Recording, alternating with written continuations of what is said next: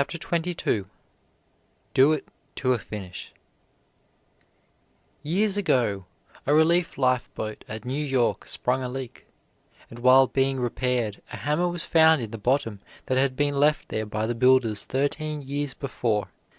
From the constant motion of the boat, the hammer had worn through the planking, clear down to the plating. Not long since, it was discovered that a girl had served 20 years for a 20 months sentence in a southern prison because of the mistake of a court clerk who wrote years instead of months in the record of the prisoner's sentence. The history of the human race is full of the most horrible tragedies caused by carelessness and the inexcusable blunders of those who never formed the habit of accuracy, of thoroughness, of doing things to a finish. Multitudes of people have lost an eye, a leg, or an arm, or are otherwise maimed because dishonest workmen wrought deception into the articles they manufactured, slighted their work, covered up defects and weak places with paint and varnish. How many have lost their lives because of dishonest work, carelessness, criminal blundering in railroad construction? Think of the tragedies caused by lies packed in car wheels, locomotives, steamboat boilers, and engines, lies in defective rails, ties, or switches, lies in dishonest labor put into manufactured material by workmen who said it was good enough for the meager wages they got. Because people were not conscientious in their work, there were flaws in the steel which caused the rail or pillar to snap, the locomotive or other machinery to break, the steel shaft broke in mid-ocean, and the lives of 1,000 passengers were jeopardized because of somebody's carelessness. Even before they are completed, buildings often fall and bury the workmen under their ruins because somebody was careless, dishonest, either employer or employee, and worked lies, deceptions into the building. The majority of railroad wrecks, of disasters on land and sea, which cause so much misery and cost so many lives, are the result of carelessness, thoughtlessness, or half-done, botched, blundering work. They are the evil fruit of the low ideals of slovenly, careless, indifferent workers. Everywhere over this broad earth we see the tragic results of botched work. Wooden legs, armless sleeves, numberless graves, fatherless and motherless homes everywhere speak of somebody's carelessness, somebody's blunders, somebody's habit of inaccuracy. The worst crimes are not punishable by law. Carelessness, slipshoddness, lack of thoroughness are crimes against self, against humanity, that often do more harm than the crimes that make the perpetrator an outcast from society. When a tiny flaw or the slightest defect may cost a precious life, carelessness is as much a crime as deliberate criminality. If everybody put his conscience into his work, did it to a complete finish, it would not only reduce the loss of human life, the mangling and maiming of men and women, to a fraction of what it is at present, but it would also give us a higher quality of manhood and womanhood. Most young people think too much of quantity and too little of quality in their work. They try to do too much and do not do it well. They do not realize that the education, the comfort, the satisfaction, the general improvement and bracing up of the whole man that comes from doing one thing absolutely right, from putting the trademark of one's character on it, far outweighs the value that attaches to the doing of 1,000 botched or slipshod jobs. We are so constituted that the quality which we put into our life work affects everything else in our lives, and tends to bring our whole conduct to the same level. The entire person takes on the characteristics of one's usual way of doing things, the habit of precision and accuracy, strengthens the mentality, improves the whole character. On the contrary, doing things in a loose-jointed, slipshod, careless manner deteriorates the whole mentality, demoralizes the mental processes, and pulls down the whole life. Every half-done or slovenly job that goes out of your hands leaves its trace of demoralization behind. After slighting your work, after doing a poor job, you are not quite the same man you were before. You are not so likely to try to keep up the standard of your work, not so likely to regard your word as sacred as before. The mental and moral effect of half-doing, or carelessly doing things, its power to drag down, to demoralize, can hardly be estimated because the processes are so gradual, so subtle.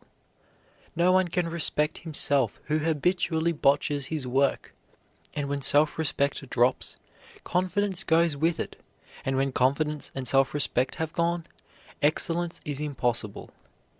It is astonishing how completely a slovenly habit will gradually, insidiously fasten itself upon the individual, and so change his whole mental attitude as to thwart absolutely his life purpose, even when he may think he is doing his best to carry it out.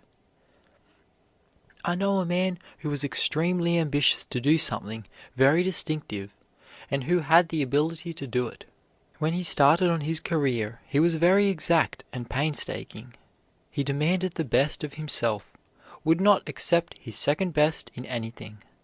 The thought of slighting his work was painful to him, but his mental processes have so deteriorated, and he has become so demoralized by the habit which, after a while, grew upon him, of accepting his second best, that he now slights his work without a protest, seemingly without being conscious of it. He is today doing quite ordinary things, without apparent mortification or sense of humiliation, and the tragedy of it all is, he does not know why he has failed. One's ambition and ideals need constant watching and cultivation in order to keep up to the standards. Many people are so constituted that their ambition wanes and their ideals drop when they are alone, or with careless, indifferent people. They require the constant assistance, suggestion, prodding, or example of others to keep them up to standard. How quickly a youth of high ideals, who has been well trained in thoroughness, often deteriorates when he leaves home and goes to work for an employer with inferior ideals and slipshod methods. The introduction of inferiority into our work is like introducing subtle poison into the system. It paralyzes the normal functions. Inferiority is an infection which, like leaven, affects the entire system. It dulls ideals, palsies the aspiring faculty, stupefies the ambition, and causes deterioration all along the line. The human mechanism is so constituted that whatever goes wrong in one part affects the whole structure. There is a very intimate relation between the quality of the work and the quality of the character. Did you ever notice the rapid decline in a young man's character when he began to slight his work, to shirk, to slip in rotten hours, rotten service? If you should ask the inmates of our penitentiaries what had caused their ruin, many of them could trace the first signs of deterioration to shirking, clipping their hours, deceiving their employers, to indifferent, dishonest work. We were made to be honest. Honesty is our normal expression, and any departure from it demoralizes and taints the whole character. Honesty means integrity in everything. It not only means reliability in your word, but also carefulness, accuracy, honesty in your work. It does not mean that if only you will not lie with your lips, you may lie and defraud in the quality of your work. Honesty means wholeness, completeness. It means truth in everything, in deed and in word. Merely not to steal another's money or goods is not all there is to honesty. You must not steal another's time. You must not steal his goods or ruin his property by half finishing or botching your work, by blundering through carelessness or indifference. Your contract with your employer means that you will give him your best and not your second best. "What a fool you are," said one workman to another, "to take so much pains with that job when you don't get much pay for it." "Get the most money for the least work, is my rule, and I get twice as much money as you do." "That may be," replied the other, "but I shall like myself better.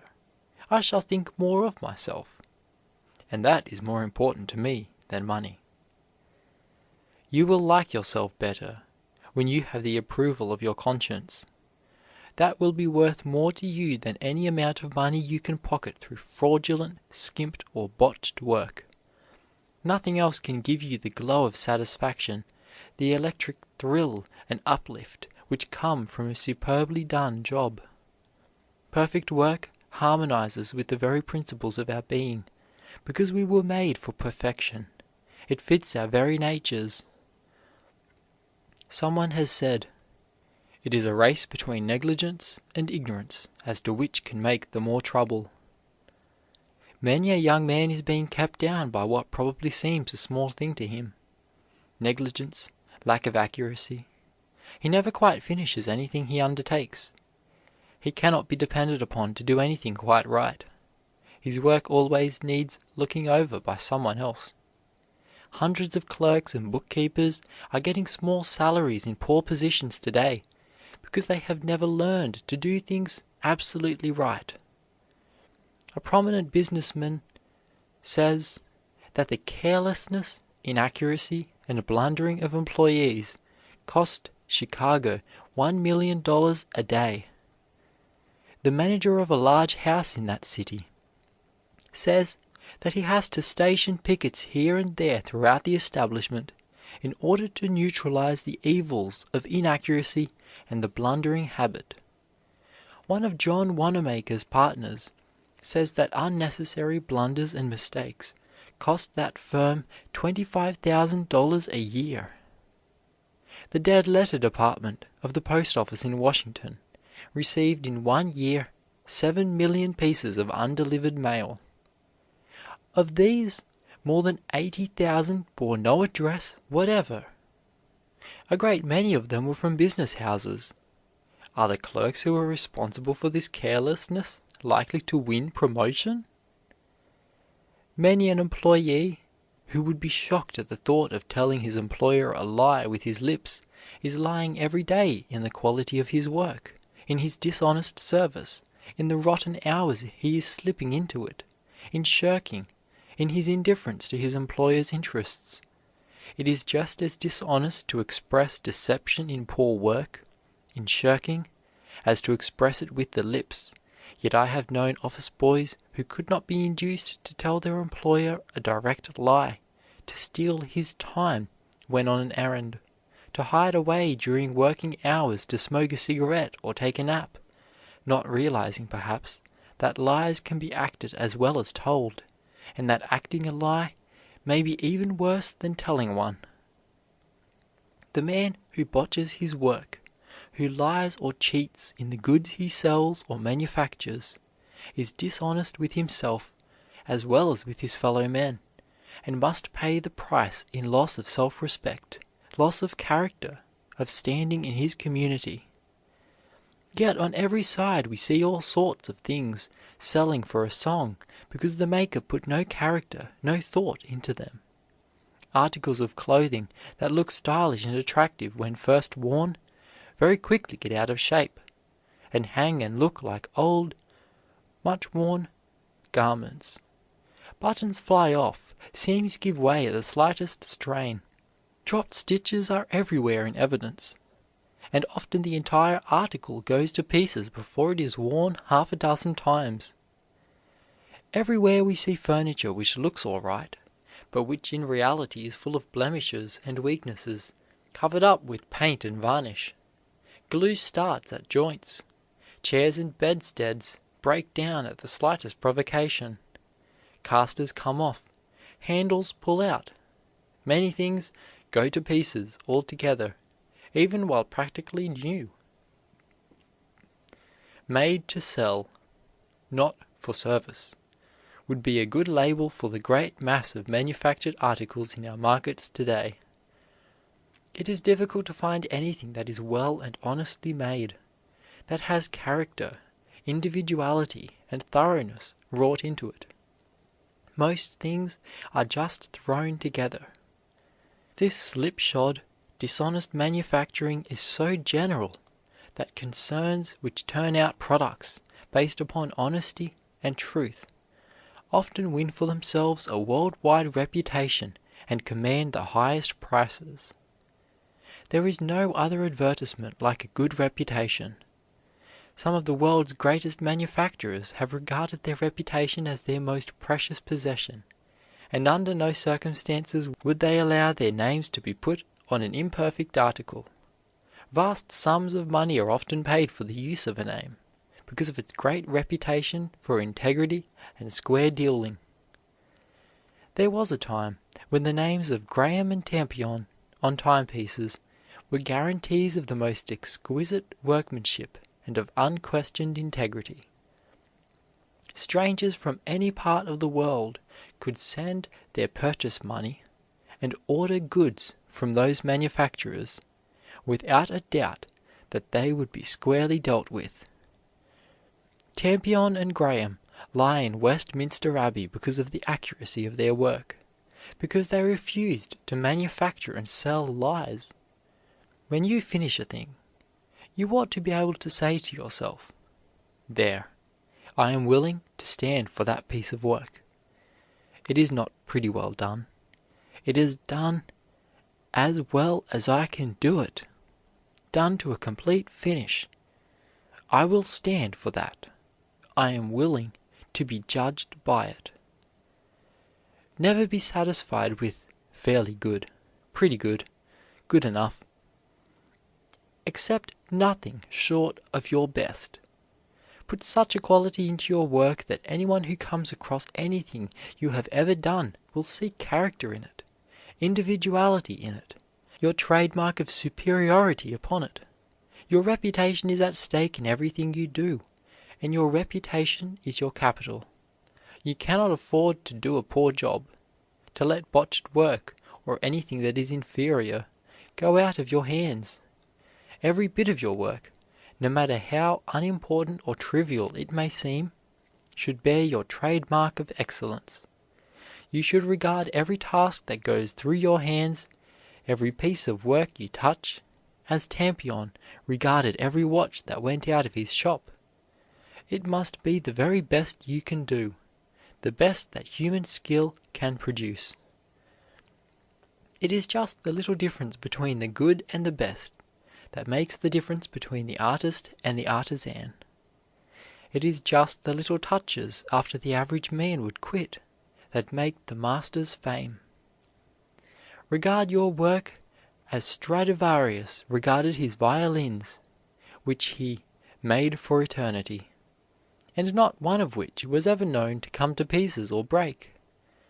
Stradivarius did not need any patent on his violins, for no other violin maker would pay such a price for excellence as he paid, would take such pains to put his stamp of superiority upon his instrument. Every Stradivarius now in existence is worth from $3,000 to $10,000, or several times its weight in gold. Think of the value such a reputation for thoroughness as that of Stradivarius or Tampion, such a passion to give quality to your work, would give you. There is nothing like being enamored of accuracy, being grounded in thoroughness as a life principle, of always striving for excellence. No other characteristic makes such a strong impression upon an employer as the habit of painstaking, carefulness, accuracy.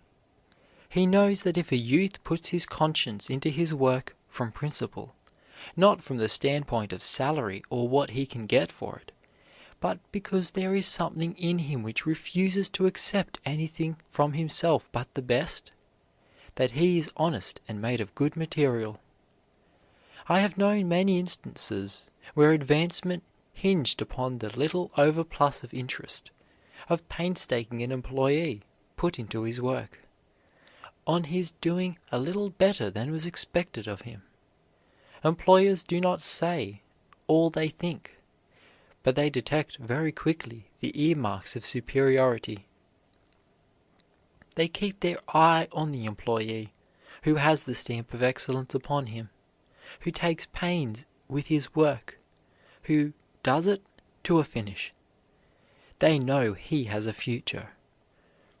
John D. Rockefeller, Jr., says that the secret of success is to do the common duty uncommonly well. The majority of young people do not see that the steps which lead to the position above them are constructed little by the faithful performance of the common, humble, everyday duties of the position they are now filling. The thing which you are now doing will unlock or bar the door to promotion. Many employees are looking for some great thing to happen that will give them an opportunity to show their mettle. What can there be, they say to themselves, in this dry routine, in doing these common, ordinary things to help me along? But it is the youth who sees a great opportunity hidden in just these simple services, who sees a very uncommon chance in a common situation, a humble position, who gets on in the world. It is doing things a little better than those about you do them, being a little neater, a little quicker, a little more accurate, a little more observant. It is ingenuity in finding new and more progressive ways of doing old things. It is being a little more polite, a little more obliging, a little more tactful, a little more cheerful, optimistic, a little more energetic, helpful than those about you, that attracts the attention of your employer and other employers also. Many a boy is marked for a higher position by his employer long before he is aware of it himself. It may be months, or it may be a year before the opening comes, but when it does come, the one who has appreciated the infinite difference between good and better, between fairly good and excellent, between what others call good and the best that can be done, will be likely to get the place. If there is that in your nature which demands the best and will take nothing less, if you insist on keeping up your standards in everything you do, you will achieve distinction in some line, provided you have the persistence and determination to follow your ideal. But if you are satisfied with the cheap and shoddy, the botched and slovenly, if you are not particular about quality in your work, or in your environment, or in your personal habits, then you must expect to take second place, to fall back to the rear of the procession. People who have accomplished work worth while have had a very high sense of the way to do things. They have not been content with mediocrity. They have not confined themselves to the beaten tracks. They have never been satisfied to do things just as others do them, but always a little better. They always pushed things that came to their hands a little higher up, a little farther on. It is this little higher up, this little farther on, that counts in the quality of life's work. It is the constant effort to be first class in everything one attempts that conquers the heights of excellence. It is said that Daniel Webster made the best chowder in his state on the principle that he would not be second class in anything.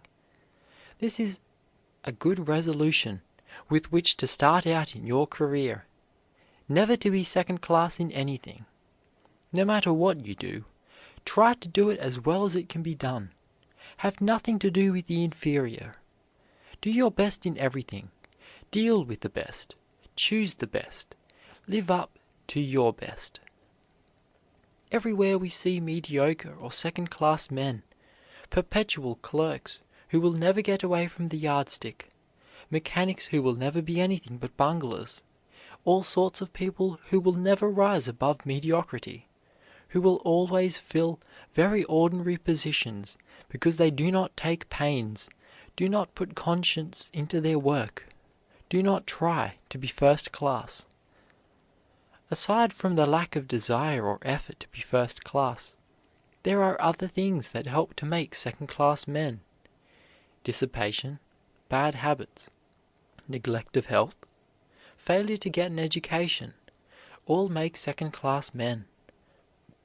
A man weakened by dissipation, whose understanding has been dulled, whose growth has been stunted by self-indulgences, is a second-class man, if indeed he is not third class. A man who, through his amusements in his hours of leisure, exhausts his strength and vitality, vitiates his blood, wears his nerves till his limbs tremble like leaves in the wind, is only half a man, and could in no sense be called first class. Everybody knows the things that make for second-class characteristics. Boys imitate older boys and smoke cigarettes in order to be smart. Then they keep on smoking because they have created an appetite as unnatural as it is harmful. Men get drunk for all sorts of reasons, but whatever the reason, they cannot remain first-class men and drink.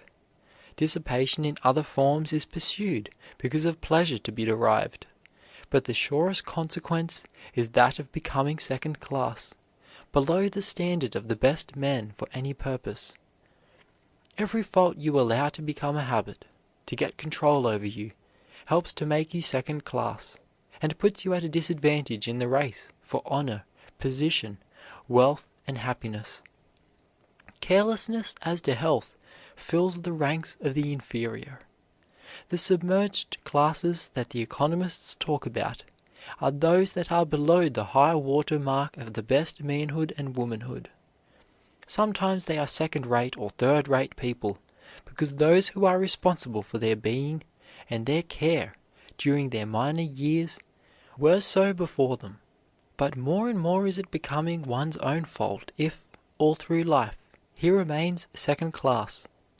Education of some sort, and even a pretty good sort, is possible to practically everyone in our land.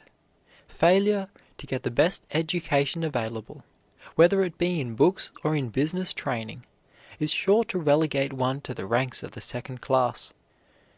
There is no excuse for incompetence in this age of opportunity, no excuse for being second class when it is possible to be first class, and when first class is in demand everywhere. Second class things are wanted only when first class can't be had. You wear first class clothes if you can pay for them. You eat first class butter, first class meat, and first class bread. Or if you don't, you wish you could. Second class men are no more wanted than any other second class commodity. They are taken and used when the better article is scarce or is too high priced for the occasion. For work that really amounts to anything, first class men are wanted. If you make yourself first class in anything, no matter what your condition or circumstances, no matter what your race or color, you will be in demand. If you are a king in your calling, no matter how humble it may be, nothing can keep you from success. The world does not demand that you be a physician, a lawyer, a farmer, or a merchant, but it does demand that whatever you do undertake, you will do it right, will do it with all your might, and with all the ability you possess. It demands that you be a master in your line. When Daniel Webster, who had the best brain of his time, was asked to make a speech on some question at the close of a congressional session, he replied, "I never allow myself to speak on any subject until I have made it my own. I haven't time to do that in this case. Hence, I must refuse to speak on the subject." Dickens would never consent to read before an audience until he had thoroughly prepared his selection. Balzac, the great French novelist, sometimes worked a week on a single page. Macready, when playing before scant audiences in country theaters in England, Ireland, and Scotland, always played as if he were before the most brilliant audiences in the great metropolises of the world. Thoroughness characterizes all successful men. Genius is the art of taking infinite pains. The trouble with many Americans is that they seem to think they can put any sort of poor, slipshod, half-done work into their careers and get first-class products. They do not realize that all great achievement has been characterized by extreme care, infinite painstaking, even to the minutest detail. No youth can ever hope to accomplish much who does not have thoroughness and accuracy indelibly fixed in his life habit. Slipshodness, inaccuracy, the habit of half doing things, would ruin the career of a youth with the Napoleon's mind. If we were to examine a list of the men who have left their mark on the world, we should find that, as a rule, it is not composed of those who were brilliant in youth, or who gave great promise at the outset of their careers, but rather of the plodding young men who, if they have not dazzled by their brilliancy, have had the power of a day's work in them, who could stay by a task until it was done, and well done, who have had grit, persistence, common sense, and honesty. The thorough boys are the boys that are heard from, and usually from posts far higher up than those filled by the boys who were too smart to be thorough. One such boy is Elihu Root, now United States Senator. When he was a boy in the grammar school at Clinton, New York, he made up his mind that anything he had to study he would keep at until he mastered it. Although not considered one of the bright boys of the school, his teacher soon found that when Elihu professed to know anything, he knew it through and through. He was fond of hard problems requiring application and patience. Sometimes the other boys called him a plodder, but Elihu would only smile pleasantly, for he knew what he was about. On winter evenings, while the other boys were out skating, Elihu frequently remained in his room with his arithmetic or algebra. Mr. Root recently said that if his close application to problems in his boyhood did nothing else for him, it made him careful about jumping at conclusions. To every problem there was only one answer, and patience was the price to be paid for it. Carrying the principle of doing everything to a finish into the law, he became one of the most noted members of the New York bar, entrusted with vast interests, and then a member of the President's cabinet. William Ellery Channing, the great New England divine, who in his youth was hardly able to buy the clothes he needed, had a passion for self-improvement. "I wanted to make the most of myself," he says. "I was not satisfied with knowing things superficially and by halves, but tried to get comprehensive views of what I studied." The quality which, more than any other, has helped to raise the German people to their present commanding position in the world is their thoroughness. It is giving young Germans a great advantage over both English and American youths. Every employer is looking for thoroughness, and German employees, owing to their preeminence in this respect, the superiority of their training, and the completeness of their preparation for business, are in great demand today in England, especially in banks and large mercantile houses. As a rule, a German who expects to engage in business takes a 4 years' course in some commercial school, and after graduation serves 3 years' apprenticeship without pay to his chosen business. Thoroughness and reliability, the German's characteristics, are increasing the power of Germany throughout the civilized world. Our great lack is want of thoroughness. How seldom you find a young man or woman who is willing to prepare for his life work. A little education is all they want, a little smattering of books, and then they are ready for business. "Can't wait.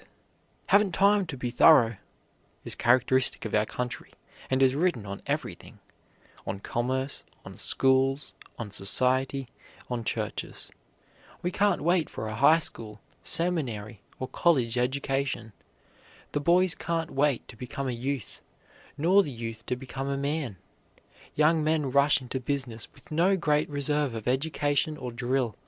Of course, they do poor, feverish work, and break down in middle life, while many die of old age in the 40s. Perhaps there is no other country in the world where so much poor work is done as in America. Half-trained medical students perform bungling operations and butcher their patients because they are not willing to take time for thorough preparation. Half-trained lawyers stumble through their cases and make their clients pay for experience which the law school should have given. Half-trained clergymen bungle away in the pulpit and disgust their intelligent and cultured parishioners. Many an American youth is willing to stumble through life half prepared for his work, and then blame society because he is a failure. A young man, armed with letters of introduction from prominent men, one day presented himself before Chief Engineer Parsons, of the Rapid Transit Commission of New York, as a candidate for a position. "What can you do? Have you any specialty?" asked Mr. Parsons. "I can do almost anything," answered the young man. "Well," remarked the chief engineer, rising to end the interview, "I have no use for anyone who can almost do anything. I prefer someone who can actually do one thing thoroughly." There is a great crowd of human beings just outside the door of proficiency. They can half do a great many things, but can't do any one thing well to a finish. They have acquisitions which remain permanently unavailable because they were not carried quite to the point of skill. They stopped just short of efficiency. How many people almost know a language or two, which they can neither write nor speak? A science or two, whose elements they have not fully mastered? An art or two, which they cannot practice with satisfaction or profit? The patent office at Washington contains hundreds, yes, thousands, of inventions which are useless simply because they are not quite practical, because the men who started them lacked the staying quality, the education, or the ability necessary to carry them to the point of practicability. The world is full of half-finished work, failures which require only a little more persistence, a little finer mechanical training, a little better education to make them useful to civilization. Think what a loss it would be if such men as Edison and Bell had not come to the front and carried to a successful termination the half-finished work of others. Make it a life rule to give your best to whatever passes through your hands. Stamp it with your manhood. Let superiority be your trademark. Let it characterize everything you touch. This is what every employer is looking for. It indicates the best kind of brain. It is the best substitute for genius. It is better capital than cash. It is a better promoter than friends, or pulls with the influential. A successful manufacturer says, "If you make a good pin, you will earn more money than if you make a bad steam engine." If a man can write a better book, preach a better sermon, or make a better mousetrap than his neighbor, says Emerson, though he build his house in the woods, the world will make a path to his door. Never allow yourself to dwell too much upon what you are getting for your work. You have something of infinitely greater importance, greater value at stake. Your honor, your whole career, your future success will be affected by the way you do your work. by the conscience or lack of it which you put into your job. Character, manhood, and womanhood are at stake, compared with which salary is nothing. Everything you do is a part of your career. If any work that goes out of your hands is skimped, shirked, bungled, or botched, your character will suffer. If your work is badly done, if it goes to pieces, if there is shoddy or sham in it, if there is dishonesty in it, there is shoddy, sham, dishonesty in your character. We are all of a piece.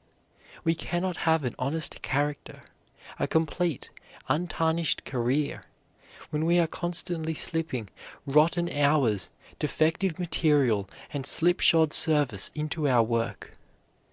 The man who has dealt in shams and inferiority, who has botched his work all his life, must be conscious that he has not been a real man.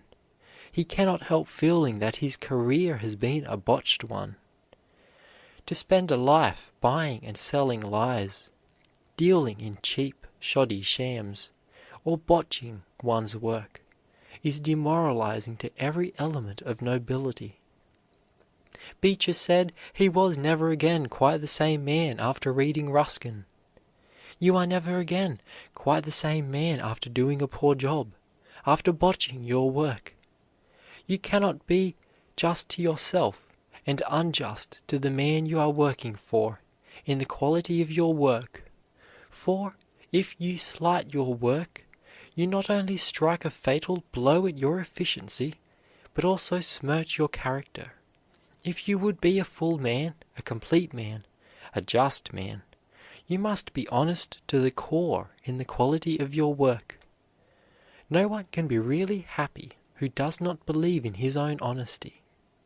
We are so constituted that every departure from the right, from principle, causes loss of self-respect and makes us unhappy. Every time we obey the inward law of doing right, we hear an inward approval, the Amen of the soul, and every time we disobey it, a protest or condemnation. There is everything in holding a high ideal of your work, for whatever model the mind holds, the life copies. Whatever your vocation, let quality be your life slogan. A famous artist said he would never allow himself to look at an inferior drawing or painting, to do anything that was low or demoralizing, lest familiarity with it should taint his own ideal and thus be communicated to his brush. Many excuse poor, slipshod work on the plea of lack of time, but in the ordinary situations of life there is plenty of time to do everything as it ought to be done. There is an indescribable superiority added to the character and fiber of the man who always and everywhere puts quality into his work. There is a sense of wholeness, of satisfaction, of happiness in his life, which is never felt by the man who does not do his level best every time. He is not haunted by the ghosts or tail ends of half-finished tasks, of skipped problems, is not kept awake by a troubled conscience. When we are trying with all our might to do our level best, our whole nature improves. Everything looks down when we are going downhill. Aspiration lifts the life. Groveling lowers it. Don't think you will never hear from a half-finished job, a neglected or botched piece of work. It will never die. It will bob up farther along in your career at the most unexpected moments, in the most embarrassing situations. It will be sure to mortify you when you least expect it. Like Banquo's ghost, it will arise at the most unexpected moments to mar your happiness. A single broken thread in a web of cloth is traced back to the girl who neglected her work in the factory, and the amount of damage is deducted from her wages. Thousands of people are held back all their lives and obliged to accept inferior positions because they cannot entirely overcome the handicap of slipshod habits formed early in life. habits of inaccuracy, of slovenliness, of skipping difficult problems in school, of slurring their work, shirking, or half doing it.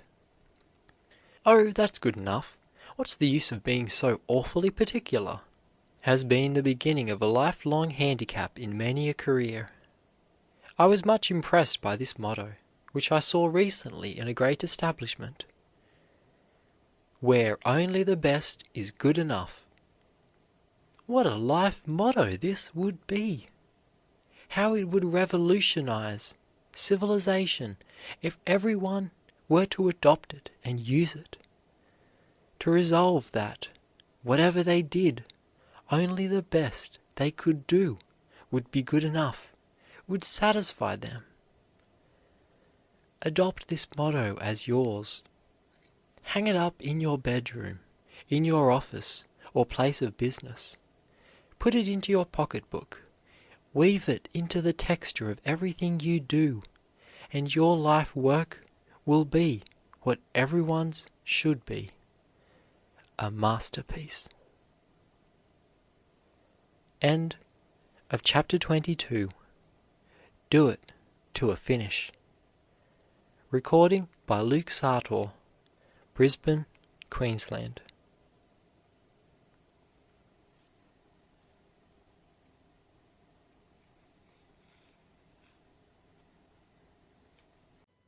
Chapter 23. The Reward of Persistence. Every noble work is at first impossible. Carlyle. Victory belongs to the most persevering. Napoleon. Success in most things depends on knowing how long it takes to succeed. Montesquieu. Perpetual pushing and assurance put a difficulty out of countenance and make a seeming impossibility give way. Jeremy Collier. Unstable as water, thou shalt not excel. The nerve that never relaxes, the eye that never blanches, the thought that never wanders, these are the masters of victory. Burke. "The pit rose at me," exclaimed Edmund Kean, in a wild tumult of emotion, as he rushed home to his trembling wife. "Mary, you shall ride in your carriage yet, and Charles shall go to Eden." He had been so terribly in earnest with the study of his profession that he had at length made a mark on his generation. He was a little dark man with a voice naturally harsh, but he determined, when young, to play the character of Sir Giles Overreach in Massinger's drama, and no other man had ever played it. By a persistency that nothing seemed able to daunt, he so trained himself to play the character that his success, when it did come, was overwhelming, and all London was at his feet. "I am sorry to say that I don't think this is in your line," said Woodfall, the reporter, after Sheridan had made his first speech in Parliament. "You would better have stuck to your former pursuits." With head on his hand, Sheridan mused for a time, then looked up and said, "It is in me, and it shall come out of me."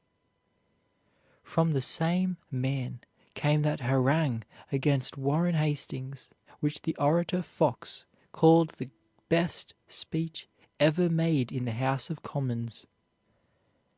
"I had no other books than heaven and earth, which are open to all," said Bernard Palissy, who left his home in the south of France in 1828 at the age of 18. Though only a glass painter, he had the soul of an artist. The sight of an elegant Italian cup disturbed his whole existence, and from that moment the determination to discover the enamel with which it was glazed possessed him like a passion. For months and years he tried all kinds of experiments to learn the materials of which the enamel was composed. He built a furnace which was a failure, and then a second, burning so much wood, spoiling so many drugs and pots of common earthenware, and losing so much time that poverty stared him in the face, and he was forced, from lack of ability to buy fuel, to try his experiments in a common furnace. Flat failure was the result, but he decided on the spot to begin all over again, and soon had 300 pieces baking, one of which came out covered with beautiful enamel. To perfect his invention, he next built a glass furnace, carrying the bricks on his back. At length the time came for a trial, but though he kept the heat up 6 days, his enamel would not melt. His money was all gone, but he borrowed some, and bought more pots and wood, and tried to get a better flux. When next he lighted his fire, he attained no result until his fuel was gone. Tearing off the palings of his garden fence, he fed them to the flames, but in vain. His furniture followed to no purpose. The shelves of his pantry were then broken up and thrown into the furnace, and the great burst of heat melted the enamel. The grand secret was learned. Persistence had triumphed again. "If you work hard 2 weeks without selling a book," wrote a publisher to an agent, "you will make a success of it."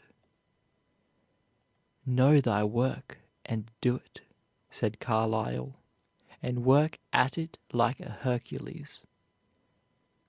Whoever is resolved to excel in painting, or indeed in any other art, said Reynolds, must bring all his mind to bear upon that one object from the moment that he rises till he goes to bed. "I have no secret but hard work," said Turner, the painter. "The man who is perpetually hesitating which of two things he will do first," said William Wirt, "will do neither. The man who resolves but suffers his resolution to be changed by the first counter-suggestion of a friend, who fluctuates from opinion to opinion, from plan to plan, and veers like a weathercock to every point of the compass, with every breath of caprice that blows, can never accomplish anything great or useful. Instead of being progressive in anything, he will be at best stationary, and, more probably, retrograde in all." Perseverance built the pyramids on Egypt's plains, erected the gorgeous temple at Jerusalem, enclosed in adamant the Chinese Empire, scaled the stormy, cloud-capped Alps, opened a highway through the watery wilderness of the Atlantic, leveled the forests of the New World, and reared in its stead a community of states and nations. Perseverance has wrought from the marble block the exquisite creations of genius, painted on canvas the gorgeous mimicry of nature, and engraved on a metallic surface the viewless substance of the shadow. Perseverance has put in motion millions of spindles, winged as many flying shuttles, harnessed thousands of iron steeds to as many freighted cars, and set them flying from town to town and nation to nation, tunneled mountains of granite, and annihilated space with the lightning's speed. It has whitened the waters of the world with the sails of 100 nations, navigated every sea and explored every land. It has reduced nature in her 1,000 forms to as many sciences, taught her laws, prophesied her future movements, measured her untrodden spaces, counted her myriad hosts of worlds, and computed their distances, dimensions, and velocities. The slow penny is surer than the quick dollar. The slow trotter will out-travel the fleet racer. Genius darts, flutters, and tires, but perseverance wears and wins. The all-day horse wins the race. The afternoon man wears off the laurels. The last blow drives home the nail. Are your discoveries often brilliant intuitions? Asked a reporter of Thomas A. Edison. Do they come to you while you are lying awake nights? I never did anything worth doing by accident, was the reply. Nor did any of my inventions come indirectly through accident, except the phonograph. No, when I have fully decided that a result is worth getting, I go ahead on it and make trial after trial until it comes. I have always kept strictly within the lines of commercially useful inventions. I have never had any time to put on electrical wonders, valuable simply as novelties to catch the popular fancy. I like it," continued the inventor. "I don't know any other reason. Anything I have begun is always on my mind, and I am not easy while away from it until it is finished." A man who thus gives himself wholly to his work is certain to accomplish something, and if he have ability and common sense, his success will be great. How Bulwer wrestled with the fates to change his apparent destiny! His first novel was a failure, his early poems were failures, and his youthful speeches provoked the ridicule of his opponents. But he fought his way to eminence through ridicule and defeat. Gibbon worked 20 years on his Decline and Fall of the Roman Empire.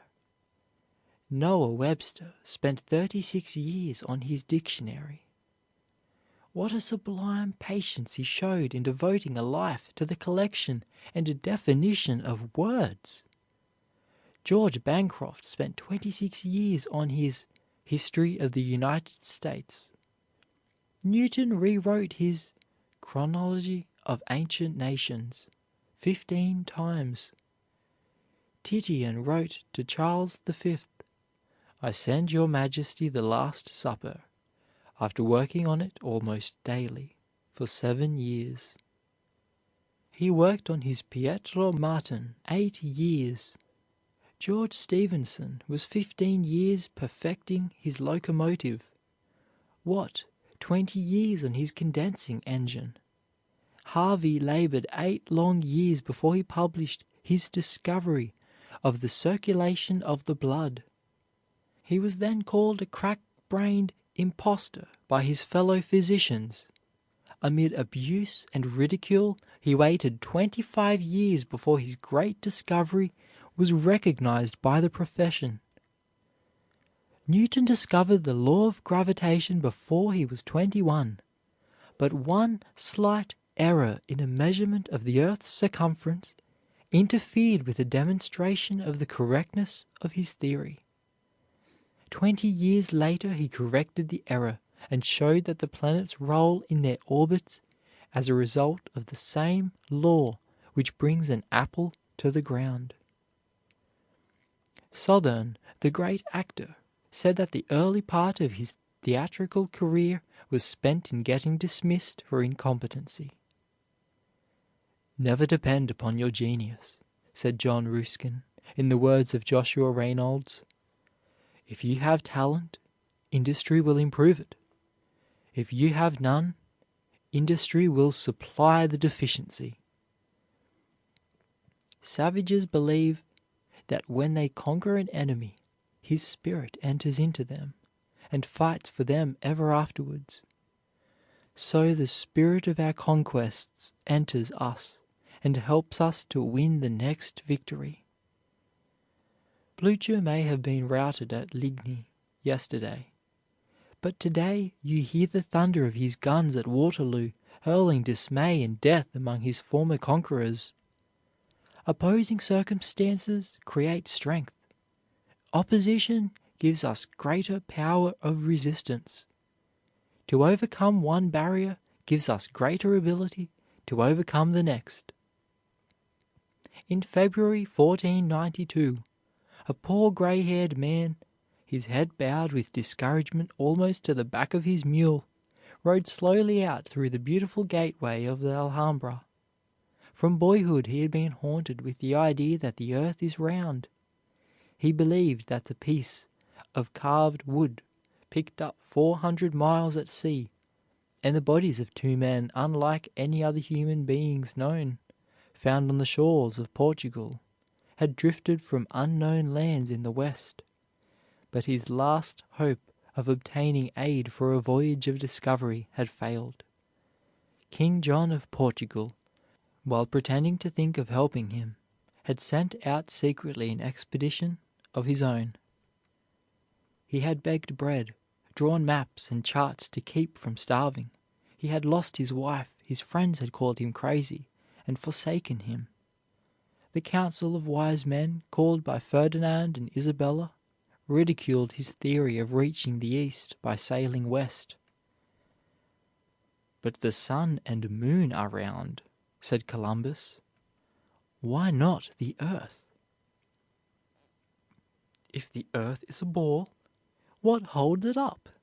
asked the wise men. "What holds the sun and moon up?" inquired Columbus. "But how can men walk with their heads down and their feet up, like flies on a ceiling?" asked a learned doctor. "How can trees grow with their roots in the air?" "The water would run out of the ponds and we should fall off," said another philosopher. "This doctrine is contrary to the Bible, which says, 'The heavens are stretched out like a tent.' Of course it is flat. It is rank heresy to say it is round," said a priest. Columbus left the Alhambra in despair, intending to offer his services to Charles VII, but he heard a voice calling his name. An old friend had told Isabella that it would add great renown to her reign at a trifling expense if what the sailor believed should prove true. "It shall be done," said Isabella. "I will pledge my jewels to raise the money. Call him back." Columbus turned, and with him turned the world. Not a sailor would go voluntarily, so the king and queen compelled them. 3 days out in his vessels, scarcely larger than fishing schooners, the Pinta floated a signal of distress for a broken rudder. Terror seized the sailors, but Columbus calmed their fears with pictures of gold and precious stones from India. 200 miles west of the Canaries, the compass ceased to point to the North Star. The sailors are ready to mutiny, but he tells them the North Star is not exactly north. 2,300 miles from home, though he tells them it is but 1,700. A bush with berries floats by. Land birds fly near, and they pick up a piece of wood curiously carved. On October 12th, Columbus raised the banner of Castile over the western world. "How hard I worked at that tremendous shorthand, and all improvement appertaining to it," said Dickens. "I will only add to what I have already written of my perseverance at this time of my life, and of a patient and continuous energy which then began to be matured."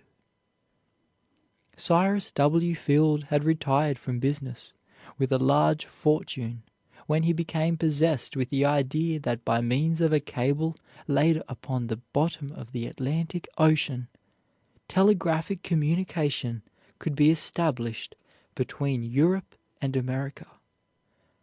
He plunged into the undertaking with all the force of his being. The preliminary work included the construction of a telegraph line 1,000 miles long, from New York to St. John's, Newfoundland. Through 400 miles of almost unbroken forest they had to build a road, as well as a telegraph line, across Newfoundland. Another stretch of 140 miles across the island of Cape Breton involved a great deal of labor, as did the laying of a cable across the St. Lawrence. By hard work he secured aid for his company from the British government, but in Congress he encountered such bitter opposition from a powerful lobby that his measure only had a majority of 1 in the Senate.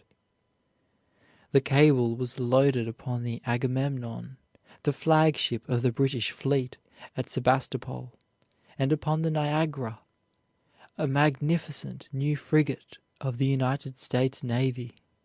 But when 5 miles of cable had been paid out, it caught in the machinery and parted. On a second trial, when 200 miles at sea, the electric current was suddenly lost, and men paced the decks nervously and sadly, as if in the presence of death.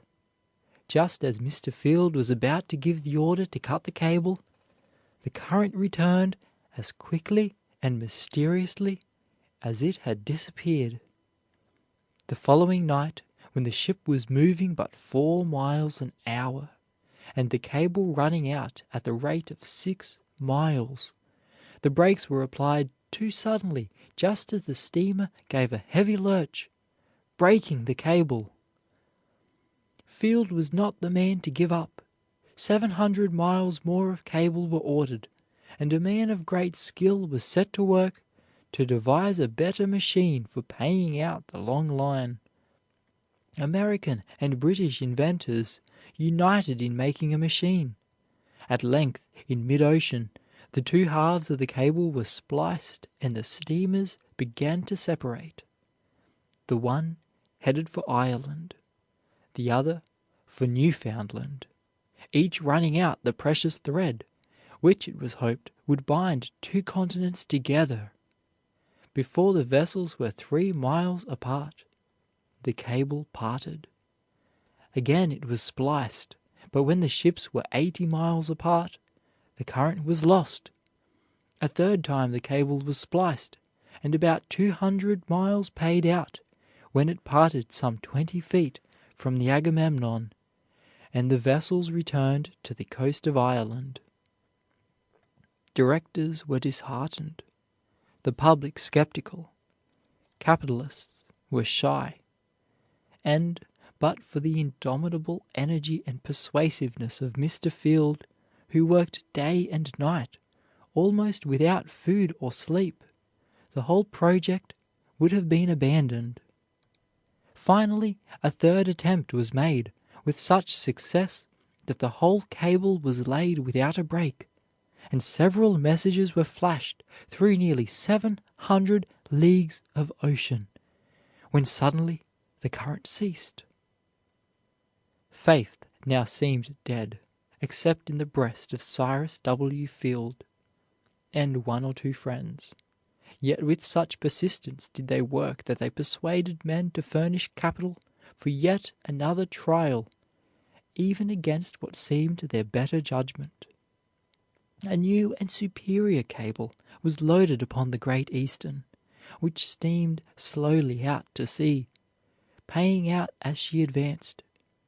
Everything worked to a charm until within 600 miles of Newfoundland, when the cable snapped and sank.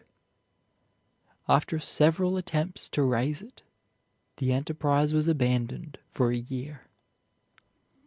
Not discouraged by all these difficulties, Mr. Field went to work with a will, organized a new company, and made a new cable far superior to anything before used.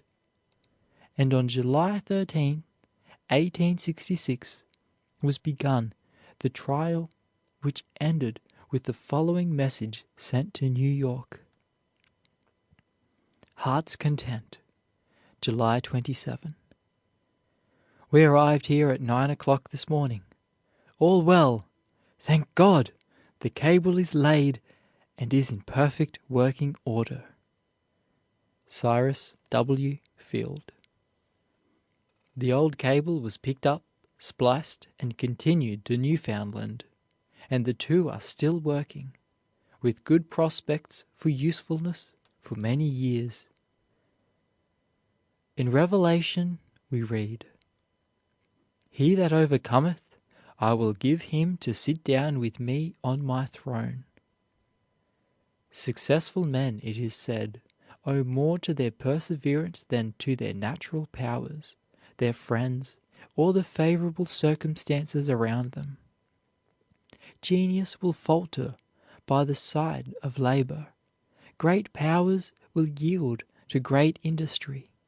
Talent is desirable, but perseverance is more so. "How long did it take you to learn to play?" asked a young man of Gerardini. 12 hours a day for 20 years, replied the great violinist. Lyman Beecher, when asked how long it took him to write his celebrated sermon on the Government of God, replied, "About 40 years." A Chinese student, discouraged by repeated failures, had thrown away his book in despair, when he saw a poor woman rubbing an iron bar on a stone to make a needle. This example of patience sent him back to his studies with a new determination, and he became one of the 3 greatest scholars of China. Malebran said, "If I neglect my practice a day, I see the difference in my execution. If for 2 days, my friends see it. And if for a week, all the world knows my failure." Constant, persistent struggle she found to be the price of her marvelous power. When an East India boy is learning archery, he is compelled to practice 3 months drawing the string to his ear before he is allowed to touch an arrow. Benjamin Franklin had this tenacity of purpose in a wonderful degree. When he started in the printing business in Philadelphia, he carried his material through the streets on a wheelbarrow. He hired one room for his office, workroom, and sleeping room. He found a formidable rival in the city and invited him to his room. Pointing to a piece of bread from which he had just eaten his dinner, he said, "Unless you can live cheaper than I can, you cannot starve me out." All are familiar with the misfortune of Carlyle while writing his History of the French Revolution.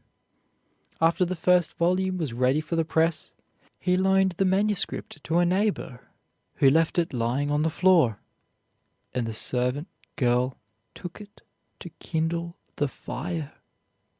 It was a bitter disappointment, but Carlyle was not the man to give up.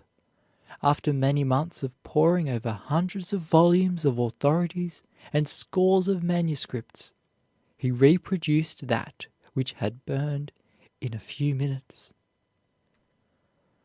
Audubon, the naturalist, had spent 2 years with his gun and notebook in the forests of America, making drawings of birds.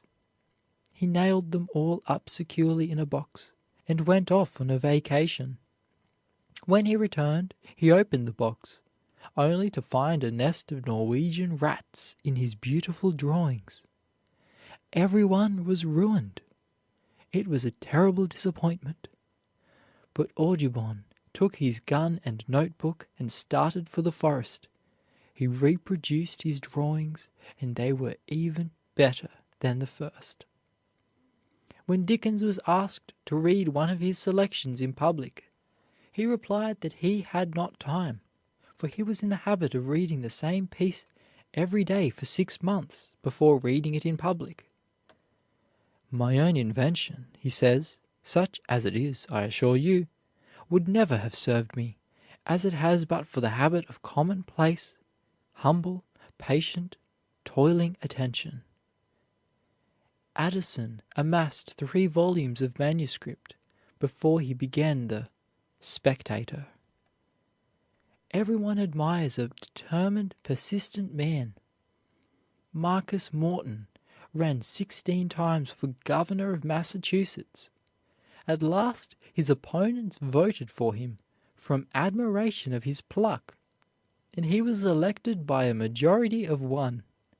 Such persistence always triumphs.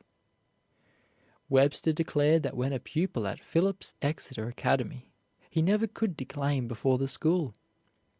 He said he committed piece after piece and rehearsed them in his room. But when he heard his name called in the academy and all eyes turned towards him, the room became dark, and everything he ever knew fled from his brain. But he became the great orator of America. Indeed, it is doubtful whether Demosthenes himself surpassed his great reply to Hayne in the United States Senate. Webster's tenacity was illustrated by a circumstance which occurred in the academy.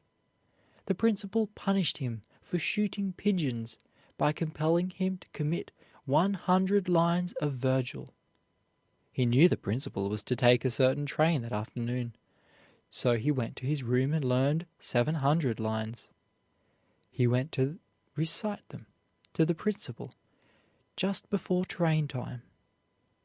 After repeating the 100 lines, he continued until he had recited 200. The principal anxiously looked at his watch and grew nervous, but Webster kept right on. The principal finally stopped him and asked him how many more he had learned. "About 500 more," said Webster, continuing to recite. "You can have the rest of the day for pigeon shooting," said the principal. Great writers have ever been noted for their tenacity of purpose. Their works have not been flung off from minds aglow with genius, but have been elaborated and elaborated into grace and beauty until every trace of their efforts has been obliterated. Bishop Butler worked 20 years incessantly on his Analogy, and even then was so dissatisfied that he wanted to burn it. Rousseau says he obtained the ease and grace of his style only by ceaseless inquietude, by endless blotches and erasures. Virgil worked 11 years on the Aeneid. The notebooks of great men like Hawthorne and Emerson are telltales of the enormous drudgery of the years put into a book which may be read in an hour. Montesquieu was 25 years writing his Esprit des Lois, yet you can read it in 60 minutes. Adam Smith spent 10 years on his Wealth of Nations. A rival playwright once laughed at Euripides for spending 3 days on 3 lines, when he had written 500 lines. But your 500 lines in 3 days will be dead and forgotten, while my 3 lines will live forever, he replied. Ariosto wrote his Description of a Tempest in 16 different ways. He spent 10 years on his Orlando Furioso, and only sold 100 copies at 15 pence each. The proof of Burke's Letters to a Noble Lord, one of the sublimest things in all literature, went back to the publisher so changed and blotted with corrections that the printer absolutely refused to correct it, and it was entirely reset. Adam Tucker spent 18 years on the Light of Nature. Thoreau's New England Pastoral, a week on the Concord and Merrimack Rivers, was an entire failure. 700 of the 1,000 copies printed were returned from the publishers. Thoreau wrote in his diary, "I have some 900 volumes in my library, 700 of which I wrote myself." Yet he took up his pen with as much determination as ever. The rolling stone gathers no moss. The persistent tortoise outruns the swift but fickle hare. An hour a day for 12 years more than equals the time given to study in a 4 years' course at a high school. The reading and rereading of a single volume has been the making of many a man. Patience, says Bulwer, is the courage of the conqueror. It is the virtue par excellence of man against destiny, of the one against the world, and of the soul against matter. Therefore, this is the courage of the gospel, and its importance in a social view, its importance to races and institutions, cannot be too earnestly inculcated. Want of constancy is the cause of many a failure, making the millionaire of today a beggar tomorrow. Show me a really great triumph that is not the reward of persistence. One of the paintings which made Titian famous was on his easel 8 years, another 7. How came popular writers famous?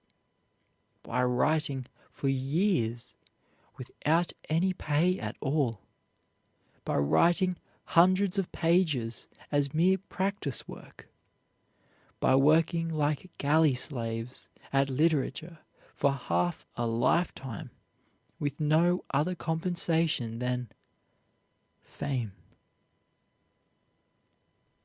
Never despair, says Burke. But if you do, work on in despair.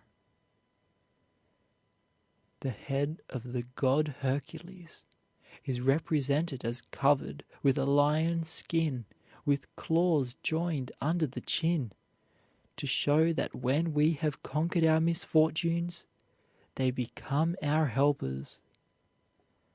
Oh, the glory of an unconquerable will!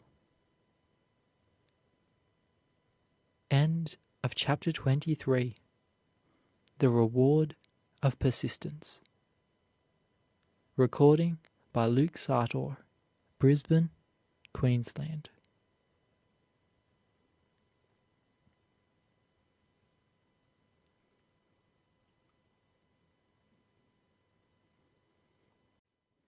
Chapter 24. Nerve, grip, pluck. Never give up, for the wisest is boldest, knowing that Providence mingles the cup, and of all maxims the best, as the oldest, is the stern watchword of never give up. Be firm. One constant element of luck is genuine, solid, old Teutonic pluck. Stick to your aim, the mongrel's hold will slip, but only crowbars lose the bulldog's grip.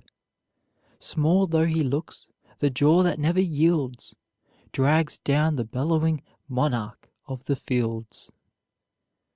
Holmes. Soldiers, you are Frenchmen, said Napoleon, coolly walking among his disaffected generals when they threatened his life in the Egyptian campaign. You are too many to assassinate, and too few to intimidate me. How brave he is! Exclaimed the ringleader, as he withdrew, completely cowed. General Taylor never surrenders, said old Rough and Ready at Buena Vista, when Santa Anna, with 20,000 men, offered him a chance to save his 4,000 soldiers by capitulation. The battle was long and desperate, but at length the Mexicans were glad to avoid further defeat by flight. When Lincoln was asked how Grant impressed him as a general, he replied, "The greatest thing about him is cool persistency of purpose. He has the grip of a bulldog. When he once gets his teeth in, nothing can shake him off."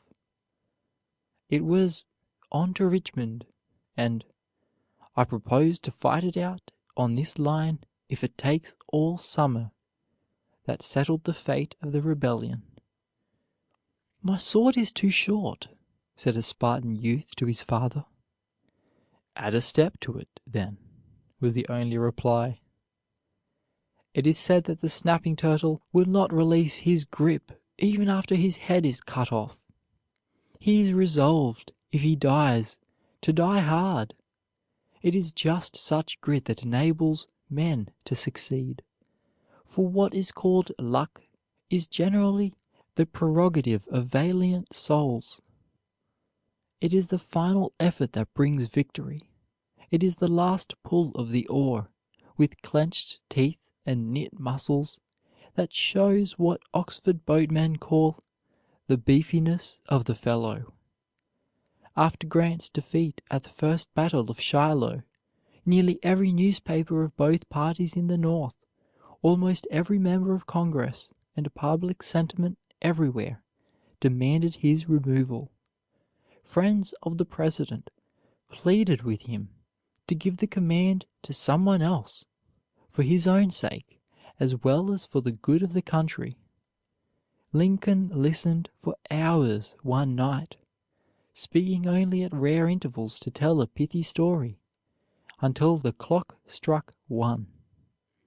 Then, after a long silence, he said, "I can't spare this man. He fights." It was Lincoln's marvelous insight and sagacity that saved Grant from the storm of popular passion and gave us the greatest hero of the Civil War. It is this keeping right on that wins in the battle of life. Grant never looked backward. Once, after several days of hard fighting without definite result, he called a council of war. One general described the route by which he would retreat, another thought it better to retire by a different road, and general after general told how he would withdraw, or fall back, or seek a more favorable position in the rear. At length all eyes were turned upon Grant, who had been a silent listener for hours. He rose, took a bundle of papers from an inside pocket, handed one to each general, and said, "Gentlemen, at dawn you will execute those orders." Every paper gave definite directions for an advance, and with the morning sun the army moved forward to victory.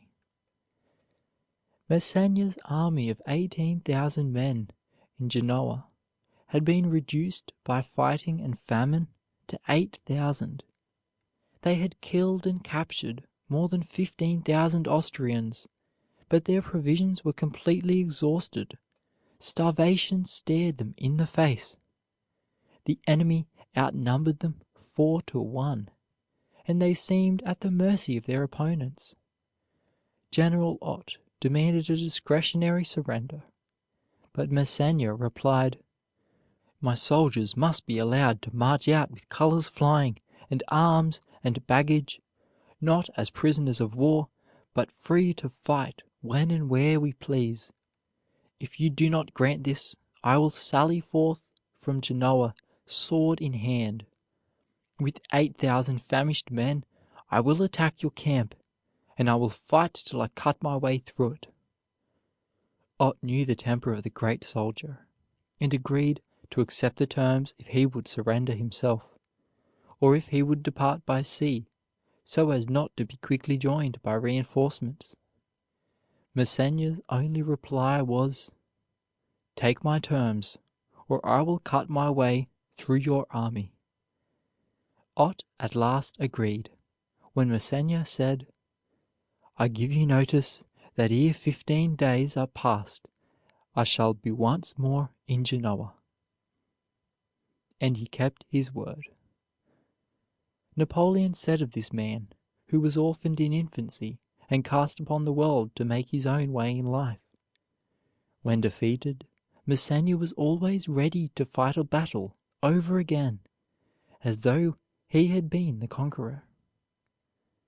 "The battle is completely lost," said Desaix, looking at his watch, when consulted by Napoleon at Marengo. "But it is only 2 o'clock, and we shall have time to gain another." He then made his famous cavalry charge, and won the field, although a few minutes before the French soldiers all along the line were momentarily expecting an order to retreat. "Well," said Barnum to a friend in 1841, "I am going to buy the American Museum." "Buy it!" exclaimed the astonished friend, who knew that the showman had not a dollar. "What do you intend buying it with?" "Brass," was the prompt reply, "for silver and gold have I none." Everyone interested in public entertainments in New York knew Barnum, and knew the condition of his pocket. But Francis Olmsted, who owned the museum building, consulted numerous references, all telling of "a good showman who would do as he agreed," and accepted a proposition to give security for the purchaser. Mr. Olmsted was to appoint a money taker at the door, and credit Barnum towards the purchase with all above expenses, and an allowance of $50 per month to support his wife and 3 children. Mrs. Barnum assented to the arrangement, and offered to cut down the household expenses to a little more than $1 a day. 6 months later, Mr. Olmsted entered the ticket office at noon, and found Barnum eating for dinner a few slices of bread and some corned beef. "Is this the way you eat your dinner?" he asked. "I have not eaten a warm dinner since I bought the museum, except on the Sabbath, and I intend never to eat another until I get out of debt." "Ah, you are safe, and will pay for the museum before the year is out," said Mr. Olmsted, slapping the young man approvingly on the shoulder. He was right, for in less than a year Barnum had paid every cent out of the profits of the establishment. "Hard pounding, gentlemen," said Wellington at Waterloo to his officers, "but we will see who can pound the longest." "It is very kind of them to sand our letters for us," said young Junot coolly, as an Austrian shell scattered earth over the dispatch he was writing at the dictation of his commander in chief. The remark attracted Napoleon's attention, and led to the promotion of the scrivener. "There is room enough up higher," said Webster to a young man hesitating to study law because the profession was so crowded. This is true in every department of activity. The young man who succeeds must hold his ground and push hard. Whoever attempts to pass through the door to success will find it labeled "push." There is another big word in the English language. The perfection of grit is the power of saying "no" with emphasis that cannot be mistaken. Learn to meet hard times with a harder will and more determined pluck. The nature which is all pine and straw is of no use in times of trial. We must have some oak and iron in us. The goddess of fame or of fortune has been won by many a poor boy who had no friends, no backing, or anything but pure grit and invincible purpose. A good character, good habits, and iron industry are impregnable to the assaults of the ill luck that fools are dreaming of. There is no luck, for all practical purposes, to him who is not striving, and whose senses are not all eagerly attent. What are called accidental discoveries are almost invariably made by those who are looking for something. A man incurs about as much risk of being struck by lightning as by accidental luck. There is perhaps an element of luck in the amount of success which crowns the efforts of different men. But even here it will usually be found that the sagacity with which the efforts are directed, and the energy with which they are prosecuted, measure pretty accurately the luck contained in the results achieved. Apparent exceptions will be found to relate almost wholly to single undertakings, while in the long run the rule will hold good. Two pearl divers equally expert, dive together and work with equal energy. One brings up a pearl, while the other returns empty-handed. But let both persevere, and at the end of 5, 10, or 20 years, it will be found that they succeeded almost in exact proportion to their skill and industry. Varied experience of men has led me, the longer I live, says Huxley, to set less value on mere cleverness, to attach more and more importance to industry and physical endurance. Indeed, I am much disposed to think that endurance is the most valuable quality of all, for industry, as the desire to work hard, does not come to much if a feeble frame is unable to respond to the desire. No life is wasted unless it ends in sloth, dishonesty, or cowardice. No success is worthy of the name unless it is won by honest industry and brave breasting of the waves of fortune. Has luck ever made a fool speak words of wisdom? An ignoramus utter lectures on science? A dolt write an Odyssey, an Aeneid, a Paradise Lost, or a Hamlet? A loafer become a Gerard or Astor, a Rothschild, Stuart, Vanderbilt, Field, Gould, or Rockefeller? A coward win at Yorktown, Wagram, Waterloo, or Richmond? A careless stone cutter carve an Apollo, a Minerva, a Venus de Medici, or a Greek slave? Does luck raise rich crops on the land of the sluggard, weeds and brambles on that of the industrious farmer? Does luck make the drunkard sleek and attractive, and his home cheerful, while the temperate man looks haggard and suffers want and misery? Does luck starve honest labor and pamper idleness? Does luck put common sense at a discount, folly at a premium? Does it cast intelligence into the gutter and raise ignorance to the skies? Does it imprison virtue and laud vice? Did luck give Watt his engine, Franklin his captive lightning, Whitney his cotton gin, Fulton his steamboat, Morse his telegraph, Blanchard his lathe, Howe his sewing machine, Goodyear his rubber, Bell his telephone, Edison his phonograph? If you are told of the man who, worn out by a painful disorder, tried to commit suicide, but only opened an internal tumor, effecting a cure; of the Persian condemned to lose his tongue, on whom a bungling operation merely removed an impediment of speech; of a painter who produced an effect long desired by throwing his brush at a picture in rage and despair; of a musician who, after repeated failures in trying to imitate a storm at sea, obtained the result desired by angrily running his hands together from the extremities of the keyboard.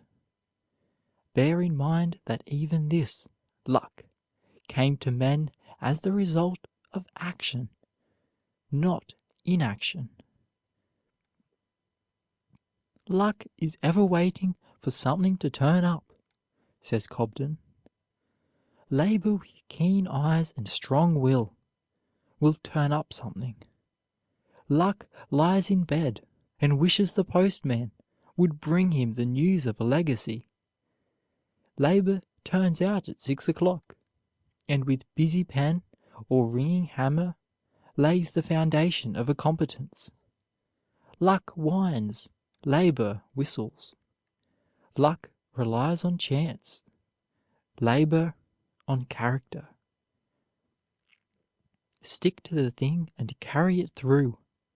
Believe you were made for the place you fill. and that no one else can fill it as well. Put forth your whole energies. Be awake. Electrify yourself. Go forth to the task. Only once learn to carry a thing through in all its completeness and proportion, and you will become a hero. You will think better of yourself. Others will think better of you. The world in its very heart admires the stern, determined doer. I like the man who faces what he must, with step triumphant and a heart of cheer, who fights the daily battle without fear, sees his hopes fail, yet keeps unfaltering trust, that God is God, that somehow, true and just, His plans work out for mortals. Not a tear is shed when fortune, which the world holds dear, falls from his grasp. Better with love a crust than living in dishonor, envies not, nor loses faith in man, but does his best, nor even murmurs at his humbler lot, but with a smile and words of hope gives jest. To every toiler he alone is great, who by a life heroic conquers fate. End of chapter 24. Nerve, grit, pluck. Recording by Luke Sartor, Brisbane, Queensland.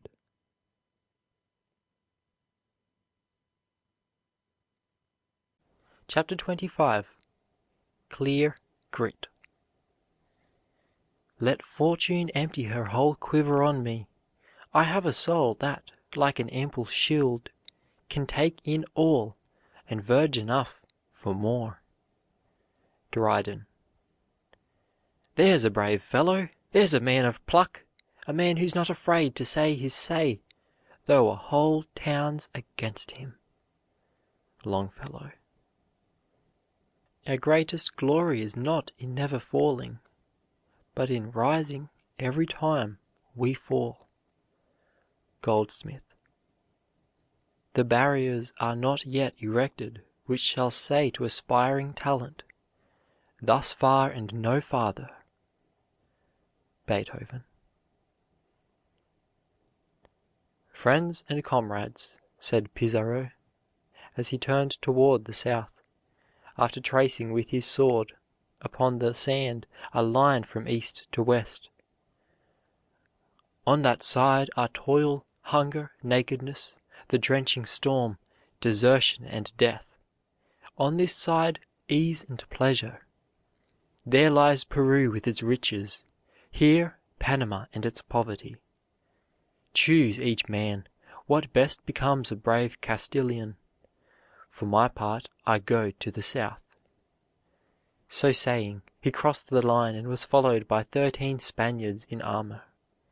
Thus, on the little island of Gallo in the Pacific, when his men were clamoring to return to Panama, did Pizarro and his fellow volunteers resolve to stake their lives upon the success of a desperate crusade against the powerful empire of the Incas.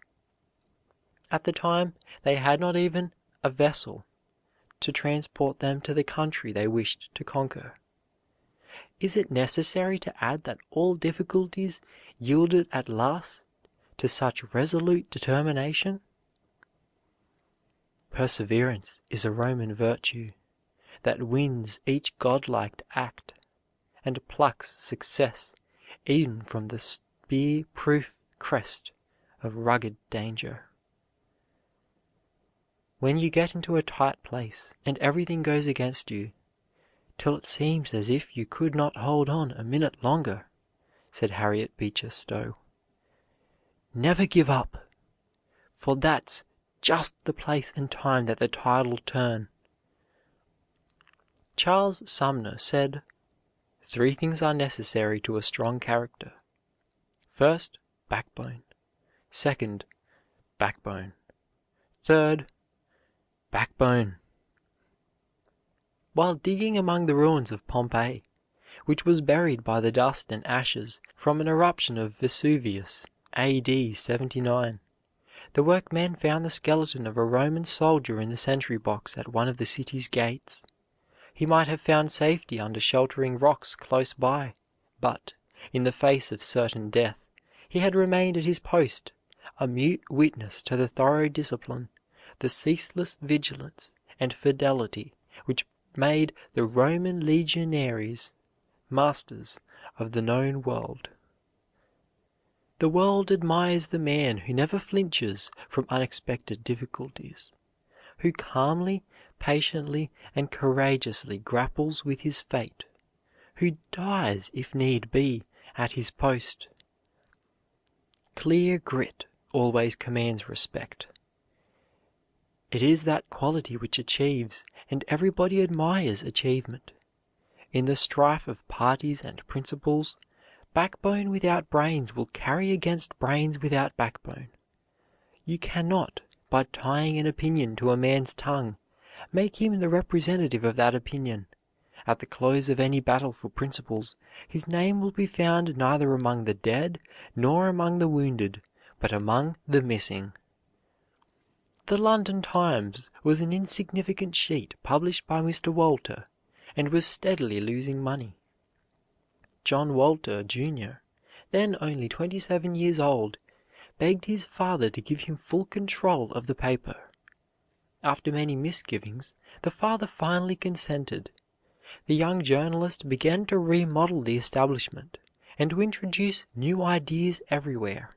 The paper had not attempted to mold public opinion, and had had no individuality or character of its own. The audacious young editor boldly attacked every wrong, even the government, whenever he thought it corrupt. Thereupon the public customs, printing, and the government advertisements were withdrawn. The father was in utter dismay.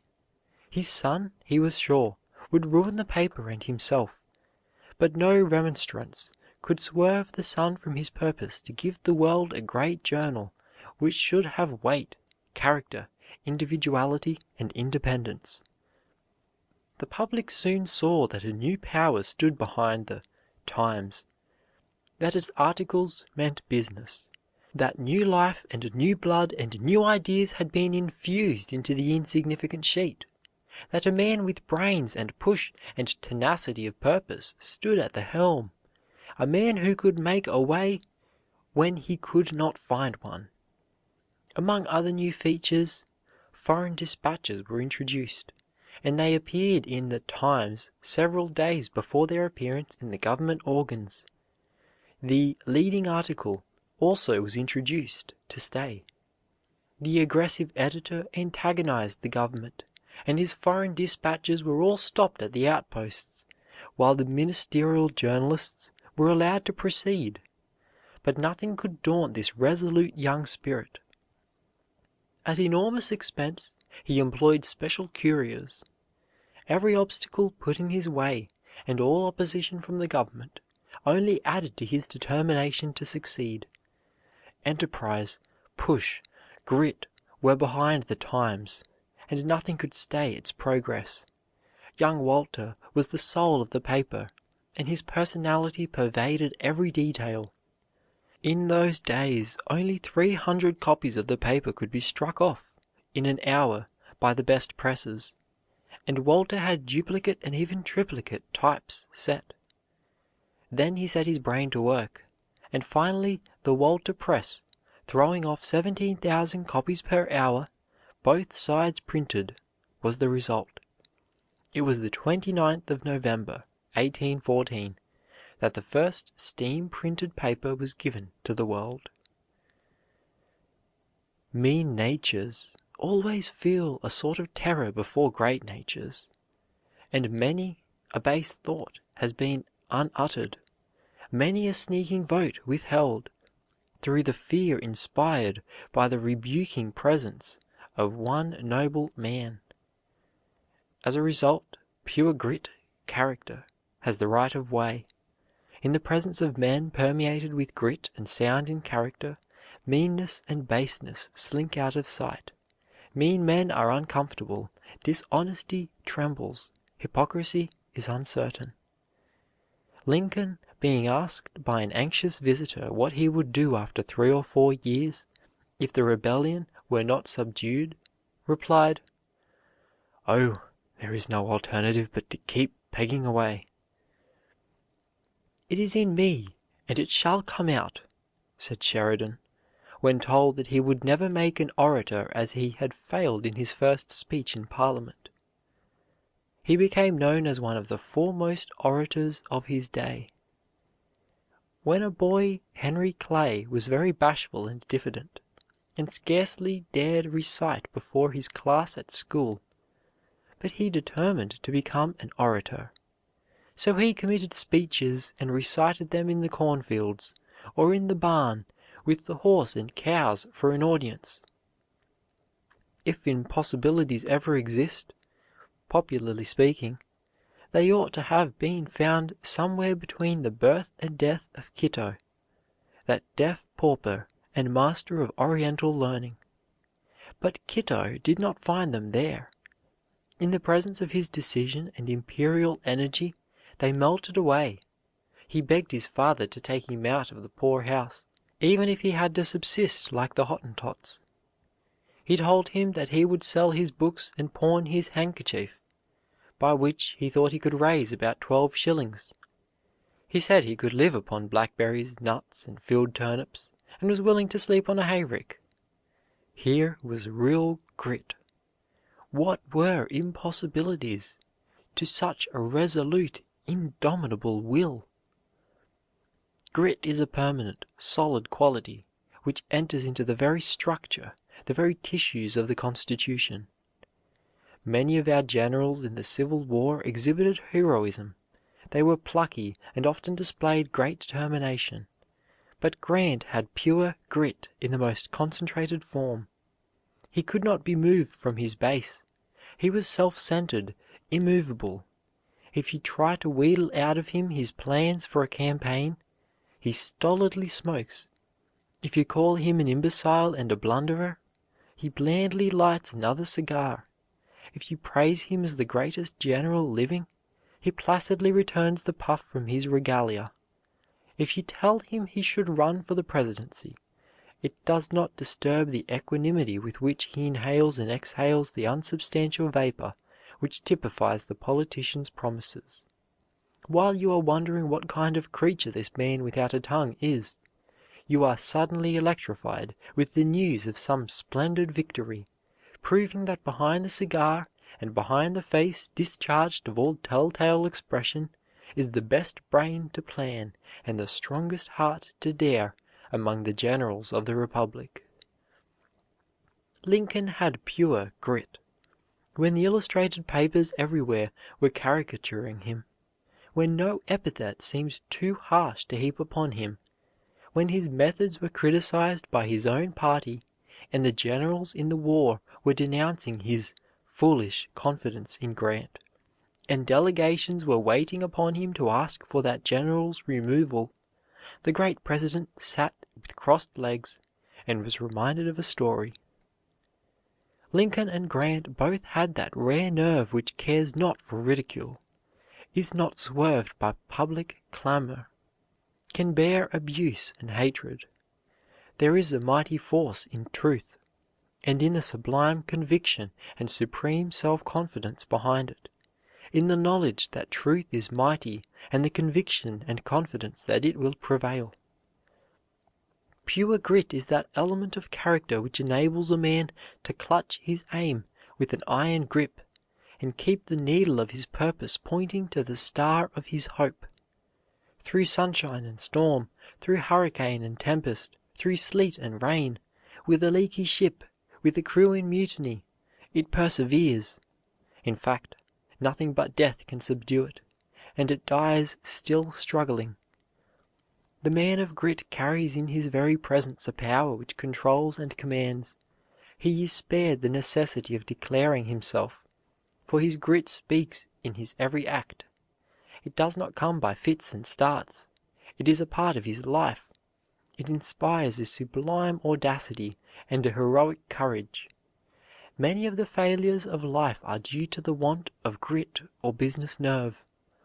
It is unfortunate for a young man to start out in business life with a weak, yielding disposition, with no resolution or backbone to mark his own course and stick to it, with no ability to say "no" with an emphasis, obliging this man by investing in hopeless speculation, and, rather than offend a friend, endorsing a questionable note.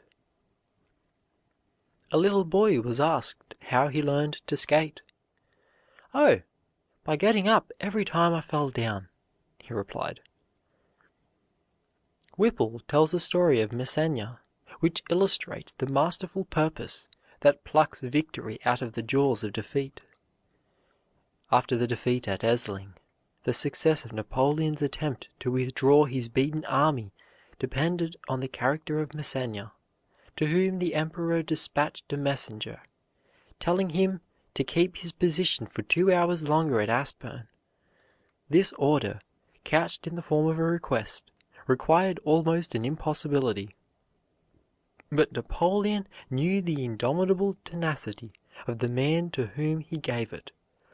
The messenger found Messenia seated on a heap of rubbish, his eyes bloodshot, his frame weakened by his unparalleled exertion during a contest of 40 hours, and his whole appearance indicating a physical state better befitting the hospital than the field.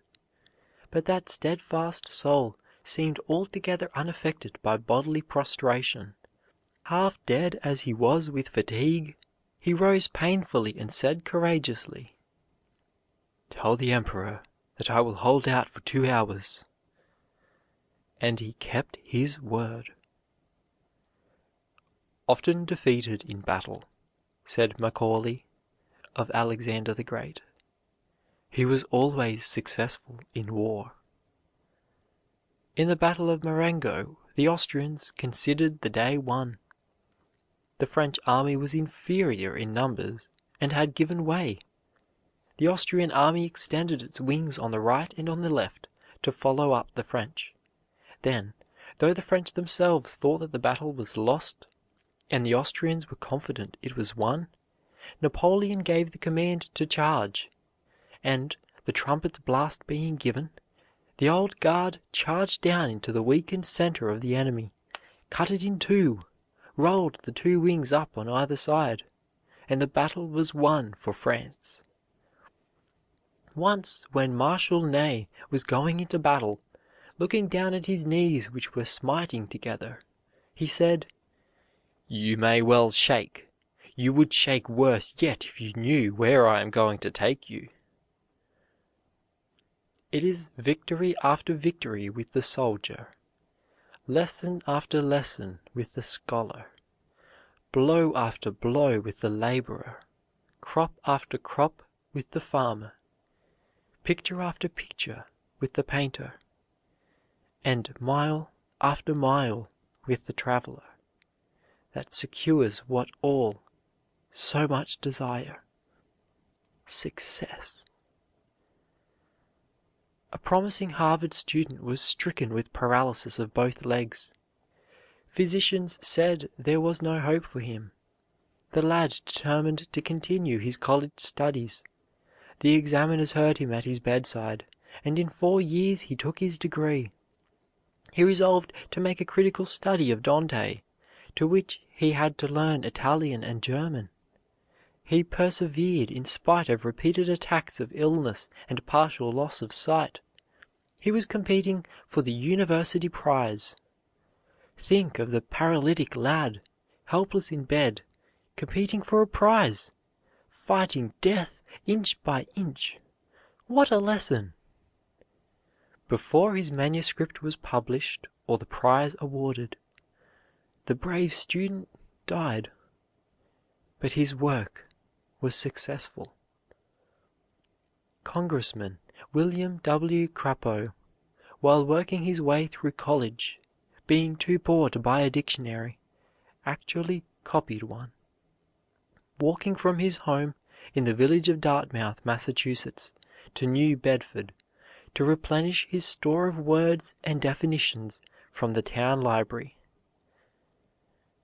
Oh, the triumphs of this indomitable spirit of the conqueror! This it was that enabled Franklin to dine on a small loaf in the printing office with a book in his hand. It helped Locke to live on bread and water in a Dutch garret. It enabled Gideon Lee to go barefoot in the snow, half starved and thinly clad. It sustained Lincoln and Garfield on their hard journeys from the log cabin to the White House.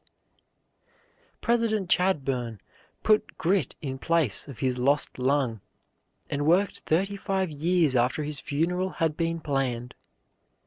Henry Fawcett put grit in place of eyesight, and became the greatest postmaster general England ever had. Prescott also put grit in place of eyesight, and became one of America's greatest historians. Francis Parkman put grit in place of health and eyesight, and became the greatest historian of America in his line. Thousands of men have put grit in place of health, eyes, ears, hands, legs, and yet have achieved marvelous success. Indeed, most of the great things of the world have been accomplished by grit and pluck. You cannot keep a man down who has these qualities. He will make stepping stones out of his stumbling blocks, and lift himself to success. At 50, Barnum was a ruined man, owing thousands more than he possessed. Yet he resolutely resumed business once more, fairly wringing success from adverse fortune, and paying his notes at the same time. Again and again he was ruined, but phoenix-like, he rose repeatedly from the ashes of his misfortune, each time more determined than before. "It is all very well," said Charles J. Fox, "to tell me that a young man has distinguished himself by a brilliant first speech. He may go on, or he may be satisfied with his first triumph. But show me a young man who has not succeeded at first, and nevertheless has gone on, and I will back that young man to do better than most of those who have succeeded at the first trial." Cobden broke down completely the first time he appeared on a platform in Manchester, and the chairman apologized for him. But he did not give up speaking till every poor man in England had a larger, better, and a cheaper loaf. See young Disraeli, sprung from a hated and persecuted race, without opportunity, pushing his way up through the middle classes, up through the upper classes, until he stands self-poised upon the topmost round of political and social power. Scoffed, ridiculed, rebuffed, hissed from the House of Commons, he simply says, "The time will come when you will hear me." The time did come, and the boy with no chance swayed the scepter of England for a quarter of a century. One of the most remarkable examples in history is Disraeli, forcing his leadership upon that very party whose prejudices were deepest against his race, and which had an utter contempt for self-made men and interlopers. Imagine England's surprise when she awoke to find this insignificant Hebrew actually Chancellor of the Exchequer. He was easily master of all the tortures supplied by the armory of rhetoric. He could exhaust the resources of the bitterest invective. He could sting Gladstone out of his self-control. He was absolute master of himself and his situation. You could see that this young man intended to make his way in the world. Determined audacity was in his very face. Handsome, with the hated Hebrew blood in his veins, after 3 defeats in parliamentary elections, he was not the least daunted, for he knew his day would come. Lord Melbourne, the great Prime Minister, when this gay young fop was introduced to him, asked him what he wished to be. "Prime Minister of England," was his audacious reply. William H. Seward was given $1,000 by his father with which to go to college. This was all he was to have. The son returned at the end of the freshman year with extravagant habits and no money. His father refused to give him more, and told him he could not stay at home.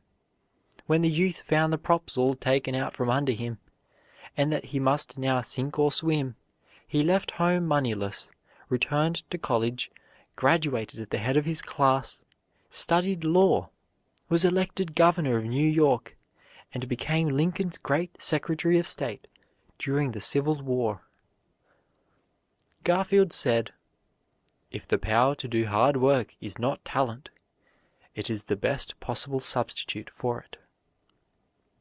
The triumph of industry and grit over low birth and iron fortune in America, the land of opportunity, ought to be sufficient to put to shame all grumblers over their hard fortune and those who attempt to excuse aimless, shiftless, successless men because they have no chance. During a winter in the War of 1812, General Jackson's troops, unprovided for and starving, became mutinous and were going home. But the general set the example of living on acorns, and then he rode before the rebellious line and threatened with instant death the first mutineer that should try to leave. The race is not always to the swift. The battle is not always to the strong. Horses are sometimes weighted or hampered in the race, and this is taken into account in the result. So in the race of life, the distance alone does not determine the prize. We must take into consideration the hindrances, the weights we have carried, the disadvantages of education, of breeding, of training, of surroundings, of circumstances. How many young men are weighted down with debt, with poverty, with the support of invalid parents or brothers and sisters or friends? How many are fettered with ignorance, hampered by inhospitable surroundings, with the opposition of parents who do not understand them? How many a round boy is hindered in the race by being forced into a square hole? How many youths are delayed in their course because nobody believes in them, because nobody encourages them, because they get no sympathy and are forever tortured for not doing that against which every fiber of their being protests, and every drop of their blood rebels? How many men have to feel their way to the goal through the blindness of ignorance and lack of experience? How many go bungling along from the lack of early discipline and drill in the vocation they have chosen? How many have to hobble along on crutches because they were never taught to help themselves, but have been accustomed to lean upon a father's wealth or a mother's indulgence? How many are weakened for the journey of life by self-indulgence, by dissipation, by life sappers? How many are crippled by disease, by a weak constitution, by impaired eyesight or hearing? When the prizes of life shall be finally awarded, the distance we have run, the weights we have carried, the handicaps, will all be taken into account. Not the distance we have run, but the obstacles we have overcome, the disadvantages under which we have made the race, will decide the prizes. The poor wretch who has plodded along against unknown temptations, the poor woman who has buried her sorrows in her silent heart and sewed her weary way through life, those who have suffered abuse in silence, and who have been unrecognized or despised by their fellow runners, will often receive the greater prize. The wise and active conquer difficulties by daring to attempt them. Sloth and folly shiver and sink at sight of toil and hazard, and make the impossibility they fear. "I can't. It is impossible," said a foiled lieutenant to Alexander. "Begone!" shouted the conquering Macedonian. "There is nothing impossible to him who will try." Were I called upon to express in a word the secret of so many failures among those who started out in life with high hopes, I should say unhesitatingly, they lacked will power. They could not half will. What is a man without a will? He is like an engine without steam, a mere sport of chance, to be tossed about hither and thither, always at the mercy of those who have wills. I should call the strength of will the test of a young man's possibilities. Can he will strong enough and hold whatever he undertakes with an iron grip? It is the iron grip that takes the strong hold on life. What chance is there in this crowding, pushing, selfish, greedy world where everything is pusher or pushed, for a young man with no will, no grip on life? The truest wisdom, said Napoleon, is a resolute determination. An iron will without principle might produce a Napoleon, but with character it would make a Wellington or a Grant, untarnished by ambition or avarice. The undivided will, 'tis that compels the elements and wrings a human music from the indifferent air. End of chapter 25. Clear Grit. Recording by Luke Sartor, Brisbane, Queensland.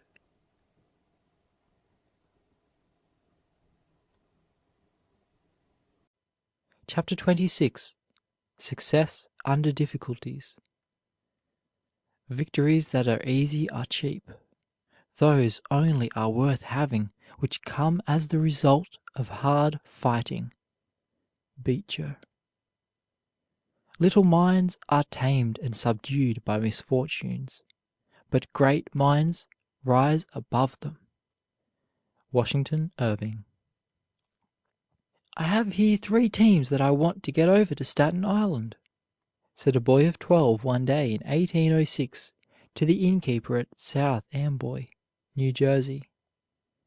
If you will put us across, I'll leave with you one of my horses in pawn, and if I don't send you back $6 within 48 hours, you may keep the horse.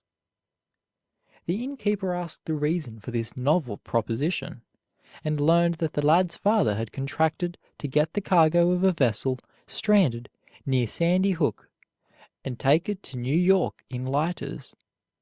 The boy had been sent with 3 wagons, 6 horses, and 3 men to carry the cargo across a sand spit to the lighters.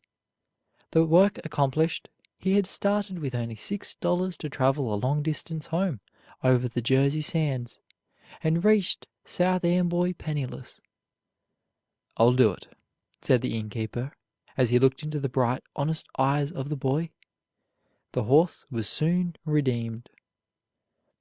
"My son," said this same boy's mother on the 1st of May, 1810, when he asked her to lend him $100 to buy a boat, having imbibed a strong liking for the sea. "On the 27th of this month you will be 16 years old. If by that time you will plow, harrow, and plant with corn the 8-acre lot, I will advance you the money." The field was rough and stony, but the work was done in time, and well done. From this small beginning, Cornelius Vanderbilt laid the foundation of a colossal fortune. In 1818, Vanderbilt owned 2 or 3 of the finest coasting schooners in New York Harbor, and had a capital of $9,000. Seeing that steam vessels would soon win supremacy over those carrying sails only, he gave up his fine business to become the captain of a steamboat at $1,000 a year. For 12 years he ran between New York City and New Brunswick, New Jersey. In 1829 he began business as a steamboat owner, in the face of opposition so bitter that he lost his last dollar. But the tide turned, and he prospered so rapidly that he at length owned over 100 steamboats. He early identified himself with the growing railroad interests of the country, and became the richest man of his day in America. Barnum began the race of business life barefoot, for at the age of 15 he was obliged to buy on credit the shoes he wore at his father's funeral. He was a remarkable example of success under difficulties. There was no keeping him down. No opposition daunted him. "Eloquence must have been born with you," said a friend to J. P. Curran. "Indeed, my dear sir, it was not," replied the orator. "It was born some 23 years and some months after me." Speaking of his first attempt at a debating club, he said, "I stood up, trembling through every fiber, but remembering that in this I was but imitating Tully, I took courage, and had actually proceeded almost as far as 'Mr. Chairman,' when, to my astonishment and terror, I perceived that every eye was turned on me." There were only 6 or 7 present, and the room could not have contained as many more. Yet was it, to my panic-stricken imagination, as if I were the central object in nature, and assembled millions were gazing upon me in breathless expectation. I became dismayed and dumb. My friends cried, "Hear him!" but there was nothing to hear.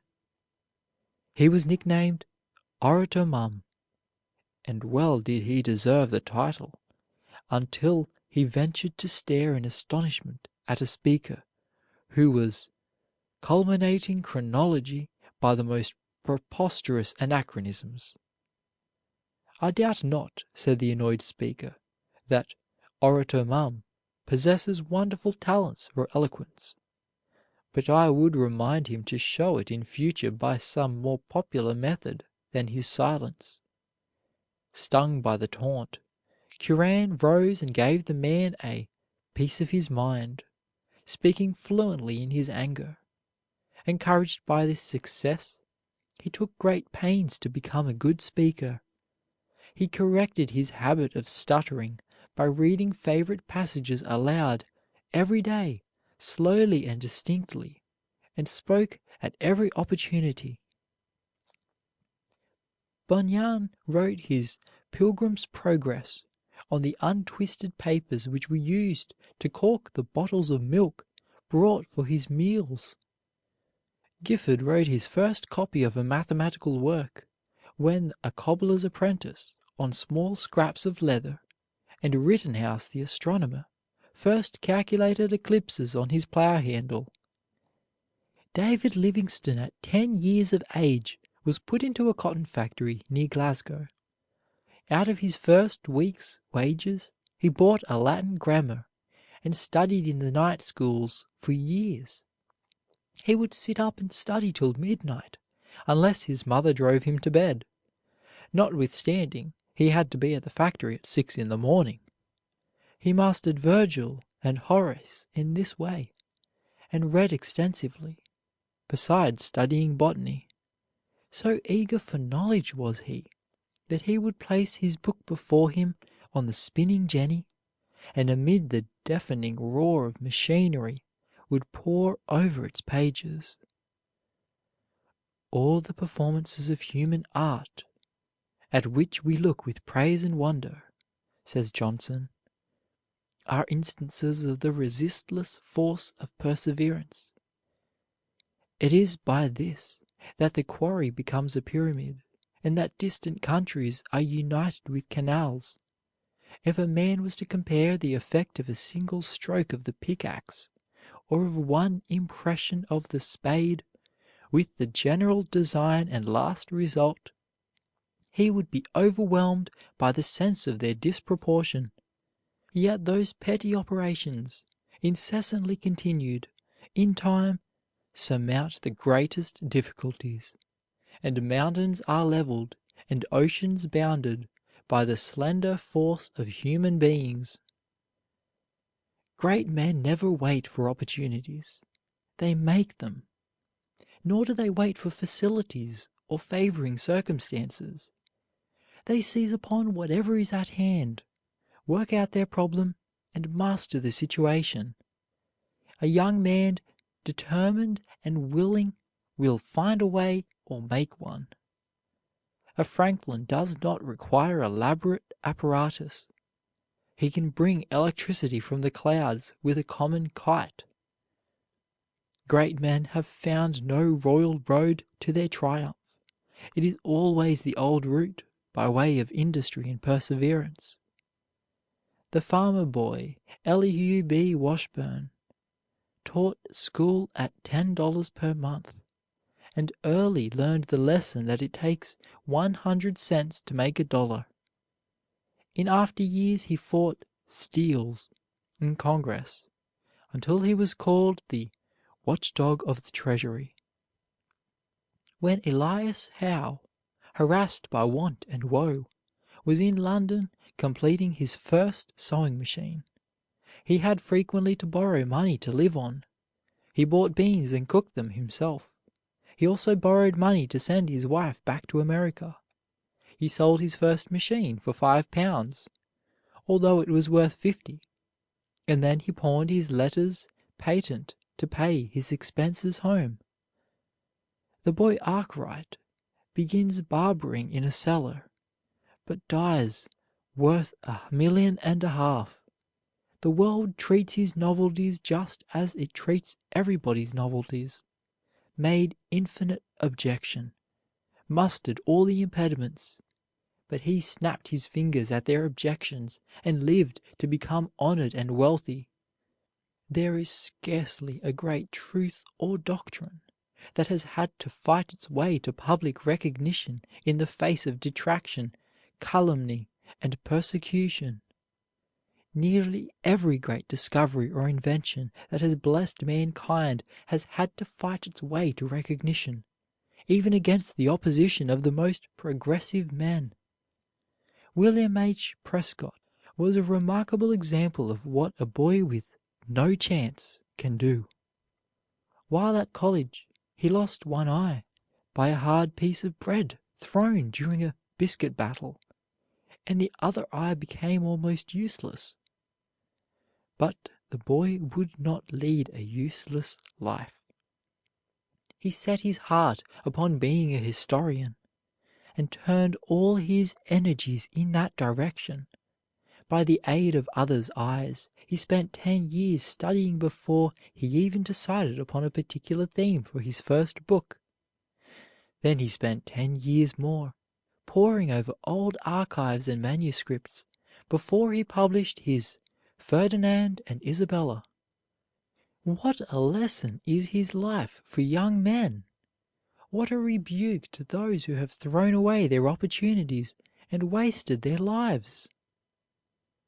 "Galileo with an opera glass," said Emerson, "discovered a more splendid series of celestial phenomena than anyone since with the great telescopes. Columbus found the New World in an undecked boat. Surroundings which men call unfavorable cannot prevent the unfolding of your powers. From among the rock-ribbed hills of New Hampshire sprang the greatest of American orators and statesmen, Daniel Webster. From the crowded ranks of toil and homes to which luxury is a stranger, have often come the leaders and benefactors of our race. Where shall we find an illustration more impressive than in Abraham Lincoln, whose life, career, and death might be chanted by a Greek chorus as at once the prelude and the epilogue of the most imperial theme of modern times? Born as lowly as the Son of God, in a hovel, of what real parentage we know not, reared in penury, squalor, with no gleam of light, nor fair surrounding, a young manhood vexed by weird dreams and visions, with scarcely a natural grace, singularly awkward, ungainly, even among the uncouth about him. It was reserved for this remarkable character, late in life, to be snatched from obscurity, raised to supreme command at a supreme moment, and entrusted with the destiny of a nation. The great leaders of his party were made to stand aside. The most experienced and accomplished men of the day, men like Seward and Chase and Sumner, statesmen famous and trained, were sent to the rear while this strange figure was brought by unseen hands to the front and given the reins of power. There is no open door to the temple of success. Everyone who enters makes his own door, which closes behind him to all others, not even permitting his own children to pass. Not in the brilliant salon, not in the tapestried library, not in ease and competence, is genius born and nurtured, but often in adversity and destitution, amidst the harassing cares of a straitened household, in bare and fireless garrets, amid scenes unpropitious, repulsive, wretched, have men labored, studied, and trained themselves, until they have at last emanated from the gloom of that obscurity the shining lights of their times, have become the companions of kings, the guides and teachers of their kind, and exercised an influence upon the thought of the world amounting to a species of intellectual legislation. "What does he know," said a sage, "who has not suffered?" Schiller produced his greatest tragedies in the midst of physical suffering almost amounting to torture. Handel was never greater than when, warned by palsy of the approach of death, and struggling with distress and suffering, he sat down to compose the great works which have made his name immortal in music. Mozart composed his great operas, and last of all his Requiem, when oppressed by debt and struggling with a fatal disease. Beethoven produced his greatest works amidst gloomy sorrow, when oppressed by almost total deafness. Perhaps no one ever battled harder to overcome obstacles which would have disheartened most men than Demosthenes. He had such a weak voice and such an impediment in his speech, and was so short of breath that he could scarcely get through a single sentence without stopping to rest. All his first attempts were nearly drowned by the hisses, jeers, and scoffs of his audiences. His first effort that met with success was against his guardian, who had defrauded him, and whom he compelled to refund a part of his fortune. He was so discouraged by his defeats that he determined to give up forever all attempts at oratory. One of his auditors, however, believed the young man had something in him, and encouraged him to persevere. He accordingly appeared again in public, but was hissed down as before. As he withdrew, hanging his head in great confusion, a noted actor, Satyrus, encouraged him still further to try to overcome his impediment. He stammered so much that he could not pronounce some of the letters at all, and his breath would give out before he could get through a sentence. Finally, he determined to be an orator at any cost.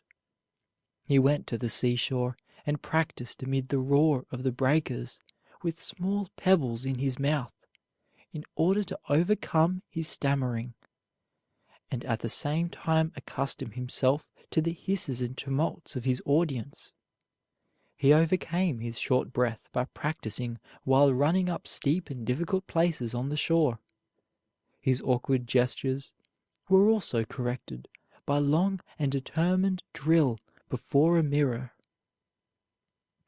Columbus was dismissed as a fool from court after court, but he pushed his suit against an incredulous and ridiculing world.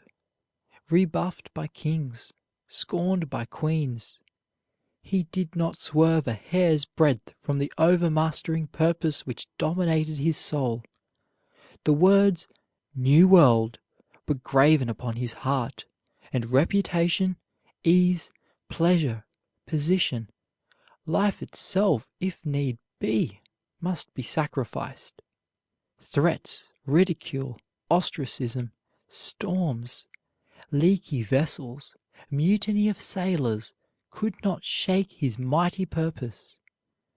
You cannot keep a determined man from success. Place stumbling blocks in his way, and he takes them for stepping stones, and on them will climb to greatness. Take away his money, and he makes spurs of his poverty to urge him on.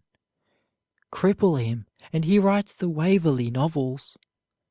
All that is great and noble and true in the history of the world is the result of infinite, painstaking, perpetual plodding, of common everyday industry. Roger Bacon, one of the profoundest thinkers the world has produced, was terribly persecuted for his studies in natural philosophy, yet he persevered and won success. He was accused of dealing in magic. His books were burned in public, and he was kept in prison for 10 years. Even our own revered Washington was mobbed in the streets because he would not pander to the clamor of the people and reject the treaty which Mr. Jay had arranged with Great Britain. But he remained firm, and the people adopted his opinion. The Duke of Wellington was mobbed in the streets of London, and his windows were broken, while his wife lay dead in the house. But the Iron Duke never faltered in his course, or swerved a hair's breadth from his purpose. William Phillips, when a young man, heard some sailors on the street in Boston talking about a Spanish ship wrecked off the Bahama Islands, which was supposed to have money on board. Young Phillips determined to find it. He set out at once, and after many hardships, discovered the lost treasure. He then heard of another ship which had been wrecked off Port de la Plata many years before. He set sail for England and importuned Charles II for aid. To his delight, the king fitted up the ship Rose Algier for him. He searched and searched for a long time in vain, and at length had to return to England to repair his vessel. James too was then on the throne, and Phillips had to wait for 4 years before he could raise money to return. His crew mutinied and threatened to throw him overboard, but he turned the ship's guns on them. One day an Indian diver went down for a curious sea plant, and saw several cannons lying on the bottom. They proved to belong to the wreck. He had nothing but dim traditions to guide him, but he returned to England with $1,500,000. A constant struggle, a ceaseless battle to win success in spite of every barrier, is the price of all great achievements. The man who has not fought his way up to his own loaf, and does not bear the scar of desperate conflict, does not know the highest meaning of success. The money acquired by those who have thus struggled upward to success is not their only, or indeed their chief, reward.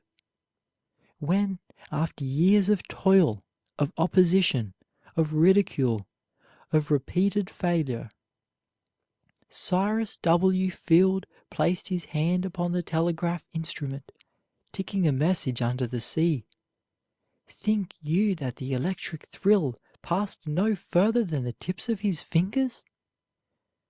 When Thomas A. Edison demonstrated that the electric light had at last been developed into a commercial success, do you suppose those bright rays failed to illuminate the inmost recesses of his soul?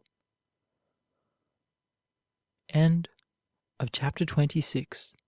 Success under Difficulties. Recording by Luke Sartor, Brisbane, Queensland.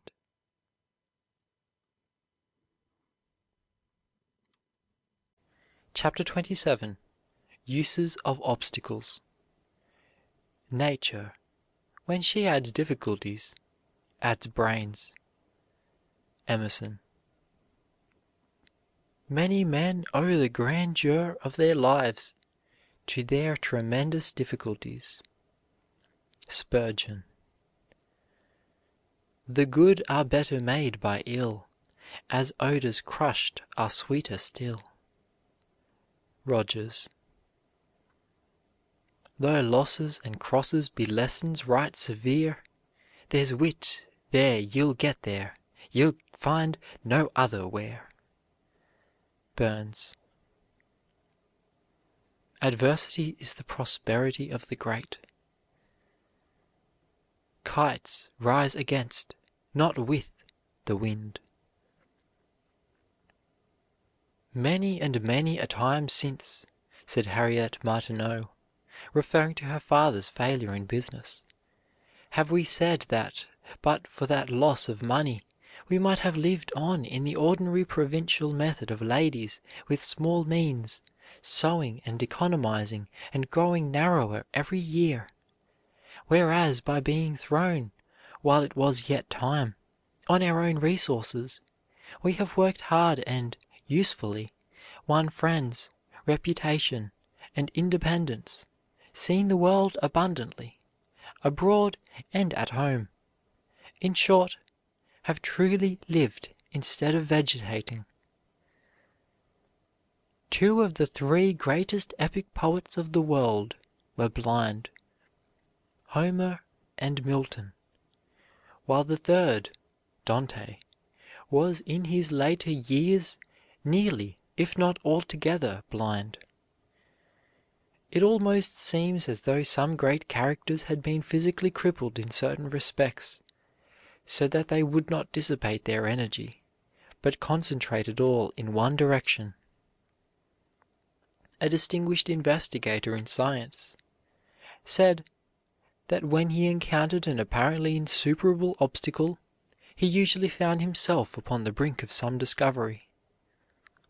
Returned with thanks has made many an author.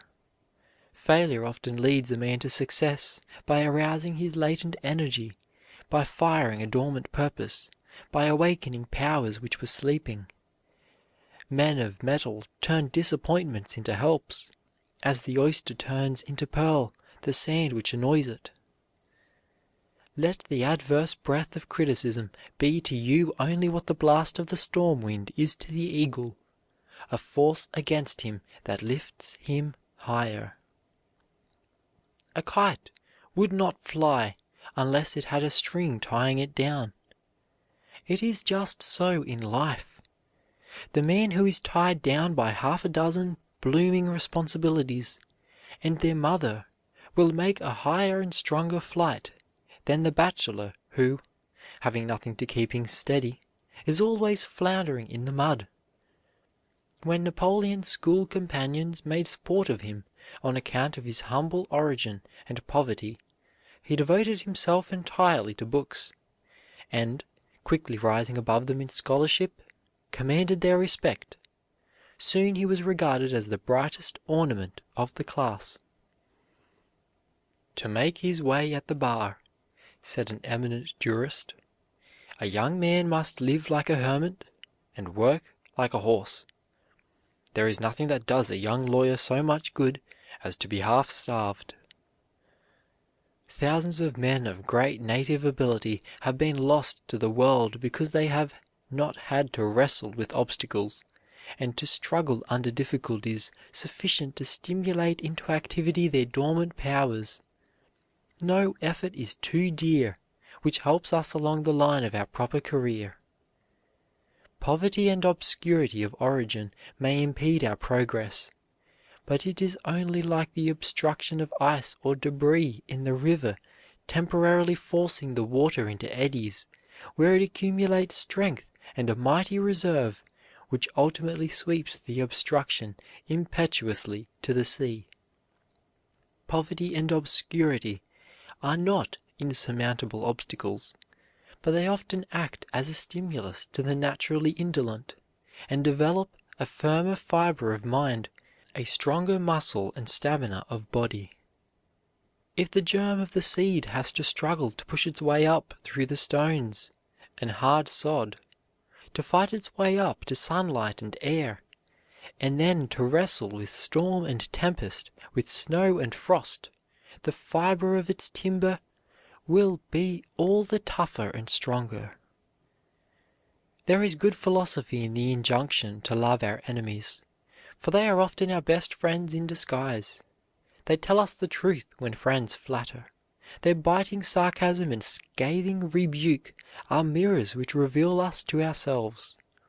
These unkind stings and thrusts are often spurs which urge us on to grander success and nobler endeavor. Friends cover our faults and rarely rebuke. Enemies drag out to the light all our weaknesses without mercy. We dread these thrusts and exposures as we do the surgeon's knife, but are the better for them. They reach depths before untouched, and we are led to resolve to redeem ourselves from scorn and inferiority. We are the victors of our opponents. We have developed in us the very power by which we overcome them.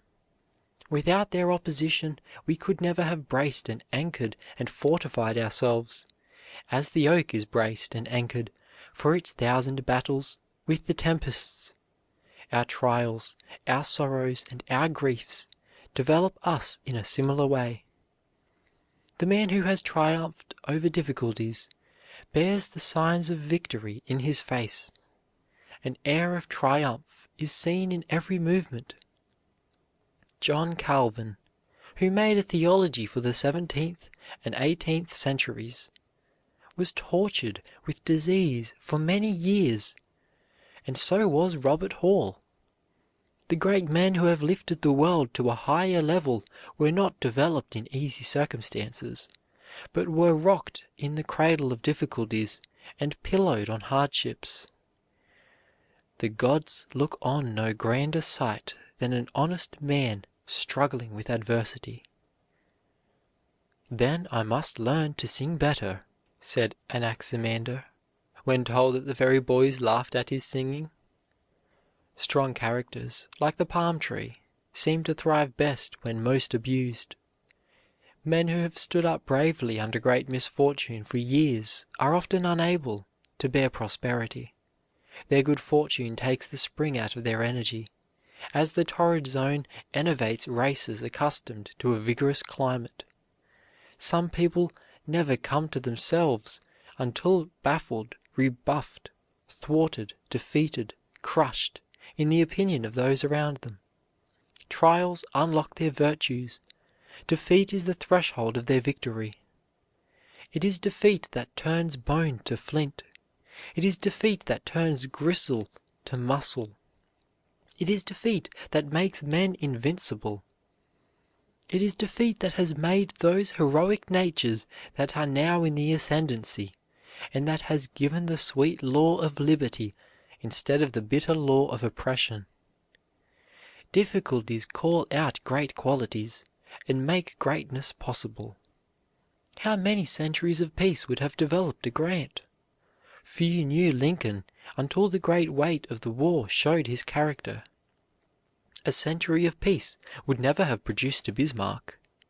Perhaps Phillips and Garrison would never have been known to history had it not been for slavery. "Will he not make a great painter?"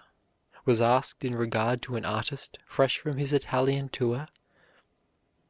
"No, never," replied Northcote. "Why not?" "Because he has an income of £6,000 a year." In the sunshine of wealth a man is, as a rule, warped too much to become an artist of high merit. He should have some great, thwarting difficulty to struggle against. A drenching shower of adversity would straighten his fibers out again. The best tools receive their temper from fire, their edge from grinding. The noblest characters are developed in a similar way. The harder the diamond, the more brilliant the luster, and the greater the friction necessary to bring it out.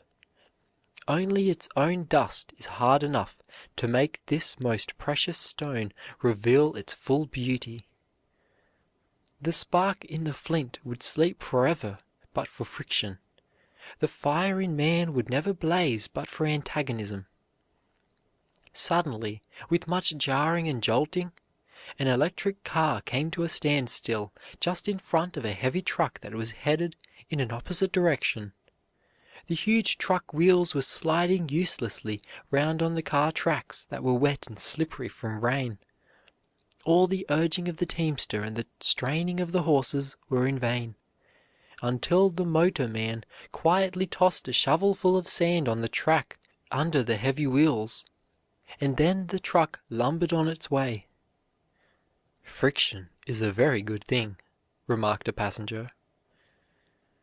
The philosopher Kant observed that a dove, inasmuch as the only obstacle it has to overcome is the resistance of the air, might suppose that if only the air were out of the way, it could fly with greater rapidity and ease.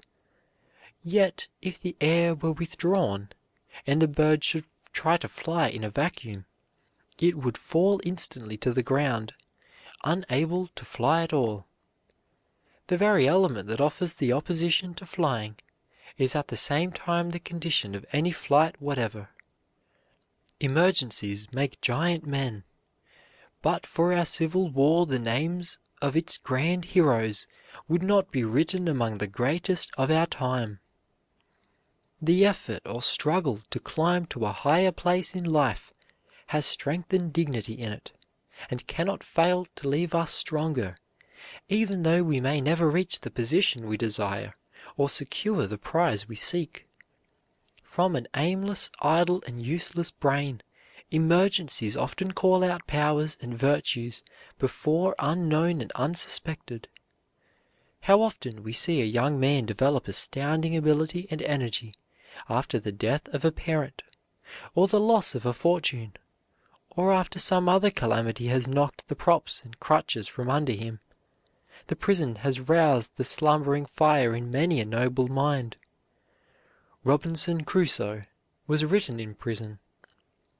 The Pilgrim's Progress appeared in Bedford jail. Sir Walter Raleigh wrote The History of the World during his imprisonment of 13 years. Luther translated the Bible while confined in the castle of Wartburg. For 20 years Dante worked in exile, and even under sentence of death. Take 2 acorns from the same tree, as nearly alike as possible. Plant one on a hill by itself, and the other in the dense forest, and watch them grow. The oak standing alone is exposed to every storm. Its roots reach out in every direction, clutching the rocks and piercing deep into the earth.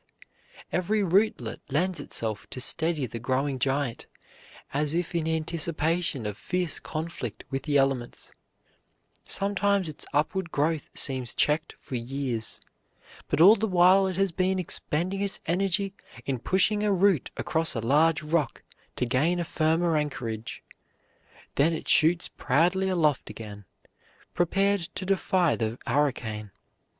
The gales which sport so rudely with its wide branches find more than their match, and only serve still further to toughen every minutest fiber from pith to bark. The acorn planted in the deep forest, on the other hand, shoots up a weak, slender sapling. Shielded by its neighbors, it feels no need of spreading its roots far and wide for support. Take 2 boys as nearly alike as possible. Place one in the country, away from the hothouse culture and refinements of the city, with only the district school, the Sunday school, and a few books. Remove wealth and props of every kind, and if he has the right sort of material in him, he will thrive. Every obstacle overcome lends him strength for the next conflict. If he falls, he rises with more determination than before. Like a rubber ball, the harder the obstacle he meets, the higher he rebounds. Obstacles and opposition are but apparatus of the gymnasium in which the fibers of his manhood are developed. He compels respect and recognition from those who have ridiculed his poverty. Put the other boy in a Vanderbilt family, give him French and German nurses, gratify his every wish, place him under the tutelage of great masters, and send him to Harvard.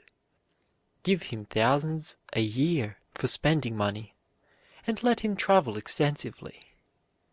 The two meet. The city lad is ashamed of his country brother.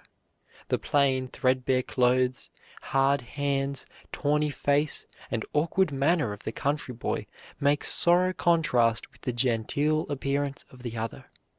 The poor boy bemoans his hard lot, regrets that he has no chance in life, and envies the city youth. He thinks that it is a cruel providence that places such a wide gulf between them. They meet again as men. But how changed! It is as easy to distinguish the sturdy, self-made man from the one who has been propped up all his life by wealth, position, and family influence, as it is for the shipbuilder to tell the difference between the plank from the rugged mountain oak and one from the sapling of the forest. When God wants to educate a man, He does not send him to school to the graces, but to the necessities. Through the pit and the dungeon, Joseph came to a throne. We are not conscious of the mighty cravings of our half-divine humanity. We are not aware of the God within us until some chasm yawns which must be filled, or till the rending asunder of our affections forces us to become conscious of a need. St. Paul in his Roman cell, John Huss led to the stake at Constance, Tyndale dying in his prison at Amsterdam, Milton amid the incipient earthquake throes of revolution, teaching two little boys in Aldgate Street, David Livingstone, worn to a shadow, dying in a Negro hut in Central Africa, alone. What failures they might all have seemed to themselves to be, yet what mighty purposes was God working out by their apparent humiliations. Two highwaymen, chancing once to pass a gibbet, one of them exclaimed, "What a fine profession ours would be if there were no gibbets!" "Tut, you blockhead," replied the other, "gibbets are the making of us, for if there were no gibbets everyone would be a highwayman." Just so with every art, trade, or pursuit. It is the difficulties that scare and keep out unworthy competitors. "Success grows out of struggles to overcome difficulties," says Smiles. If there were no difficulties, there would be no success. In this necessity for exertion we find the chief source of human advancement, the advancement of individuals as of nations. It has led to most of the mechanical inventions and improvements of the age. "Stick your claws into me," said Mendelssohn to his critics when entering the Birmingham Orchestra. "Don't tell me what you like, but what you don't like." John Hunter said that the art of surgery would never advance until professional men had the courage to publish their failures as well as their successes. Young men need to be taught not to expect a perfectly smooth and easy way to the objects of their endeavor or ambition, says Dr. Peabody. Seldom does one reach a position with which he has reason to be satisfied without encountering difficulties and what might seem discouragements. But if they are properly met, they are not what they seem, and may prove to be helps, not hindrances. There is no more helpful and profiting exercise than surmounting obstacles. It was in the Madrid jail that Cervantes wrote Don Quixote. He was so poor that he could not even get paper during the last of his writing, and had to write on scraps of leather. A rich Spaniard was asked to help him, but replied, "Heaven forbid that his necessities should be relieved. It is his poverty that makes the world rich." "He has the stuff in him to make a good musician," said Beethoven of Rossini, "if he had only been well flogged when a boy, but he is spoiled by the ease with which he composes." We do our best while fighting desperately to attain what the heart covets. Waters says that the struggle to obtain knowledge and to advance one's self in the world strengthens the mind, disciplines the faculties, matures the judgment, promotes self-reliance, and gives one independence of thought and force of character. Kossuth called himself a tempest-tossed soul, whose eyes have been sharpened by affliction. As soon as young eagles can fly, the old birds tumble them out and tear the down and feathers from their nest. The rude and rough experience of the eaglet fits him to become the bold king of birds, fierce and expert in pursuing his prey. Boys who are bound out, crowded out, kicked out, usually turn out, while those who do not have these disadvantages frequently fail to come out. "It was not the victories, but the defeats of my life which have strengthened me," said the aged Sydenham Pointz. Almost from the dawn of history, oppression has been the lot of the Hebrews. Yet they have given the world its noblest songs, its wisest proverbs, its sweetest music. With them, persecution seems to bring prosperity. They thrive where others would starve. They hold the purse strings of many nations. To them, hardship has been like spring mornings, frosty but kindly, the cold of which will kill the vermin, but will let the plant live. In one of the battles of the Crimea, a cannonball struck inside the fort, crashing through a beautiful garden. But from the ugly chasm there burst forth a spring of water which ever afterward flowed a living fountain. From the ugly gashes which misfortunes and sorrows make in our hearts, perennial fountains of rich experience and new joys often spring. Don't lament and grieve over lost wealth. The Creator may see something grand and mighty, which even He cannot bring out, as long as your wealth stands in the way. You must throw away the crutches of riches and stand upon your own feet, and develop the long unused muscles of manhood. God may see a rough diamond in you which only the hard hits of poverty can polish. God knows where the richest melodies of our lives are, and what drill and what discipline are necessary to bring them out. The frost, the snows, the tempests, the lightnings are the rough teachers that bring the tiny acorn to the sturdy oak. Fierce winters are as necessary to it as long summers. It is its half-century's struggle with the elements for existence, wrestling with the storm, fighting for its life from the moment that it leaves the acorn until it goes into the ship, that gives its value. Without this struggling it would have been characterless, stamina-less, nerveless, and its grain would have never been susceptible of high polish. The most beautiful as well as the strongest woods are found not in tropical climates, but in severe climates, where they have to fight the frosts and the winter's cold. Many a man has never found himself until he has lost his all. Adversity stripped him only to discover him. Obstacles, hardships, are the chisel and mallet which shape the strong life into beauty.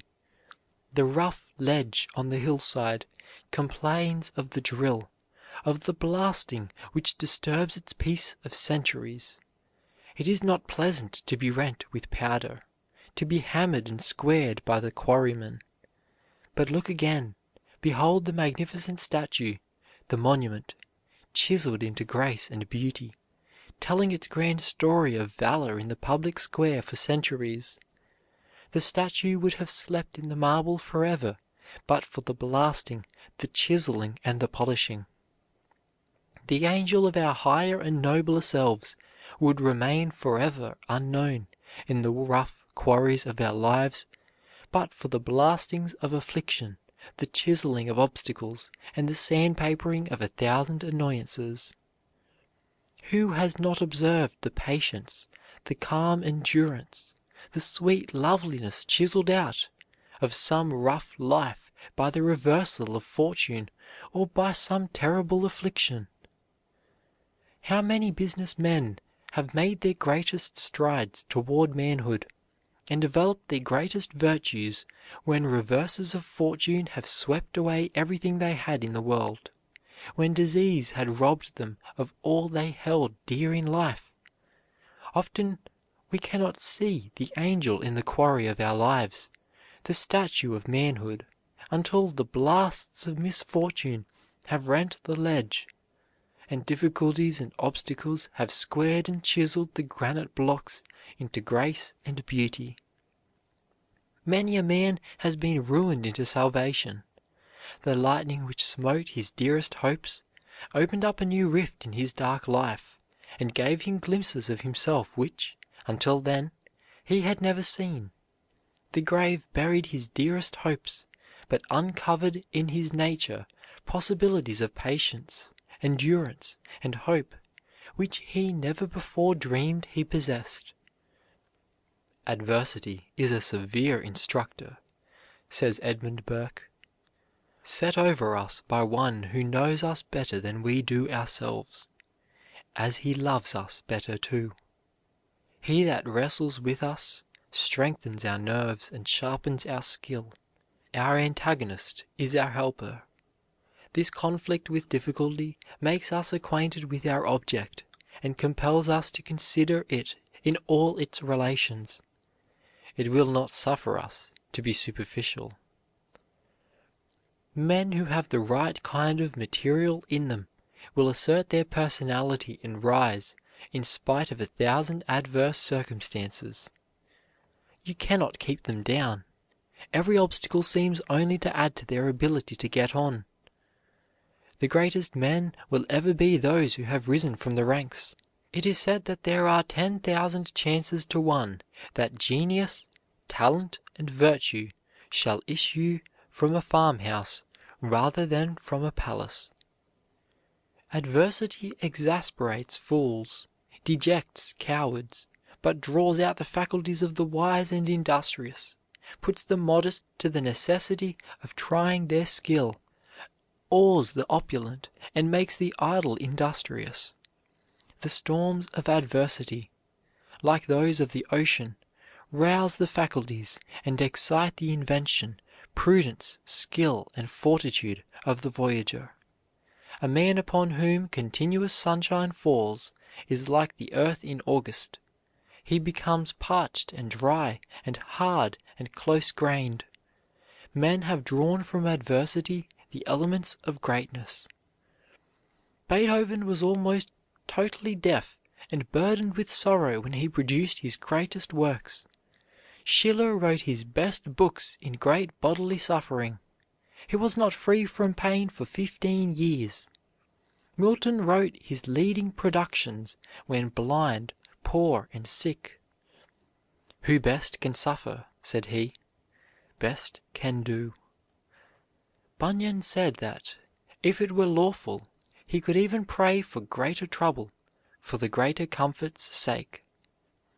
Not until the breath of the plague had blasted 100,000 lives, and the great fire had licked up cheap, shabby, wicked London, did she arise, phoenix-like, from her ashes and ruin, a grand and mighty city. True salamanders live best in the furnace of persecution. Many of our best poets are cradled into poetry by wrong, and learn in suffering what they teach in song. Byron was stung into a determination to go to the top by a scathing criticism of his first book, Hours of Idleness, published when he was but 19 years of age. Macaulay said, "There is scarce an instance in history of so sudden a rise to so dizzy an eminence as Byron reached. In a few years he stood by the side of such men as Scott, Southey, and Campbell, and died at 37, that age so fatal to genius. Many an orator, like Stuttering Jack Curran, or Orator Mum, as he was once called, has been spurred into eloquence by ridicule and abuse. This is the crutch age. Helps and aids are advertised everywhere. We have institutes, colleges, universities, teachers, books, libraries, newspapers, magazines. Our thinking is done for us. Our problems are all worked out in explanations and keys. Our boys are too often tutored through college with very little study. Short roads and abridged methods are characteristic of the century. Ingenious methods are used everywhere to get the drudgery out of the college course. Newspapers give us our politics, and preachers our religion. Self-help and self-reliance are getting old-fashioned. Nature, as if conscious of delayed blessings, has rushed to man's relief with her wondrous forces, and undertakes to do the world's drudgery and emancipate him from Eden's curse. But do not misinterpret her edict. She emancipates from the lower only to call to the higher. She does not bid the world go and play while she does the work. She emancipates the muscles only to employ the brain and heart. The most beautiful, as well as the strongest characters, are not developed in warm climates, where man finds his bread ready-made on trees, and where exertion is a great effort, but rather in a trying climate and on a stubborn soil. It is not chance that returns to the Hindu ryot a penny, and to the American laborer $1 for his daily toil, that makes Mexico with its mineral wealth poor, and New England with its granite and ice rich. It is rugged necessity. It is the struggle to obtain. It is poverty, the priceless spur that develops the stamina of manhood and calls the race out of barbarism. Intelligent labor found the world a wilderness and has made it a garden. As the sculptor thinks only of the angel imprisoned in the marble block, so nature cares only for the man or woman shut up in the human being. The sculptor cares nothing for the block as such. Nature has little regard for the mere lump of breathing clay. The sculptor will chip off all unnecessary material to set free the angel. Nature will chip and pound us remorselessly to bring out our possibilities. She will strip us of wealth, humble our pride, humiliate our ambition, let us down from the ladder of fame, will discipline us in 1,000 ways, if she can develop a little character. Everything must give way to that. The hero is not fed on sweets, daily his own heart he eats. Chambers of the great are jails, and headwinds right for royal sails. Then welcome each rebuff that turns earth's smoothness rough, each sting that bids not sit nor stand, but go. Browning. End of chapter 27. Uses of obstacles. Recording by Luke Sartor, Brisbane, Queensland.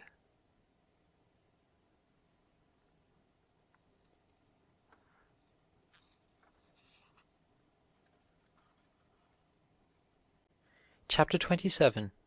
Uses of Obstacles. Nature, when she adds difficulties, adds brains. Emerson. Many men owe the grandeur of their lives to their tremendous difficulties. Spurgeon. The good are better made by ill, as odors crushed are sweeter still. Rogers. Though losses and crosses be lessons right severe, there's wit there you'll get there, you'll find no other where. Burns. Adversity is the prosperity of the great. Kites rise against, not with, the wind. Many and many a time since, said Harriet Martineau, referring to her father's failure in business, have we said that, but for that loss of money, we might have lived on in the ordinary provincial method of ladies with small means, sewing and economizing and growing narrower every year, whereas by being thrown, while it was yet time, on our own resources, we have worked hard and usefully, won friends, reputation, and independence, seen the world abundantly, abroad and at home. In short, have truly lived instead of vegetating. Two of the three greatest epic poets of the world were blind, Homer and Milton, while the third, Dante, was in his later years nearly, if not altogether, blind. It almost seems as though some great characters had been physically crippled in certain respects, so that they would not dissipate their energy, but concentrate it all in one direction. A distinguished investigator in science said that when he encountered an apparently insuperable obstacle, he usually found himself upon the brink of some discovery. Returned with thanks has made many an author. Failure often leads a man to success by arousing his latent energy, by firing a dormant purpose, by awakening powers which were sleeping. Men of metal turn disappointments into helps, as the oyster turns into pearl the sand which annoys it. Let the adverse breath of criticism be to you only what the blast of the storm wind is to the eagle, a force against him that lifts him higher. A kite would not fly unless it had a string tying it down. It is just so in life. The man who is tied down by half a dozen blooming responsibilities and their mother will make a higher and stronger flight than the bachelor who, having nothing to keep him steady, is always floundering in the mud.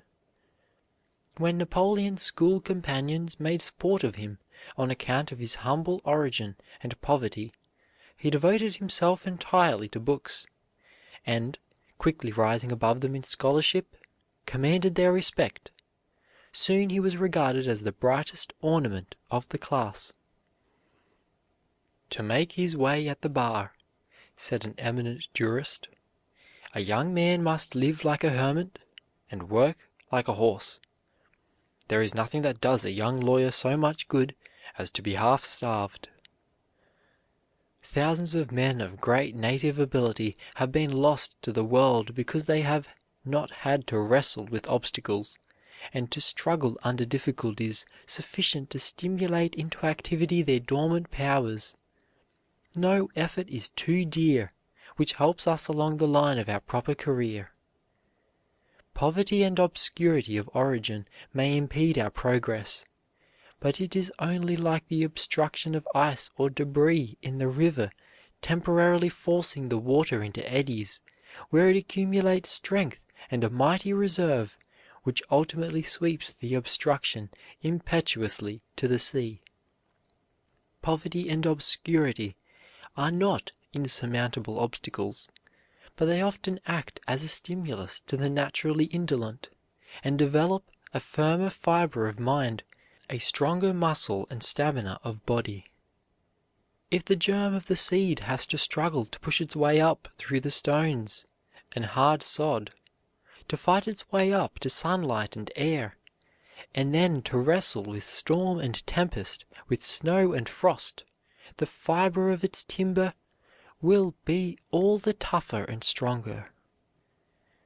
There is good philosophy in the injunction to love our enemies, for they are often our best friends in disguise. They tell us the truth when friends flatter. Their biting sarcasm and scathing rebuke are mirrors which reveal us to ourselves. These unkind stings and thrusts are often spurs which urge us on to grander success and nobler endeavor.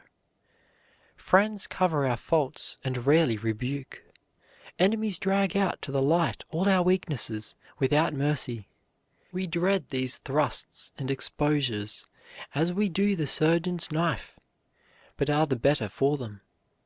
They reach depths before untouched, and we are led to resolve to redeem ourselves from scorn and inferiority. We are the victors of our opponents. We have developed in us the very power by which we overcome them.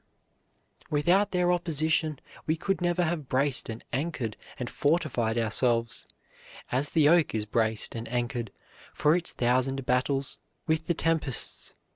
Our trials, our sorrows, and our griefs develop us in a similar way. The man who has triumphed over difficulties bears the signs of victory in his face. An air of triumph is seen in every movement. John Calvin, who made a theology for the 17th and 18th centuries, was tortured with disease for many years, and so was Robert Hall. The great men who have lifted the world to a higher level were not developed in easy circumstances, but were rocked in the cradle of difficulties and pillowed on hardships. The gods look on no grander sight than an honest man struggling with adversity. "Then I must learn to sing better," said Anaximander, when told that the very boys laughed at his singing. Strong characters, like the palm tree, seem to thrive best when most abused. Men who have stood up bravely under great misfortune for years are often unable to bear prosperity. Their good fortune takes the spring out of their energy, as the torrid zone enervates races accustomed to a vigorous climate. Some people never come to themselves until baffled, rebuffed, thwarted, defeated, crushed in the opinion of those around them. Trials unlock their virtues. Defeat is the threshold of their victory. It is defeat that turns bone to flint. It is defeat that turns gristle to muscle. It is defeat that makes men invincible. It is defeat that has made those heroic natures that are now in the ascendancy, and that has given the sweet law of liberty instead of the bitter law of oppression. Difficulties call out great qualities and make greatness possible. How many centuries of peace would have developed a Grant? Few knew Lincoln until the great weight of the war showed his character. A century of peace would never have produced a Bismarck. Perhaps Phillips and Garrison would never have been known to history had it not been for slavery. "Will he not make a great painter?" was asked in regard to an artist fresh from his Italian tour. "No, never," replied Northcote. "Why not?" "Because he has an income of £6,000 a year." In the sunshine of wealth a man is, as a rule, warped too much to become an artist of high merit. He should have some great, thwarting difficulty to struggle against. A drenching shower of adversity would straighten his fibers out again. The best tools receive their temper from fire, their edge from grinding. The noblest characters are developed in a similar way. The harder the diamond, the more brilliant the luster, and the greater the friction necessary to bring it out. Only its own dust is hard enough to make this most precious stone reveal its full beauty. The spark in the flint would sleep forever but for friction. The fire in man would never blaze but for antagonism. Suddenly, with much jarring and jolting, an electric car came to a standstill just in front of a heavy truck that was headed in an opposite direction. The huge truck wheels were sliding uselessly round on the car tracks that were wet and slippery from rain. All the urging of the teamster and the straining of the horses were in vain, until the motorman quietly tossed a shovelful of sand on the track under the heavy wheels, and then the truck lumbered on its way. "Friction is a very good thing," remarked a passenger. The philosopher Kant observed that a dove, inasmuch as the only obstacle it has to overcome is the resistance of the air, might suppose that if only the air were out of the way, it could fly with greater rapidity and ease. Yet if the air were withdrawn, and the bird should try to fly in a vacuum, it would fall instantly to the ground, unable to fly at all. The very element that offers the opposition to flying is at the same time the condition of any flight whatever. Emergencies make giant men. But for our Civil War the names of its grand heroes would not be written among the greatest of our time. The effort or struggle to climb to a higher place in life has strength and dignity in it, and cannot fail to leave us stronger, even though we may never reach the position we desire or secure the prize we seek. From an aimless, idle, and useless brain, emergencies often call out powers and virtues before unknown and unsuspected. How often we see a young man develop astounding ability and energy after the death of a parent, or the loss of a fortune, or after some other calamity has knocked the props and crutches from under him. The prison has roused the slumbering fire in many a noble mind. Robinson Crusoe was written in prison. The Pilgrim's Progress appeared in Bedford jail. Sir Walter Raleigh wrote The History of the World during his imprisonment of 13 years. Luther translated the Bible while confined in the castle of Wartburg. For 20 years Dante worked in exile, and even under sentence of death. Take 2 acorns from the same tree, as nearly alike as possible. Plant one on a hill by itself, and the other in the dense forest, and watch them grow. The oak standing alone is exposed to every storm. Its roots reach out in every direction, clutching the rocks and piercing deep into the earth. Every rootlet lends itself to steady the growing giant, as if in anticipation of fierce conflict with the elements. Sometimes its upward growth seems checked for years, but all the while it has been expending its energy in pushing a root across a large rock to gain a firmer anchorage. Then it shoots proudly aloft again, prepared to defy the hurricane. The gales which sport so rudely with its wide branches find more than their match, and only serve still further to toughen every minutest fiber from pith to bark. The acorn planted in the deep forest, on the other hand, shoots up a weak, slender sapling. Shielded by its neighbors, it feels no need of spreading its roots far and wide for support. Take 2 boys as nearly alike as possible. Place one in the country, away from the hothouse culture and refinements of the city, with only the district school, the Sunday school, and a few books. Remove wealth and props of every kind, and if he has the right sort of material in him, he will thrive. Every obstacle overcome lends him strength for the next conflict. If he falls, he rises with more determination than before. Like a rubber ball, the harder the obstacle he meets, the higher he rebounds. Obstacles and opposition are but apparatus of the gymnasium in which the fibers of his manhood are developed. He compels respect and recognition from those who have ridiculed his poverty.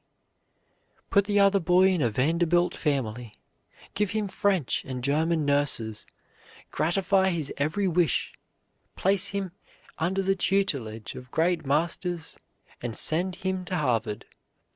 Give him thousands a year for spending money, and let him travel extensively. The two meet. The city lad is ashamed of his country brother. The plain, threadbare clothes, hard hands, tawny face, and awkward manner of the country boy make sorry contrast with the genteel appearance of the other. The poor boy bemoans his hard lot, regrets that he has no chance in life, and envies the city youth. He thinks that it is a cruel providence that places such a wide gulf between them. They meet again as men, but how changed! It is as easy to distinguish the sturdy, self-made man from the one who has been propped up all his life by wealth, position, and family influence, as it is for the shipbuilder to tell the difference between the plank from the rugged mountain oak and one from the sapling of the forest. When God wants to educate a man, He does not send him to school to the graces, but to the necessities. Through the pit and the dungeon, Joseph came to a throne. We are not conscious of the mighty cravings of our half-divine humanity. We are not aware of the God within us until some chasm yawns which must be filled, or till the rending asunder of our affections forces us to become conscious of a need. St. Paul in his Roman cell, John Huss led to the stake at Constance, Tyndale dying in his prison at Amsterdam, Milton amid the incipient earthquake throes of revolution, teaching two little boys in Aldgate Street, David Livingstone worn to a shadow dying in a Negro hut in Central Africa, alone. What failures they might all have seemed to themselves to be, yet what mighty purposes was God working out by their apparent humiliations! Two highwaymen, chancing once to pass a gibbet, one of them exclaimed, "What a fine profession ours would be if there were no gibbets!" "Tut, you blockhead," replied the other, "gibbets are the making of us, for if there were no gibbets everyone would be a highwayman." Just so with every art, trade, or pursuit. It is the difficulties that scare and keep out unworthy competitors. "Success grows out of struggles to overcome difficulties," says Smiles. If there were no difficulties, there would be no success.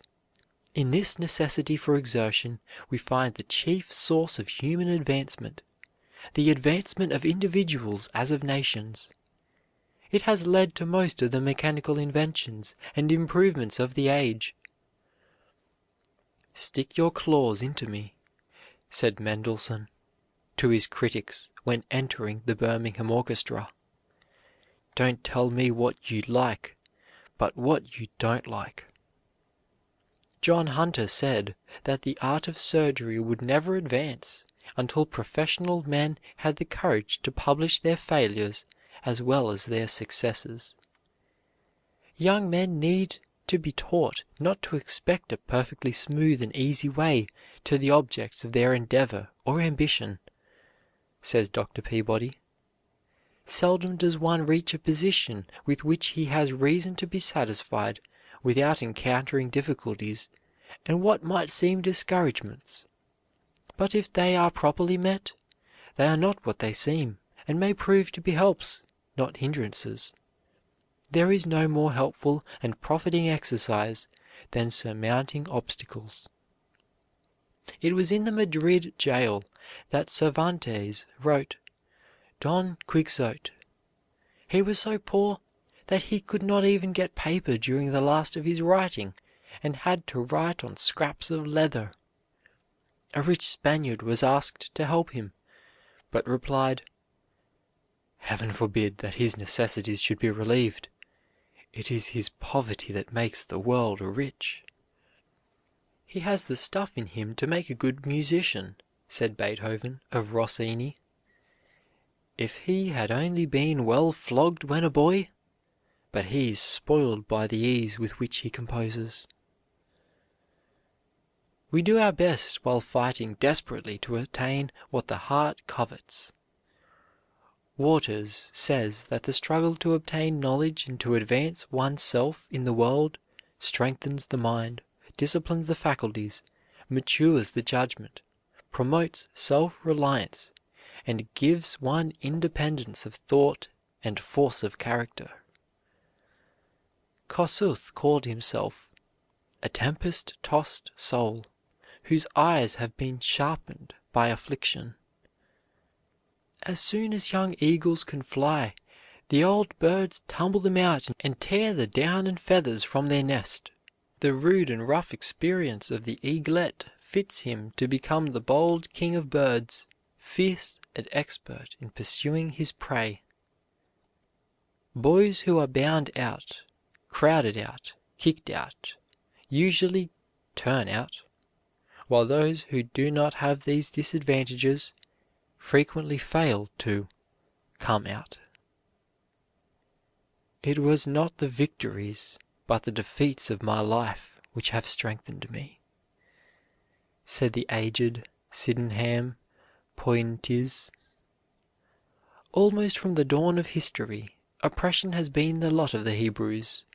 Yet they have given the world its noblest songs, its wisest proverbs, its sweetest music. With them persecution seems to bring prosperity. They thrive where others would starve. They hold the purse strings of many nations. To them hardship has been like spring mornings, frosty but kindly, the cold of which will kill the vermin, but will let the plant live. In one of the battles of the Crimea, a cannonball struck inside the fort, crashing through a beautiful garden. But from the ugly chasm there burst forth a spring of water which ever afterward flowed a living fountain. From the ugly gashes which misfortunes and sorrows make in our hearts, perennial fountains of rich experience and new joys often spring. Don't lament and grieve over lost wealth. The Creator may see something grand and mighty, which even He cannot bring out, as long as your wealth stands in the way. You must throw away the crutches of riches and stand upon your own feet, and develop the long unused muscles of manhood. God may see a rough diamond in you which only the hard hits of poverty can polish. God knows where the richest melodies of our lives are, and what drill and what discipline are necessary to bring them out. The frost, the snows, the tempests, the lightnings are the rough teachers that bring the tiny acorn to the sturdy oak. Fierce winters are as necessary to it as long summers. It is its half-century's struggle with the elements for existence, wrestling with the storm, fighting for its life from the moment that it leaves the acorn until it goes into the ship, that gives its value. Without this struggling it would have been characterless, stamina-less, nerveless, and its grain would have never been susceptible of high polish.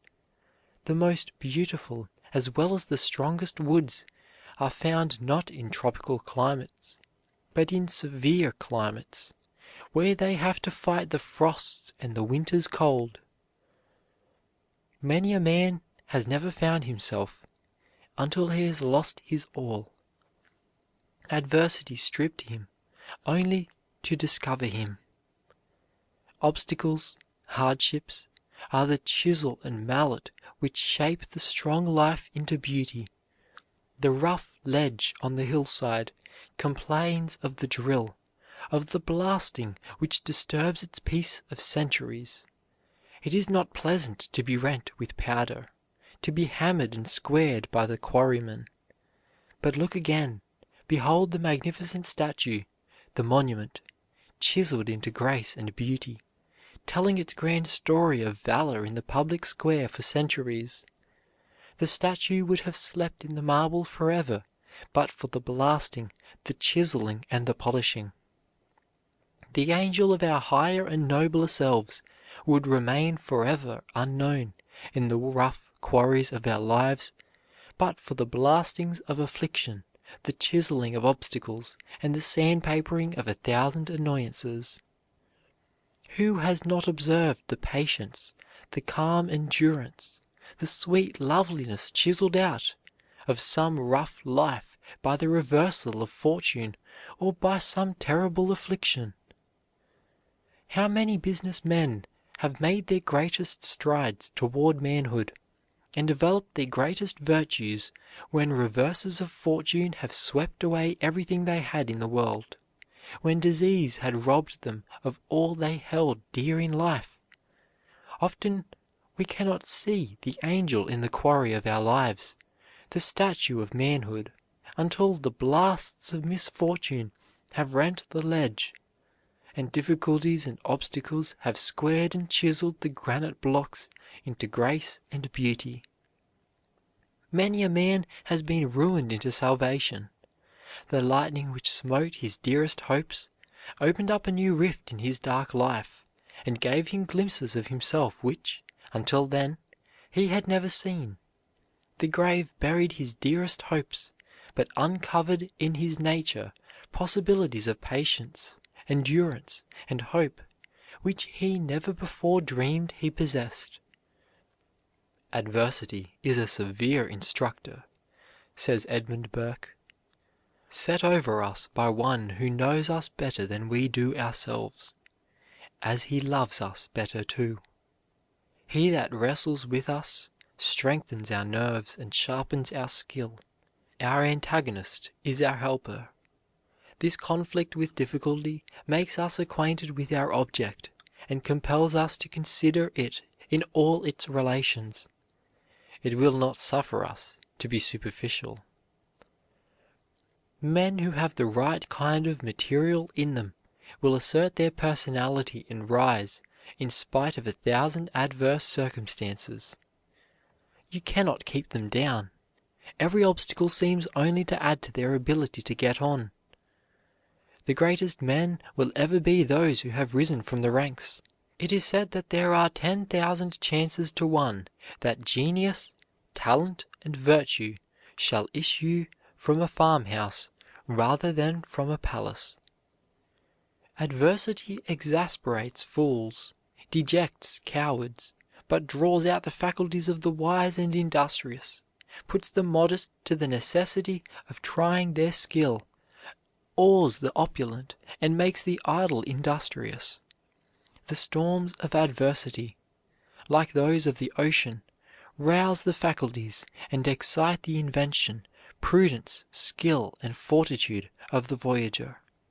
A man upon whom continuous sunshine falls is like the earth in August. He becomes parched and dry and hard and close-grained. Men have drawn from adversity the elements of greatness. Beethoven was almost totally deaf and burdened with sorrow when he produced his greatest works. Schiller wrote his best books in great bodily suffering. He was not free from pain for 15 years. Milton wrote his leading productions when blind, poor, and sick. "Who best can suffer," said he, "best can do." Bunyan said that, if it were lawful, he could even pray for greater trouble, for the greater comfort's sake.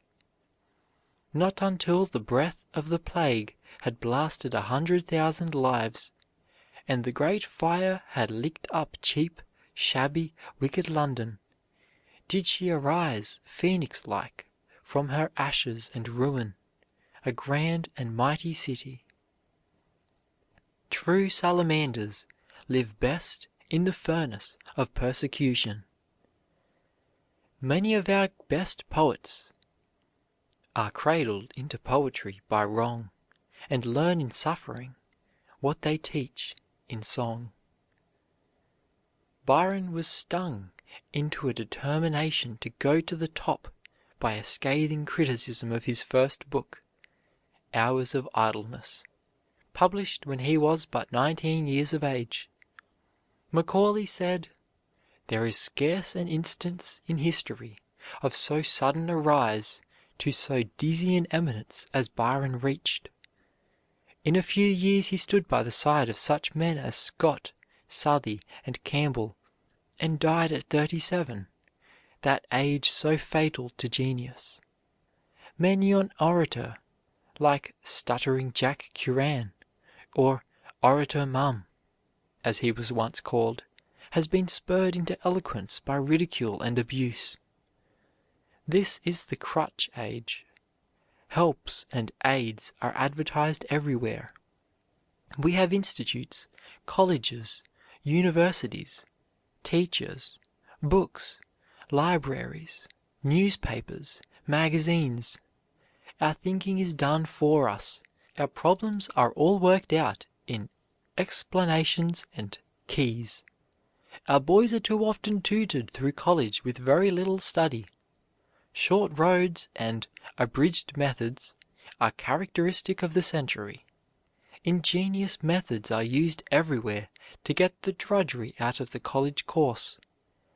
Newspapers give us our politics, and preachers our religion. Self-help and self-reliance are getting old-fashioned. Nature, as if conscious of delayed blessings, has rushed to man's relief with her wondrous forces, and undertakes to do the world's drudgery and emancipate him from Eden's curse. But do not misinterpret her edict. She emancipates from the lower only to call to the higher. She does not bid the world go and play while she does the work. She emancipates the muscles only to employ the brain and heart. The most beautiful, as well as the strongest characters, are not developed in warm climates, where man finds his bread ready-made on trees, and where exertion is a great effort, but rather in a trying climate and on a stubborn soil. It is not chance that returns to the Hindu ryot a penny, and to the American laborer $1 for his daily toil, that makes Mexico with its mineral wealth poor, and New England with its granite and ice rich. It is rugged necessity. It is the struggle to obtain. It is poverty, the priceless spur that develops the stamina of manhood and calls the race out of barbarism. Intelligent labor found the world a wilderness and has made it a garden. As the sculptor thinks only of the angel imprisoned in the marble block, so nature cares only for the man or woman shut up in the human being. The sculptor cares nothing for the block as such. Nature has little regard for the mere lump of breathing clay. The sculptor will chip off all unnecessary material to set free the angel. Nature will chip and pound us remorselessly to bring out our possibilities. She will strip us of wealth, humble our pride, humiliate our ambition, let us down from the ladder of fame, will discipline us in 1,000 ways, if she can develop a little character. Everything must give way to that. The hero is not fed on sweets. Daily his own heart he eats. Chambers of the great are jails, and headwinds right for royal sails. Then welcome each rebuff that turns earth's smoothness rough, each sting that bids not sit nor stand, but go. Browning. End of chapter 27. Uses of Obstacles. Recording by Luke Sartor, Brisbane, Queensland.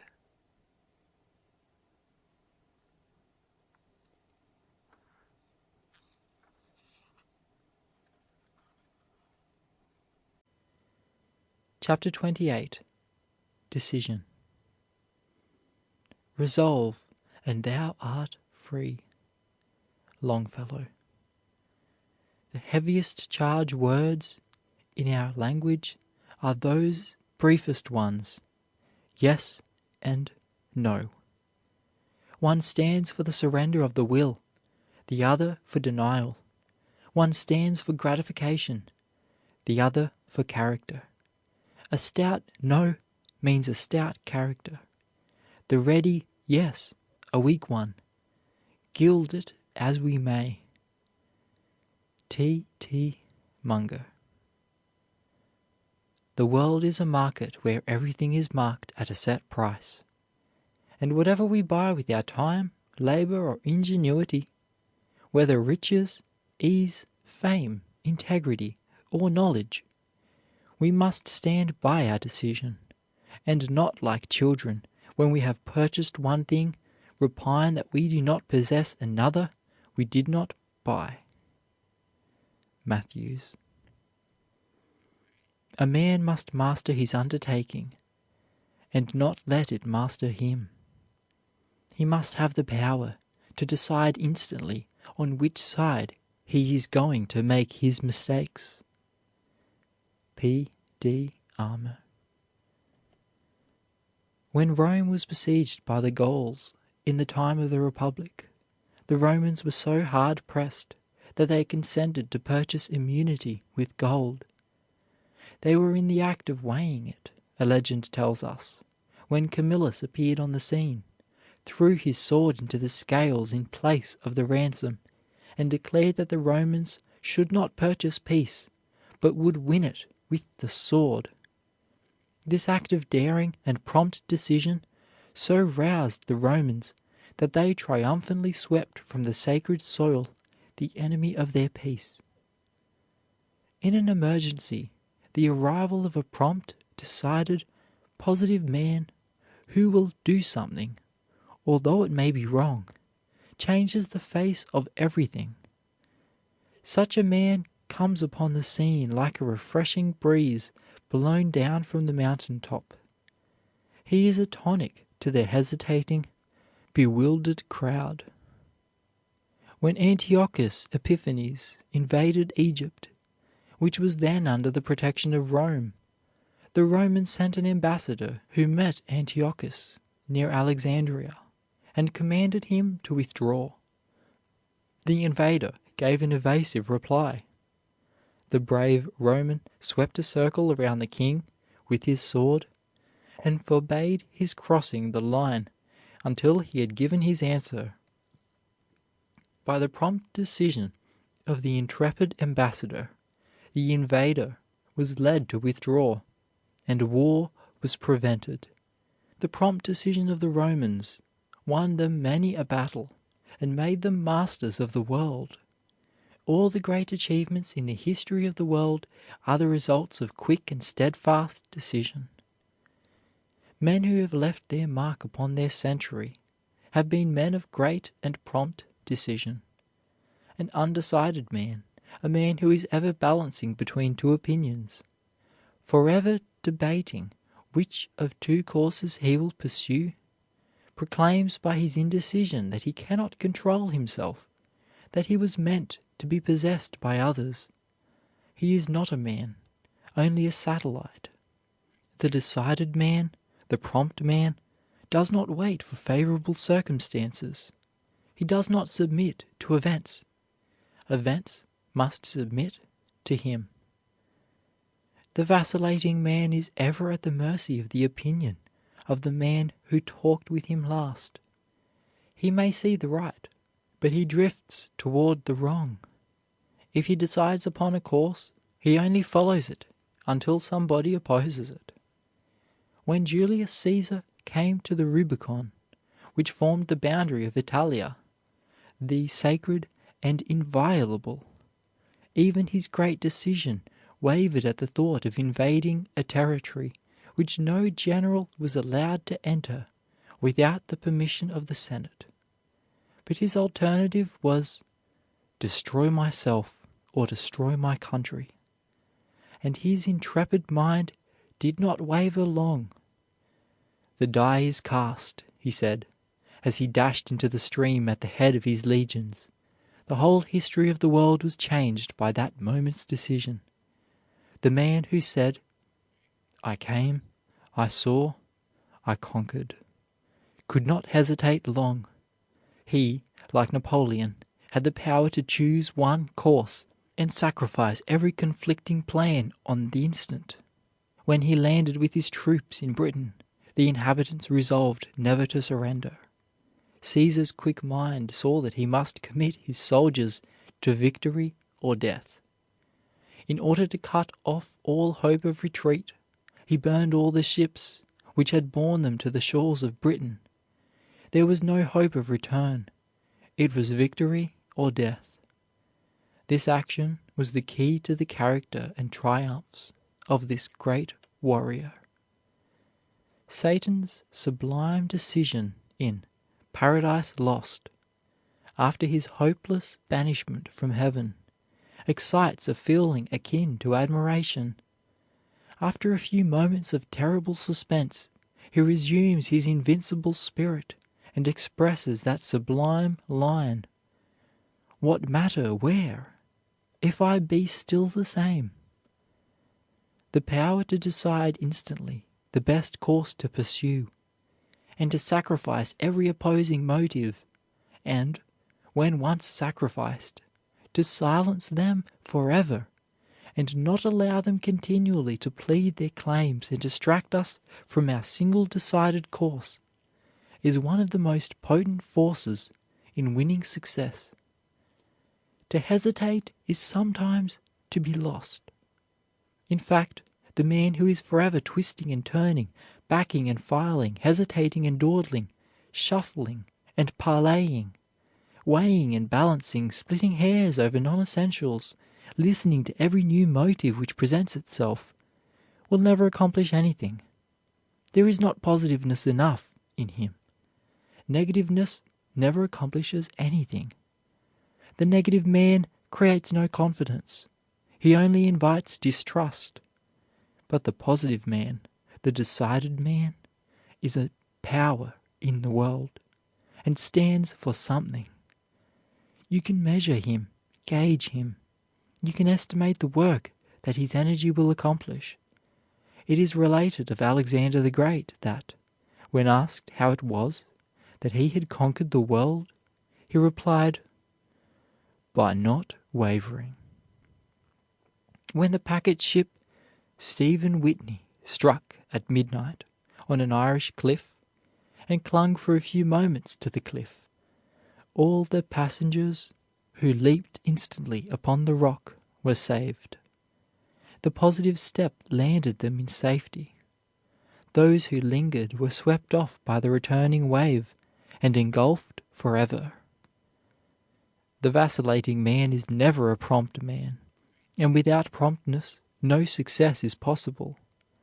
Great opportunities not only come seldom into the most fortunate life, but also are often quickly gone. "A man without decision," says John Foster, "can never be said to belong to himself, since if he dared to assert that he did, the puny force of some cause, about as powerful as a spider, may make a seizure of the unhappy boaster the very next minute, and contemptuously exhibit the futility of the determination by which he was to have proved the independence of his understanding and will. He belongs to whatever can make capture of him, and one thing after another vindicates its right to him by arresting him while he is trying to go on, as twigs and chips floating near the edge of a river are intercepted by every weed and whirled into every little eddy. The decided man not only has the advantage of the time saved from dilly-dallying and procrastination, but he also saves the energy and vital force which is wasted by the perplexed man who takes up every argument on one side and then on the other, and weighs them until the two sides hang in equipoise, with no preponderating motive to enable him to decide. He is in stable equilibrium, and so does not move at all of his own volition, but moves very easily at the slightest volition of another. Yet there is not a man living who might not be a prompt and decided man, if he would only learn always to act quickly. The punctual man, the decided man, can do twice as much as the undecided and dawdling man who never quite knows what he wants. Prompt decision saved Napoleon and Grant and their armies many a time when delay would have been fatal. Napoleon used to say that although a battle might last an entire day, yet it generally turned upon a few critical minutes in which the fate of the engagement was decided. His will, which subdued nearly the whole of Europe, was as prompt and decisive in the minutest detail of command as in the greatest battle. Decision of purpose and promptness of action enabled him to astonish the world with his marvelous successes. He seemed to be everywhere at once. What he could accomplish in a day surprised all who knew him. He seemed to electrify everybody about him. His invincible energy thrilled the whole army. He could rouse to immediate and enthusiastic action the dullest troops, and inspire with courage the most stupid men. The ifs and buts, he said, are at present out of season, and above all it must be done with speed. He would sit up all night, if necessary, after riding 30 or 40 leagues, to attend to correspondence, dispatches, and details. What a lesson to dawdling, shiftless, half-hearted men! The doubt of Charles V, says Motley, changed the destinies of the civilized world. So powerful were President Washington's views in determining the actions of the people, that when Congress adjourned, Jefferson wrote to Monroe at Paris, "You will see by their proceedings the truth of what I always told you, namely, that one man outweighs them all in influence, who supports his judgment against their own and that of their representatives. Republicanism resigns the vessel to the pilot. There is no vocation or occupation which does not present many difficulties, at times almost overwhelming, and the young man who allows himself to waver every time he comes to a hard place in life will not succeed. Without decision there can be no concentration, and to succeed a man must concentrate. The undecided man cannot bring himself to a focus. He dissipates his energy, scatters his forces, and executes nothing. He cannot hold to one thing long enough to bring success out of it. One vocation or occupation presents its rosy side to him. He feels sure it is the thing he wants to do, and, full of enthusiasm, adopts it as his life's work. But in a few days the thorns begin to appear. His enthusiasm evaporates, and he wonders why he is so foolish as to think himself fitted for that vocation. The one which his friend adopted is much better suited to him. He drops his own and adopts the other. So he vacillates through life, captured by any new occupation which happens to appeal to him as the most desirable at the time, never using his judgment or common sense, but governed by his impressions and his feelings at the moment. Such people are never led by principle. You never know where to find them. They are here today and there tomorrow, doing this thing and that thing, throwing away all the skill they had acquired in mastering the drudgery of the last occupation. In fact, They never go far enough in anything to get beyond the drudgery stage to the remunerative and agreeable stage, the skillful stage. They spend their lives at the beginning of occupations which are always most agreeable. These people rarely reach the stage of competency, comfort, and contentment.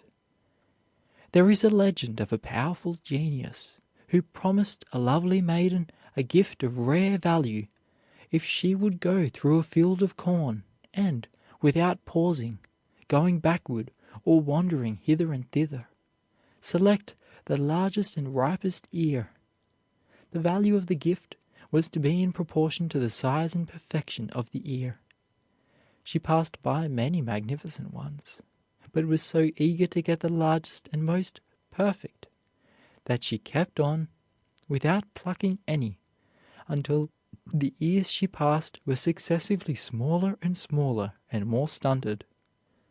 Finally, they became so small that she was ashamed to select one of them, and, not being allowed to go backward, she came out on the other side without any. Alexander, his heart throbbing with a great purpose, conquers the world. Hannibal, impelled by his hatred to the Romans, even crosses the Alps to compass his design. While other men are bemoaning difficulties and shrinking from dangers and obstacles and preparing expedients, the great soul, without fuss or noise, takes the step, and lo, the mountain has been leveled and the way lies open. Learn, then, to will strongly and decisively. Thus fix your floating life and leave it no longer to be carried hither and thither, like a withered leaf, by every wind that blows. An undecided man is like the turnstile at a fair, which is in everybody's way, but stops no one. The secret of the whole matter was, replied Amos Lawrence, we had formed the habit of prompt acting, thus taking the top of the tide, while the habit of some others was to delay till about half tide, thus getting on the flats. Most of the young men and women who are lost in our cities are ruined because of their inability to say no to the thousand allurements and temptations which appeal to their weak passions. If they would only show a little decision at first, one emphatic no might silence their solicitors forever. But they are weak, they are afraid of offending, they don't like to say no, and thus they throw down the gauntlet and are soon on the broad road to ruin. A little resolution early in life will soon conquer the right to mind one's own business. An old legend says that a fool and a wise man were journeying together and came to a point where two ways opened before them, one broad and beautiful, the other narrow and rough. The fool desired to take the pleasant way. The wise man knew that the difficult one was the shortest and safest, and so declared. But at last the urgency of the fool prevailed. They took the more inviting path, and were soon met by robbers who seized their goods and made them captives. A little later, both they and their captors were arrested by officers of the law and taken before the judge. Then the wise man pleaded that the fool was to blame because he desired to take the wrong way. The fool pleaded that he was only a fool, and no sensible man should have heeded his counsel. The judge punished them both equally. If sinners entice thee, consent thou not.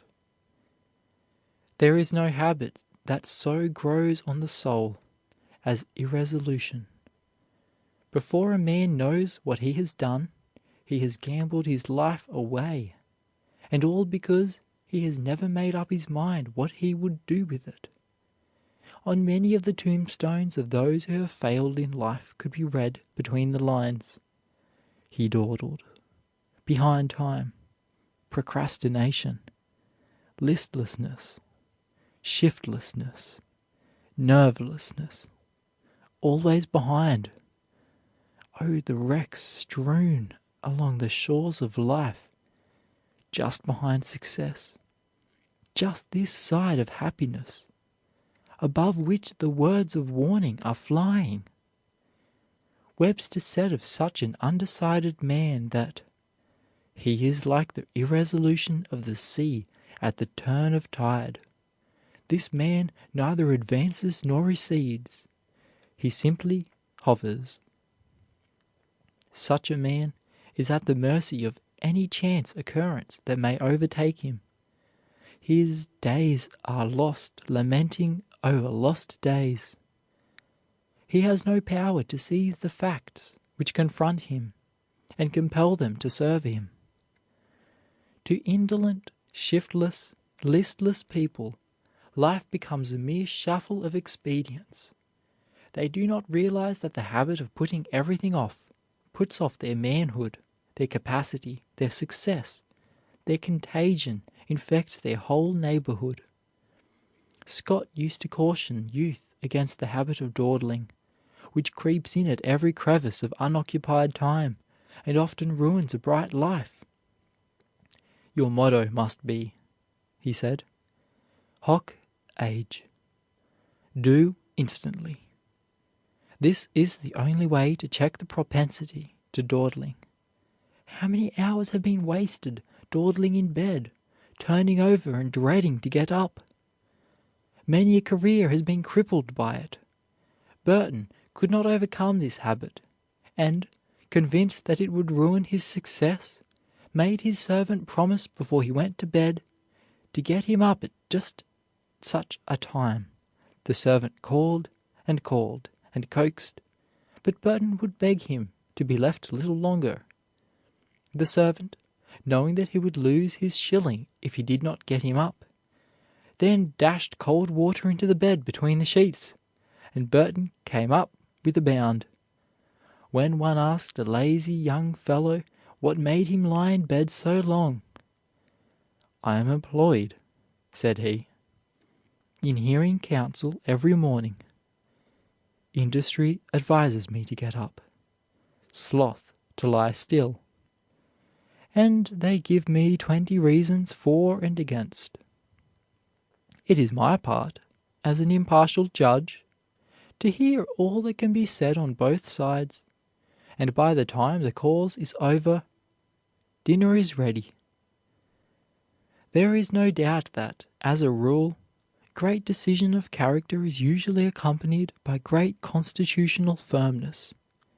Men who have been noted for great firmness of character have usually been strong and robust.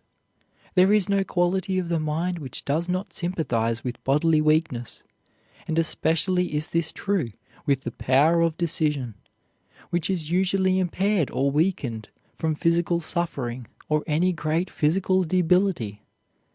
As a rule, it is the strong physical man who carries weight and conviction.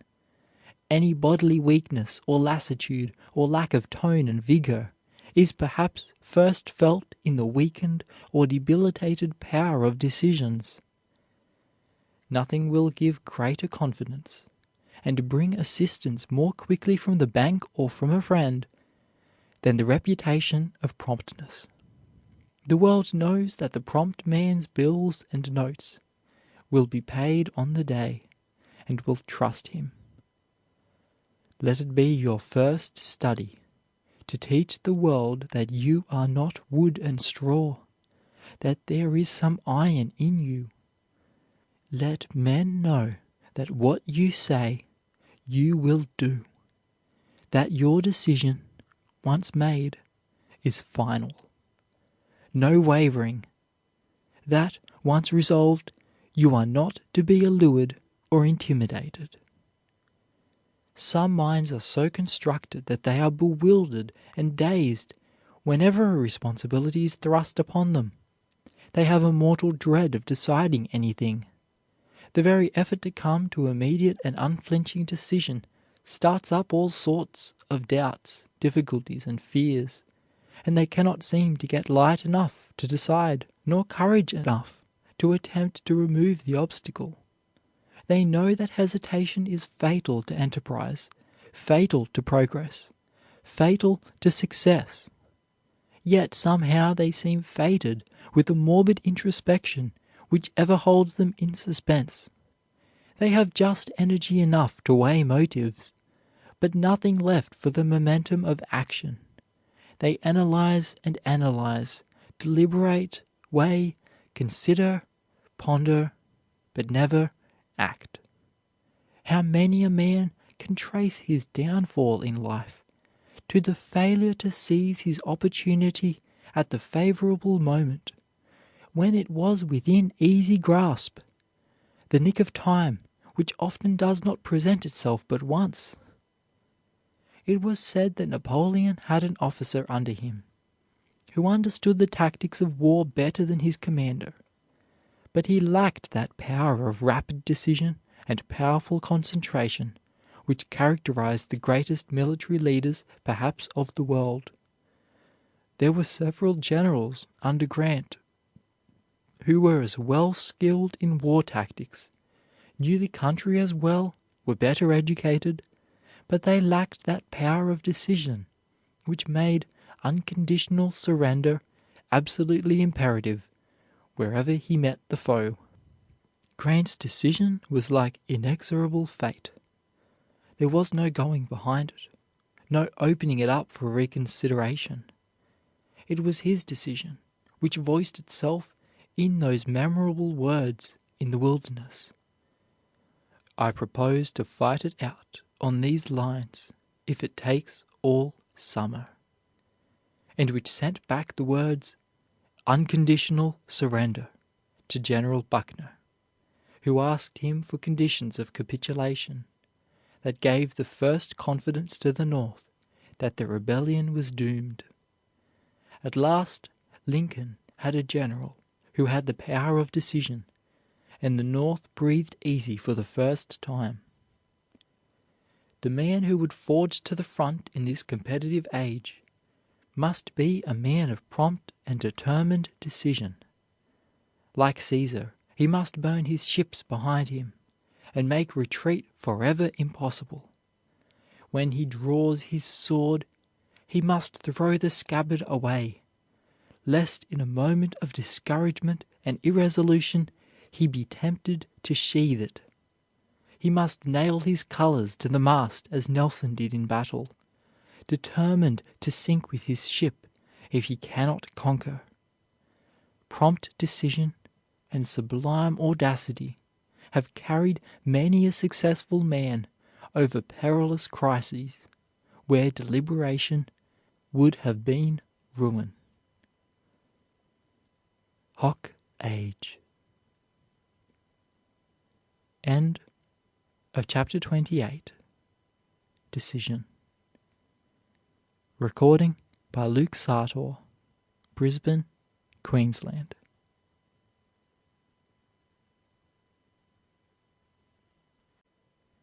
Chapter 29. Observation as a Success Factor. Henry Ward Beecher was not so foolish as to think that he could get on without systematic study and a thoroughgoing knowledge of the world of books. "When I first went to Brooklyn," he said, "men doubted whether I could sustain myself. I replied, 'Give me uninterrupted time till 9 o'clock every morning, and I do not care what comes after.'" He was a hard student during 4 hours every morning. Those who saw him after that imagined that he picked up the material for his sermons on the street. Yet, having said so much, it is true that much that was most vital in his preaching he did not pick up on the street. Where does Mr. Beecher get his sermons? Every ambitious young clergyman in the country was asking, and upon one occasion he answered, "I keep my eyes open and ask questions." This is the secret of many a man's success, keeping his eyes open and asking questions. Although Beecher was an omnivorous reader, he did not care much for the writings of the theologians. The Christ was his great model, and he knew that he did not search the writings of the Sanhedrin for his sermons, but picked them up as he walked along the banks of the Jordan and over the hills and through the meadows and villages of Galilee. He saw that the strength of this great master's sermons was in their utter simplicity, their naturalness. Beecher's sermons were very simple, healthy, and strong. They pulsated with life. They had the vigor of bright red blood in them, because, like Christ's, they grew out of doors. He got them everywhere from life and nature. He picked them up in the marketplace, on Wall Street, in the stores. He got them from the brakeman, the mechanic, the blacksmith, the day laborer, the newsboy, the train conductor, the clerk, the lawyer, the physician, and the businessman. He did not watch the progress of the great human battle from his study, as many did. He went into the thick of the fight himself. He was in the smoke and din. Where the battle of life raged fiercest, there he was, studying its great problems. Now it was the problem of slavery, again the problem of government, or commerce, or education. Whatever touched the lives of men, he kept his hand upon the pulse of events. He was in the swim of things. The great, busy, ambitious world was everywhere throbbing for him.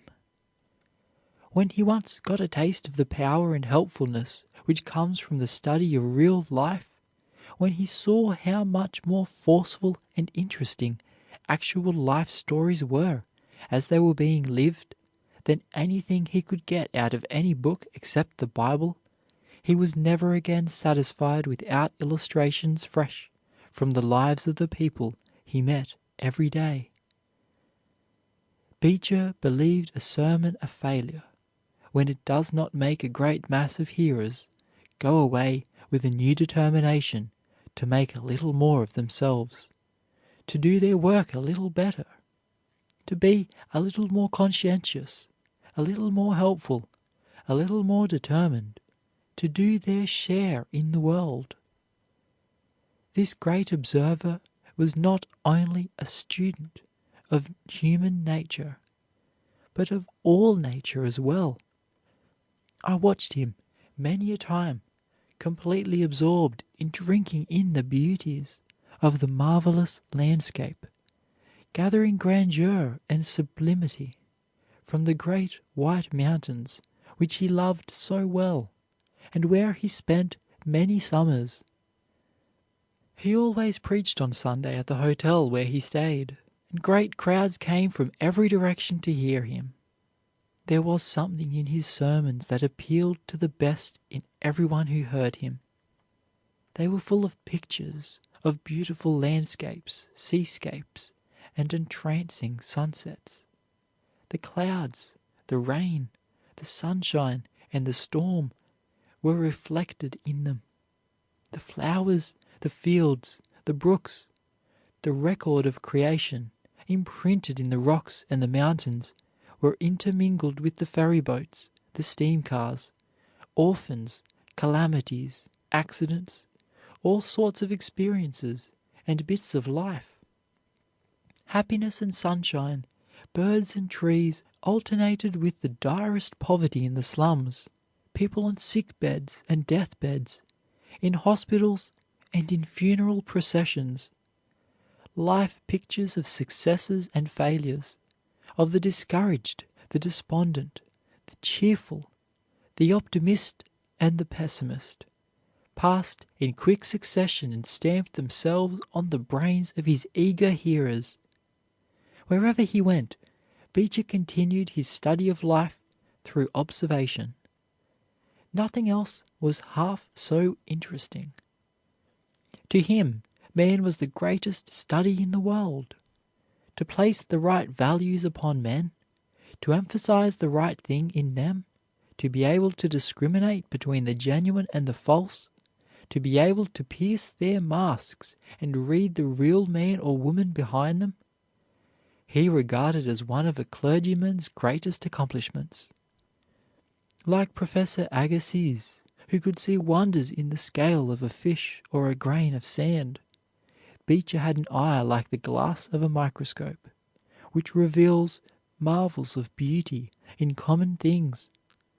He could see beauty and harmony where others saw only ugliness and discord, because he read the hidden meaning in things. Like Ruskin, he could see the marvelous philosophy, the divine plan, in the lowliest object. He could feel the divine presence in all created things. An exhaustive observation, says Herbert Spencer, is an element of all great success. There is no position in life where a trained eye cannot be made a great success asset. "Let's leave it to Osler," said the physicians at a consultation where a precious life hung by a thread. Then the great Johns Hopkins professor examined the patient. He did not ask questions. His experienced eye drew a conclusion from the slightest evidence. He watched the patient closely, his manner of breathing, the appearance of the eye. Everything was a telltale of the patient's condition, which he read as an open book. He saw symptoms which others could not see. He recommended a certain operation, which was performed, and the patient recovered. The majority of those present disagreed with him, but such was their confidence in his power to diagnose a case through symptoms and indications which escape most physicians, that they were willing to leave the whole decision to him. Professor Osler was called a living X-ray machine, with additional eyes in fingertips so familiar with the anatomy that they could detect a growth or displacement so small that it would escape ordinary notice. The power which inheres in a trained faculty of observation is priceless. The education which Beecher got through observation, by keeping his eyes, his ears, and his mind open, meant a great deal more to him and to the world than his college education. He was not a great scholar. He did not stand nearly as high in college as some of his classmates, whom he far outstripped in life, but his mind penetrated to the heart of things. Lincoln was another remarkable example of the possibilities of an education through reflection upon what he observed. His mind stopped and questioned, and extracted the meaning of everything that came within its range. Wherever he went, there was a great interrogation point before him. Everything he saw must give up its secret before he would let it go. He had a passion for knowledge. He yearned to know the meaning of things, the philosophy underlying the common everyday occurrences. Ruskin says, "Hundreds of people can talk for one who can think, but thousands can think for one who can see." I once traveled abroad with two young men, one of whom was all eyes. Nothing seemed to escape him, and the other never saw anything. The day after leaving a city, the latter could scarcely recall anything of interest, while the former had a genius for absorbing knowledge of every kind through the eye. Things so trivial that his companion did not notice them at all meant a great deal to him. He was a poor student, but he brought home rich treasures from over the sea. The other young man was comparatively rich, and brought home almost nothing of value. When visiting Luther Burbank, the wizard horticulturalist, in his famous garden recently, I was much impressed by his marvelous power of seeing things. He had observed the habits of fruits and flowers to such purpose that he has performed miracles in the fields of floriculture and horticulture. Stunted and ugly flowers and fruits, under the eye of this miracle worker, become marvels of beauty. George W. Cortelyou was a stenographer not long ago. Many people thought he would remain a stenographer, but he always kept his eyes open. He was after an opportunity. Promotion was always staring him in the face. He was always looking for the next step above him. He was a shrewd observer. But for this power of seeing things quickly, of absorbing knowledge, he would never have advanced. The youth who would get on must keep his eyes open, his ears open, his mind open. He must be quick, alert, ready. I know a young Turk who has been in this country only a year, yet he speaks our language fluently. He has studied the map of our country. He knows its geography and a great deal of our history, and much about our resources and opportunities. He said that when he landed in New York, it seemed to him that he saw more opportunities in walking every block of our streets than he had ever seen in the whole of Turkey. And he could not understand the lethargy, the lack of ambition, the indifference of our young men to our marvelous possibilities. The efficient man is always growing. He is always accumulating knowledge of every kind. He does not merely look with his eyes, he sees with them. He keeps his ears open. He keeps his mind open to all that is new and fresh and helpful. The majority of people do not see things. They just look at them. The power of keen observation is indicative of a superior mentality, for it is the mind, not the optic nerve, that really sees. Most people are too lazy, mentally, to see things carefully. Close observation is a powerful mental process. The mind is all the time working over the material which the eye brings it, considering, forming opinions, estimating, weighing, balancing, calculating. Careless, indifferent observation does not go back of the eye.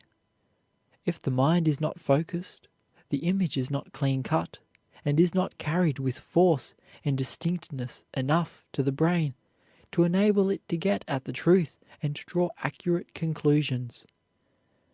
The observing faculty is particularly susceptible to culture, and is capable of becoming a mighty power. Few people realize what a tremendous success and happiness is possible through the medium of the eye.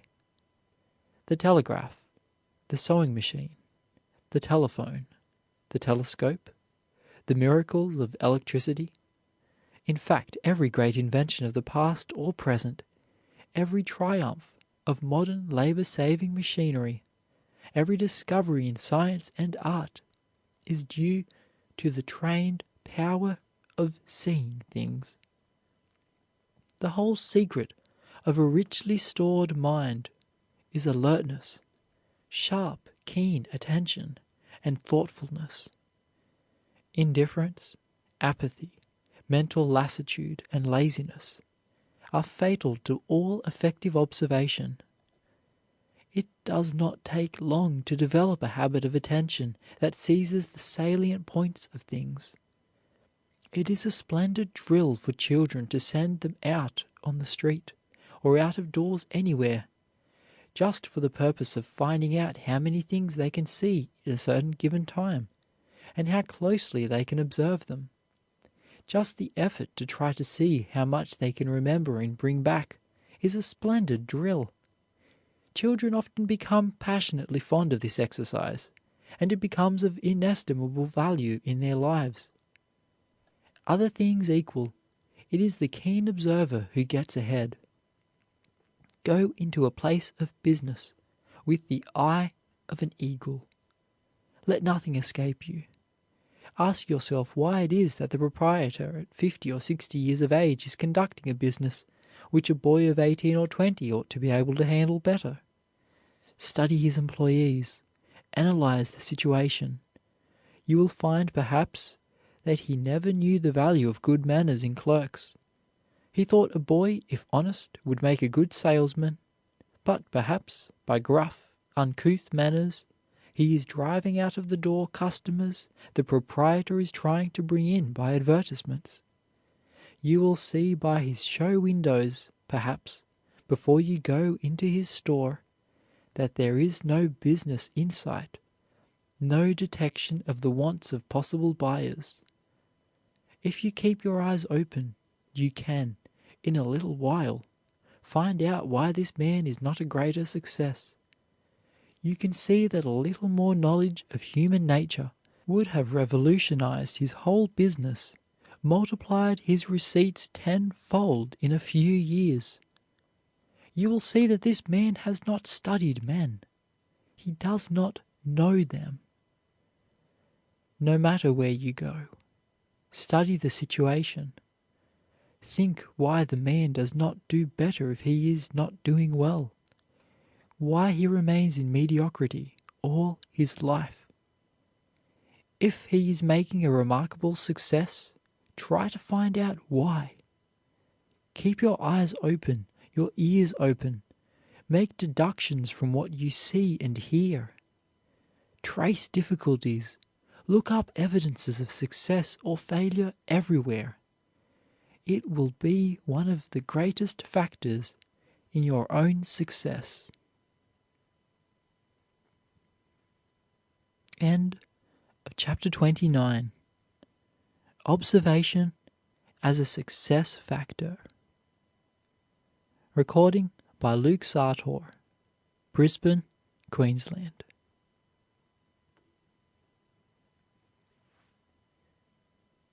Chapter 30. Self-help. I learned that no man in God's wide earth is either willing or able to help any other man. Pestalozzi. What I am, I have made myself. Humphrey Davy. Be sure, my son, and remember that the best men always make themselves. Patrick Henry. Hereditary bondsmen, know ye not, who would be free themselves must strike the blow. Byron. Who waits to have his task marked out shall die and leave his errand unfulfilled. Lowell. Colonel Crockett makes room for himself, exclaimed a backwoods congressman in answer to the exclamation of the White House usher to "Make room for Colonel Crockett." This remarkable man was not afraid to oppose the head of a great nation. He preferred being right to being president. Though rough, uncultured, and uncouth, Crockett was a man of great courage and determination. "Poverty is uncomfortable, as I can testify," said James A. Garfield. "But 9 times out of 10 the best thing that can happen to a young man is to be tossed overboard and compelled to sink or swim for himself. In all my acquaintance I have never known a man to be drowned who was worth the saving." Garfield was the youngest member of the House of Representatives when he entered, but he had not been in his seat 60 days before his ability was recognized and his place conceded. He stepped to the front with the confidence of one who belonged there. He succeeded because all the world in concert could not have kept him in the background, and because, when once in the front, he played his part with an intrepidity and a commanding ease that were but the outward evidences of the immense reserves of energy on which it was in his power to draw. "Take the place and attitude which belongs to you," says Emerson, "and all men acquiesce. The world must be just. It leaves every man with profound unconcern to set his own rate. A person under the firm persuasion that he can command resources virtually has them," says Livy. Richard Arkwright, the 13th child in a hovel, with no education, no chance, gave his spinning model to the world. and put a scepter in England's right hand, such as the Queen never wielded. Solario, a wandering gypsy tinker, fell deeply in love with the daughter of the painter Col Antonio del Fiore, but was told that no one but a painter as good as the father should wed the maiden. "Will you give me 10 years to learn to paint, and so entitle myself to the hand of your daughter?" Consent was given, Col Antonio thinking that he would never be troubled further by the gypsy. About the time that the 10 years were to end, the king's sister showed Col Antonio a Madonna and Child, which the painter extolled in terms of the highest praise. Judge of his surprise on learning that Solario was the artist. His great determination gained him his bride. Louis Philippe said he was the only sovereign in Europe fit to govern, for he could black his own boots. When asked to name his family coat of arms, a self-made president of the United States replied, "A pair of shirt sleeves." It is not the men who have inherited most, except it be in nobility of soul and purpose, who have risen highest, but rather the men with no start, who have won fortunes and have made adverse circumstances a spur to goad them up the steep mount, where fame's proud temple shines afar. To such men every possible goal is accessible, and honest ambition has no height that genius or talent may tread, which has not felt the impress of their feet. You may leave your millions to your son, but have you really given him anything? You cannot transfer the discipline, the experience, the power which the acquisition has given you. You cannot transfer the delight of achieving, the joy felt only in growth, the pride of acquisition, the character which trained habits of accuracy, method, promptness, patience, dispatch, honesty of dealing, politeness of manner have developed. You cannot transfer the skill, sagacity, prudence, foresight, which lie concealed in your wealth. It meant a great deal for you, but means nothing to your heir. In climbing to your fortune, you developed the muscle, stamina, and strength which enabled you to maintain your lofty position, to keep your millions intact. You had the power which comes only from experience, and which alone enables you to stand firm on your dizzy height. Your fortune was experience to you, joy, growth, discipline, and character. To him it will be a temptation, an anxiety, which will probably dwarf him. It was wings to you. It will be a dead weight to him. To you it was education and expansion of your highest powers. To him it may mean inaction, lethargy, indolence, weakness, ignorance.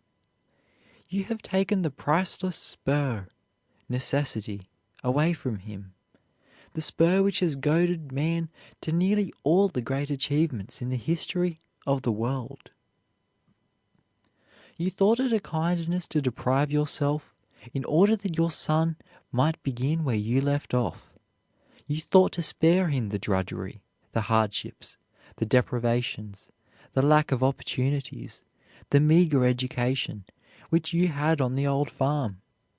But you have put a crutch into his hand instead of a staff.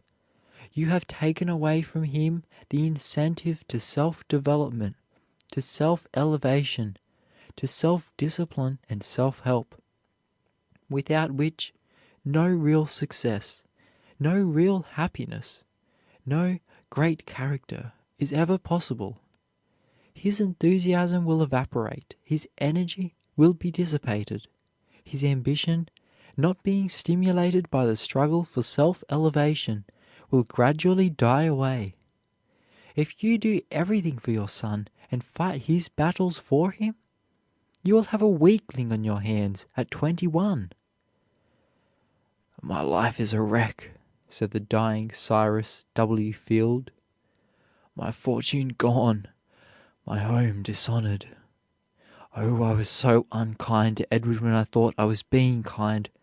If I had only had firmness enough to compel my boys to earn their living, then they would have known the meaning of money." His table was covered with medals and certificates of honor from many nations, in recognition of his great work for civilization in mooring two continents side by side in thought, of the fame he had won and could never lose. But grief shook the sands of life as he thought only of the son who had brought disgrace upon a name before unsullied. The wounds were sharper than those of a serpent's tooth. During the great financial crisis of 1857, Maria Mitchell, who was visiting England, asked an English lady what became of daughters when no property was left them. "They live on their brothers," was the reply. "But what becomes of the American daughters?" asked the English lady, "when there is no money left?" "They earn it," was Miss Mitchell's reply. Men who have been bolstered up all their lives are seldom good for anything in a crisis. When misfortune comes, they look around for somebody to lean upon. If the prop is not there, down they go. Once down, they are as helpless as capsized turtles, or unhorsed men in armor. Many a frontier boy has succeeded beyond all his expectations, simply because all props were early knocked out from under him, and he was obliged to stand upon his own feet. "A man's best friends are his 10 fingers," said Robert Collier, who brought his wife to America in the steerage. "There is no manhood mill which takes in boys and turns out men. What you call 'no chance' may be your only chance. Don't wait for your place to be made for you. Make it yourself. Don't wait for somebody to give you a lift. Lift yourself. Henry Ward Beecher did not wait for a call to a big church with a large salary.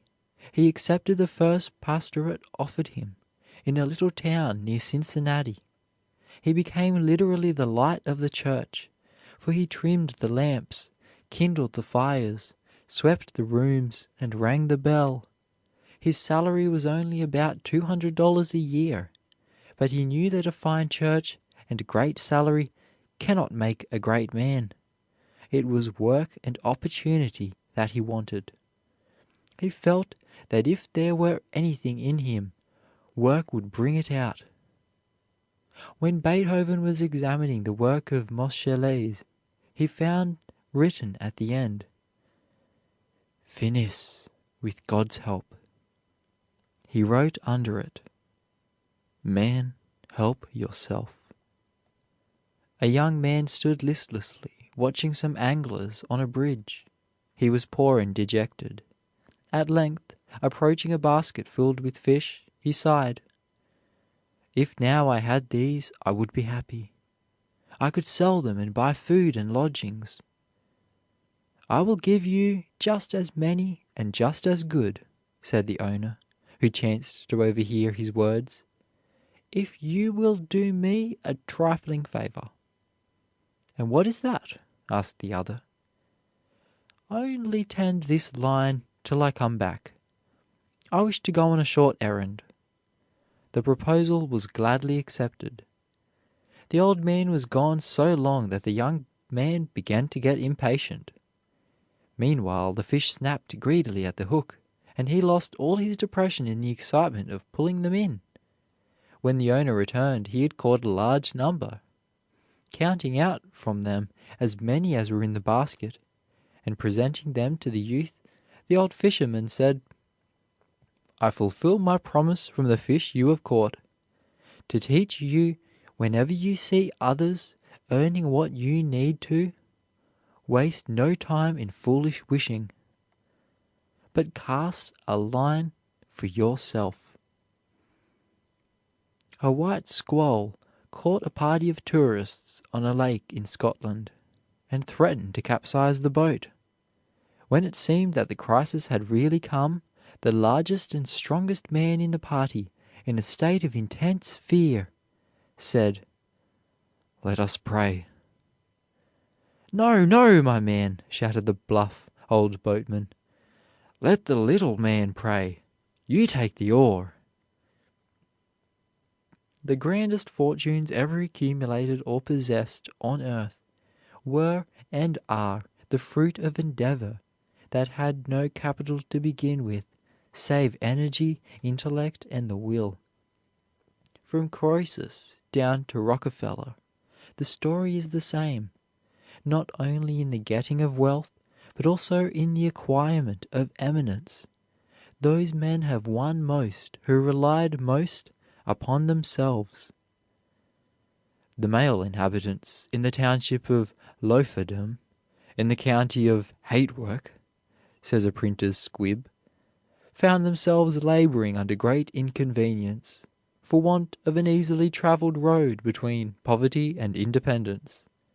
They therefore petitioned the powers that be to levy a tax upon the property of the entire county for the purpose of laying out a macadamized highway, broad and smooth, and all the way downhill to the latter place. Everyone is the artificer of his own fortune, says Sallust. Man is not merely the architect of his own fate, but he must lay the bricks himself. Bayard Taylor, at 23, wrote, "I will become the sculptor of my own mind's statue." His biography shows how often the chisel and hammer were in his hands to shape himself into his ideal. Labor is the only legal tender in the world to true success. The gods sell everything for that, nothing without it. You will never find success marked down. The door to the temple of success is never left open. Everyone who enters makes his own door, which closes behind him to all others. Circumstances have rarely favored great men. They have fought their way to triumph over the road of difficulty and through all sorts of opposition. A lowly beginning and a humble origin are no bar to a great career. The farmers' boys fill many of the greatest places in legislatures, in business, at the bar, in pulpits, in Congress, today. Boys of lowly origin have made many of the greatest discoveries, are presidents of our banks and our colleges, of our universities. Our poor boys and girls have written many of our greatest books, and have filled the highest places as teachers and journalists. Ask almost any great man in our large cities where he was born, and he will tell you it was on a farm or in a small country village. Nearly all of the great capitalists of the city came from the country. Isaac Rich, the founder of Boston University, left Cape Cod for Boston to make his way with a capital of only $4. Like Horace Greeley, he could find no opening for a boy. But what of that? He made an opening. He found a board and made it into an oyster stand on the street corner.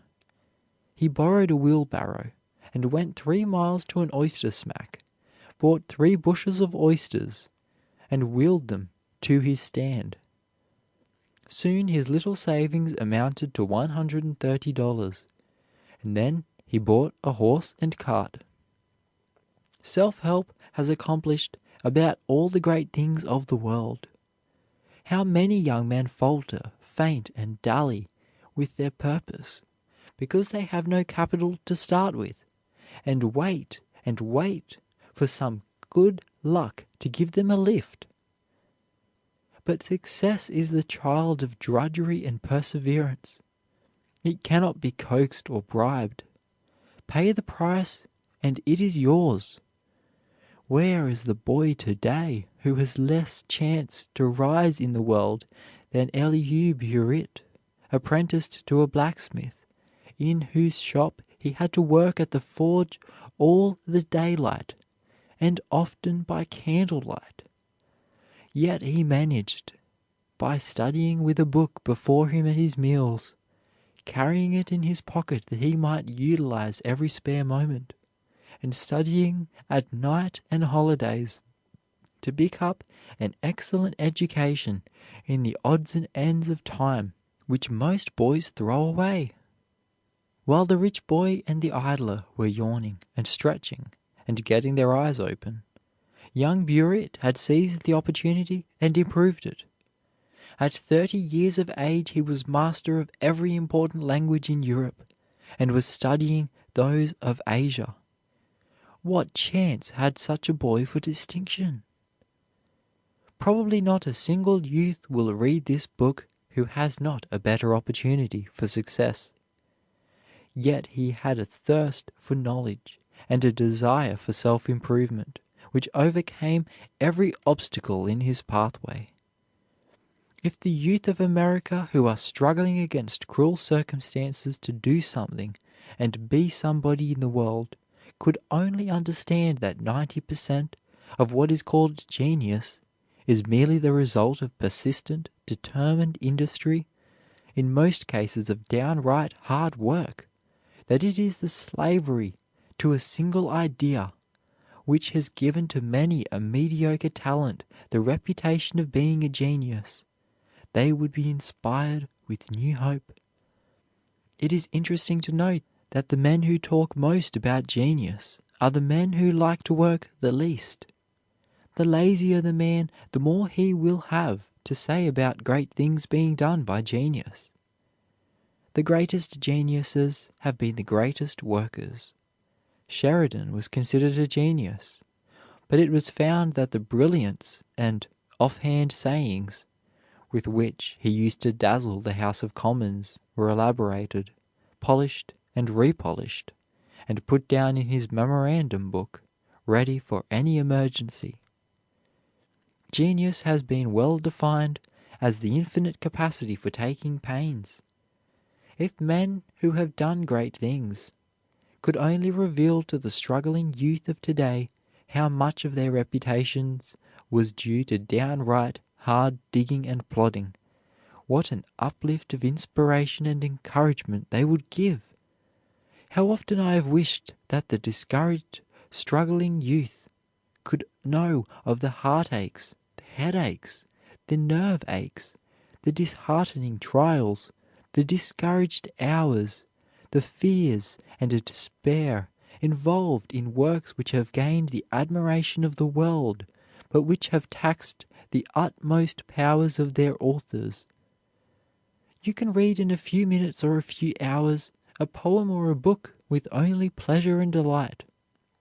But the days and months of weary plodding over details and dreary drudgery often required to produce it would stagger belief.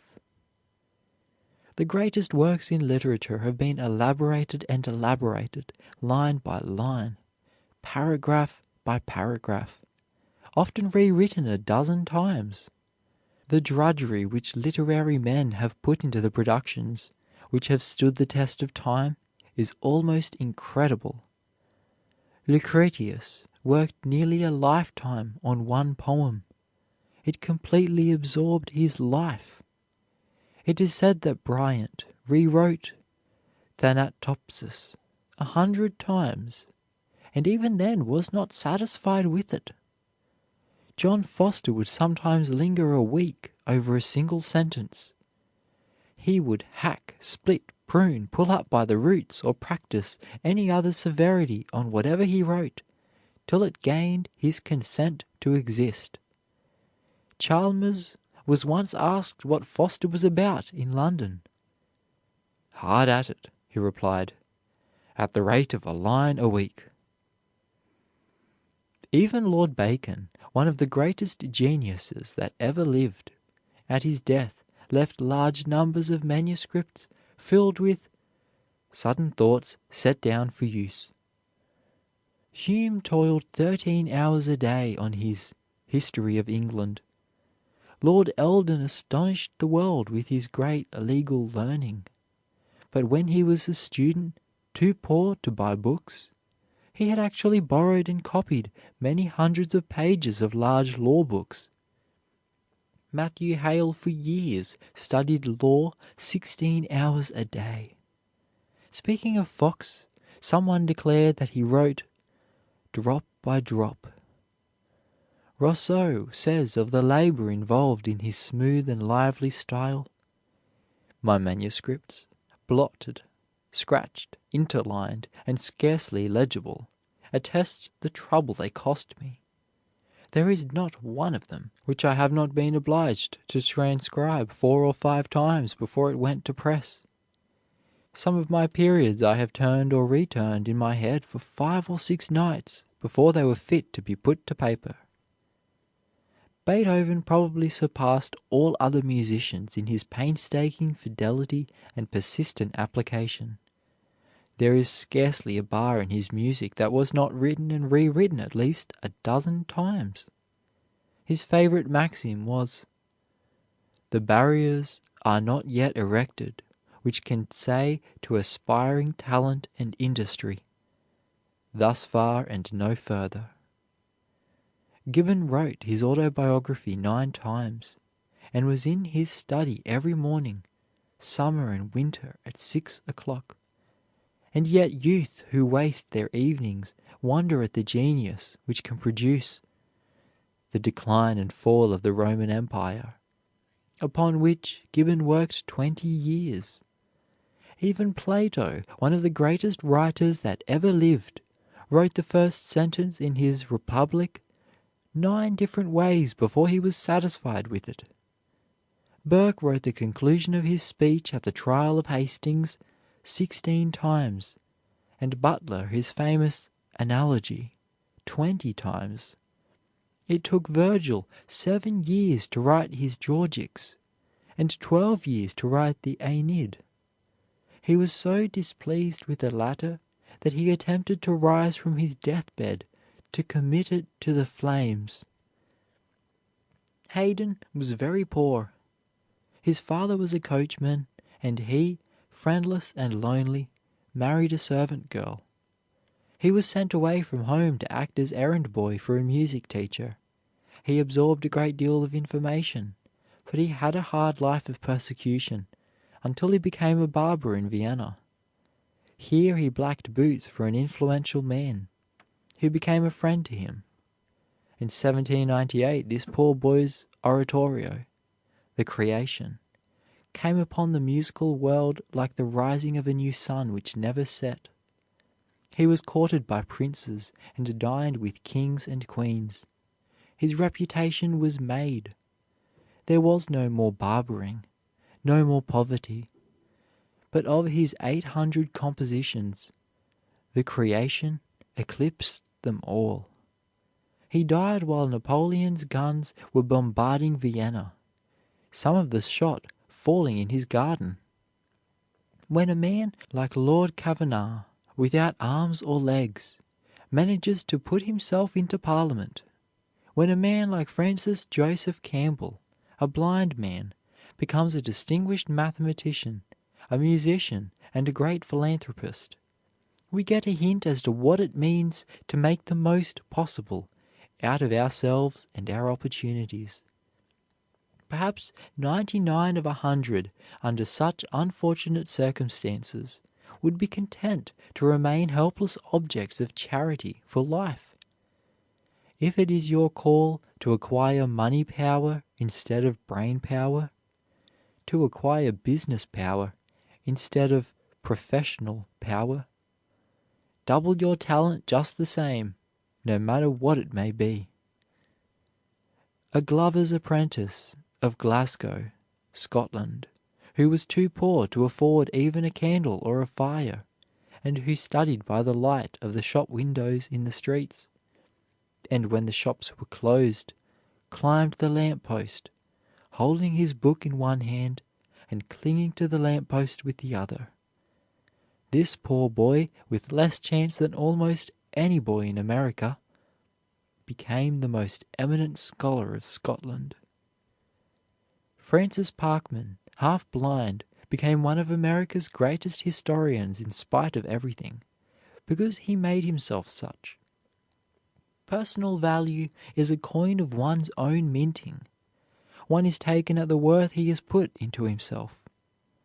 Franklin was but a poor printer's boy, whose highest luxury at one time was only a penny roll eaten in the streets of Philadelphia. Michael Faraday was a poor boy, son of a blacksmith, who apprenticed him at the age of 13 to a bookbinder in London. Michael laid the foundations of his future greatness by making himself familiar with the contents of the books he bound. He remained at night, after others had gone, to read and study the precious volumes. Lord Tenterden was proud to point out to his son the shop where he had shaved for a penny.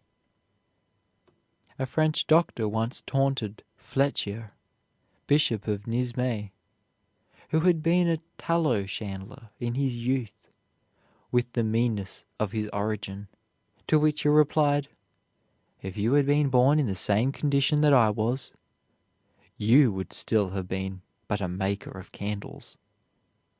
Edwin Chadwick, in his report to the British Parliament, stated that children working on half-time, that is, studying 3 hours a day and working the rest of their time out of doors, really made the greatest intellectual progress during the year. Business men have often accomplished wonders during the busiest lives by simply devoting 1, 2, 3, or 4 hours daily to study or other literary work. James Watt received only the rudiments of an education at school, for his attendance was irregular on account of delicate health. He more than made up for all deficiencies, however, by the diligence with which he pursued his studies at home. Alexander V was a beggar. He was "born mud and died marble." William Herschel, placed at the age of 14 as a musician in the band of the Hanoverian Guards, devoted all his leisure to philosophical studies. He acquired a large fund of general knowledge, and in astronomy, a science in which he was wholly self-instructed, his discoveries entitled him to rank with the greatest astronomers of all time.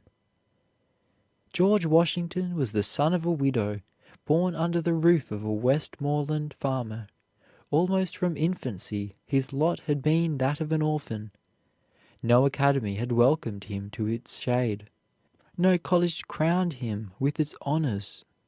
To read, to write, decipher, these had been his degrees in knowledge. Shakespeare learned little more than reading and writing at school, but by self-culture he made himself the great master among literary men. Burns, too, enjoyed few advantages of education, and his youth was passed in almost abject poverty. James Ferguson, the son of a half-starved peasant, learned to read by listening to the recitations of one of his elder brothers. While a mere boy, he discovered several mechanical principles, made models of mills and spinning wheels, and by means of beads on strings, worked out an excellent map of the heavens. Ferguson made remarkable things with a common penknife. How many great men have mounted the hill of knowledge by out-of-the-way paths? Gifford worked his intricate problems with a shoemaker's awl on a bit of leather. Rittenhouse first calculated eclipses on his plow handle. Columbus, while leading the life of a sailor, managed to become the most accomplished geographer and astronomer of his time. When Peter the Great, a boy of 17, became the absolute ruler of Russia, his subjects were little better than savages, and in himself even the passions and propensities of barbarism was so strong that they were frequently exhibited during his whole career. But he determined to transform himself and the Russians into civilized people. He instituted reforms with great energy, and at the age of 26 started on a visit to the other countries of Europe for the purpose of learning about their arts and institutions. At Saardam, Holland, he was so impressed with the sights of the great East India dockyard that he apprenticed himself to a shipbuilder, and helped to build the St. Peter, which he promptly purchased. Continuing his travels, after he had learned his trade, he worked in England in paper mills, sawmills, rope yards, watchmakers' shops, and other manufactories, doing the work and receiving the treatment of a common laborer. While traveling, his constant habit was to obtain as much information as he could beforehand with regard to every place he was to visit, and he would demand, "Let me see all." When setting out on his investigations on such occasions, he carried his tablets in his hand, and whatever he deemed worthy of remembrance was carefully noted down. He would often leave his carriage if he saw the country people at work by the wayside as he passed along, and not only enter into conversation with them on agricultural affairs, but also accompany them to their homes, examine their furniture, and take drawings of their implements of husbandry. Thus he obtained much minute and correct knowledge, which he would scarcely have acquired by other means, and which he afterward turned to admirable account in the improvement of his own country. The ancients said, "Know thyself." The 20th century says, "Help thyself." Self-culture gives a second birth to the soul. A liberal education is a true regeneration. When a man is once liberally educated, he will generally remain a man, not shrink to a mannequin, nor dwindle to a brute. But if he is not properly educated, if he has merely been crammed and stuffed through college, if he has merely a broken down memory from trying to hold crammed facts enough to pass the examination, he will continue to shrink, shrivel, and dwindle, often below his original proportions, for he will lose both his confidence and self-respect, as his crammed facts, which never became a part of himself, evaporate from his distended memory. Every bit of education or culture is of great advantage in the struggle for existence. The microscope does not create anything new, but it reveals marvels. To educate the eye adds to its magnifying power until it sees beauty where before it saw only ugliness. It reveals a world we never suspected, and finds the greatest beauty even in the commonest things. The eye of an Agassiz could see worlds of which the uneducated eye never dreamed. The cultured hand can do 1,000 things the uneducated hand cannot do. It becomes graceful, steady of nerve, strong, skillful. Indeed, it almost seems to think, so animated is it with intelligence. The cultured will can seize, grasp, and hold the possessor with irresistible power and nerve to almost superhuman effort. The educated touch can almost perform miracles. The educated taste can achieve wonders almost past belief. When a contrast between the cultured, logical, profound, masterly reason of a Gladstone and that of the hod carrier, who has never developed or educated his reason beyond what is necessary to enable him to mix mortar and carry brick. Be careful to avoid that over-intellectual culture which is purchased at the expense of moral vigor. An observant professor of one of our colleges has remarked that The mind may be so rounded and polished by education, and so well balanced as not to be energetic in any one faculty.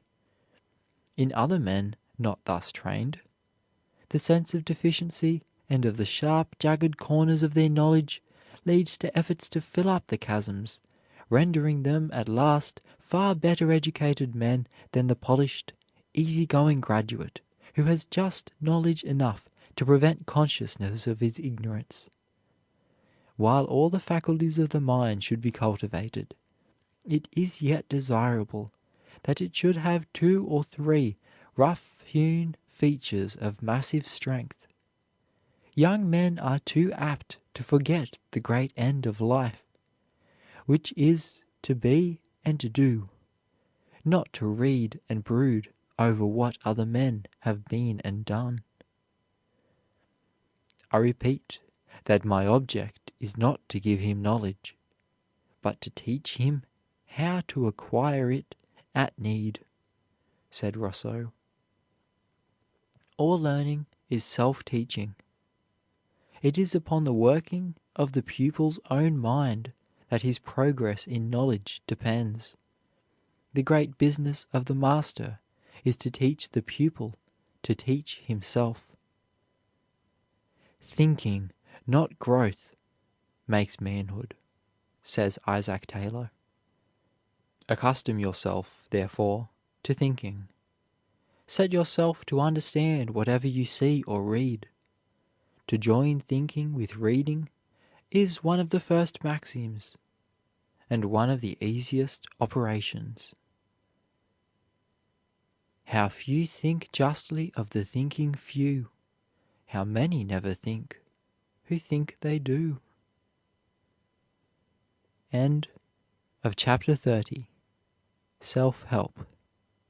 Recording by Luke Sartor, Brisbane, Queensland.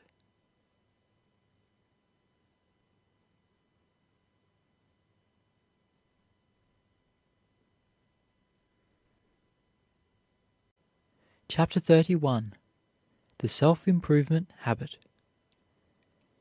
If you want knowledge, you must toil for it. Ruskin. We excuse our sloth under the pretext of difficulty. Quintilian. What sculpture is to a block of marble, education is to the human soul. Addison. A boy is better unborn than untaught. Gascoigne. It is ignorance that wastes, it is knowledge that saves. An untaught faculty is at once quiescent and dead. N. D. Hillis. The plea that this or that man has no time for culture will vanish as soon as we desire culture, so much that we begin to examine seriously into our present use of time. Matthew Arnold. Education, as commonly understood, is the process of developing the mind by means of books and teachers. When education has been neglected, either by reason of lack of opportunity or because advantage was not taken of the opportunities afforded, the one remaining hope is self-improvement. Opportunities for self-improvement surround us. The helps to self-improvement are abundant.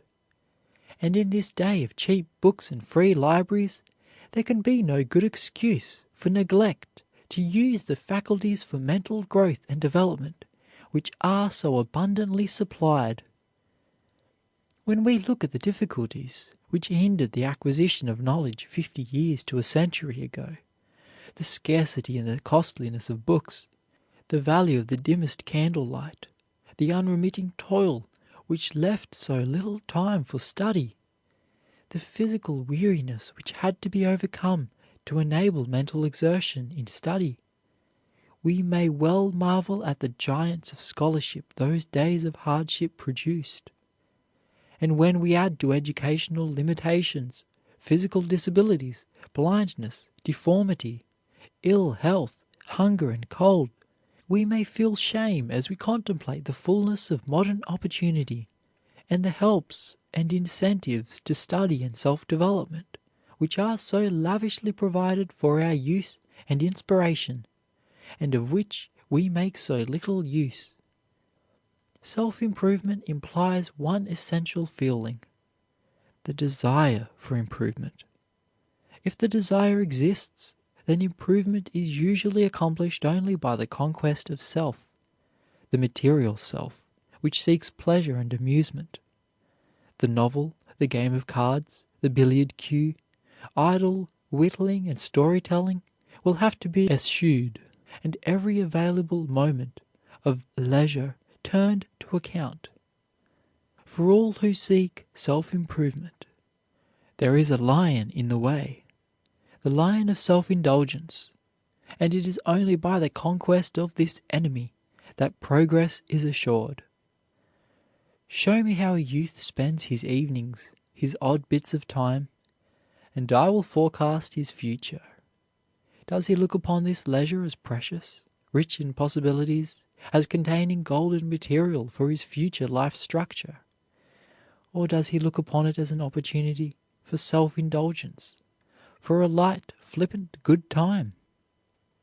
The way he spends his leisure will give the keynote of his life, will tell whether he is dead in earnest or whether he looks upon it as a huge joke. He may not be conscious of the terrible effects, the gradual deterioration of character which comes from a frivolous wasting of his evenings and half holidays, but the character is being undermined just the same.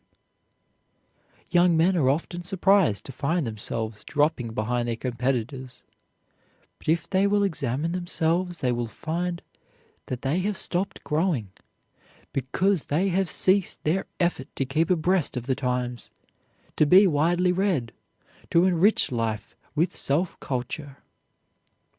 It is the right use of spare moments in reading and study which qualify men for leadership, and in many historic cases the spare moments utilized for study were not spare in the sense of being the spare time of leisure.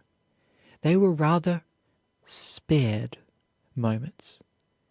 Moments spared from sleep, from meal times, from recreation. Where is the boy today who has less chance to rise in the world than Elihu Burritt, apprenticed at 16 to a blacksmith? In his shop he had to work at the forge all the daylight, and often by candlelight. Yet he managed, by studying with a book before him at his meals, carrying it in his pocket that he might utilize every spare moment, and studying nights and holidays, to pick up an excellent education in the odds and ends of time which most boys throw away. While the rich boy and the idler were yawning and stretching and getting their eyes open, young Burritt had seized the opportunity and improved it. He had a thirst for knowledge and a desire for self-improvement which overcame every obstacle in his pathway. A wealthy gentleman offered to pay his expenses at Harvard, but no, Elihu said he could get his education himself, even though he had to work 12 or 14 hours a day at the forge. Here was a determined boy. He snatched every spare moment at the anvil and forge as if it were gold. He believed, with Gladstone, that thrift of time would repay him in after years with usury, and that waste of it would make him dwindle. Think of a boy working nearly all the daylight in a blacksmith shop, and yet finding time to study 7 languages in a single year. It is not lack of ability that holds men down, but lack of industry. In many cases the employee has a better brain, a better mental capacity than his employer, but he does not improve his faculties. He dulls his mind by cigarette smoking. He spends his money at the pool table, theater, or dance, and as he grows old and the harness of perpetual service galls him, he grumbles at his lack of luck, his limited opportunity.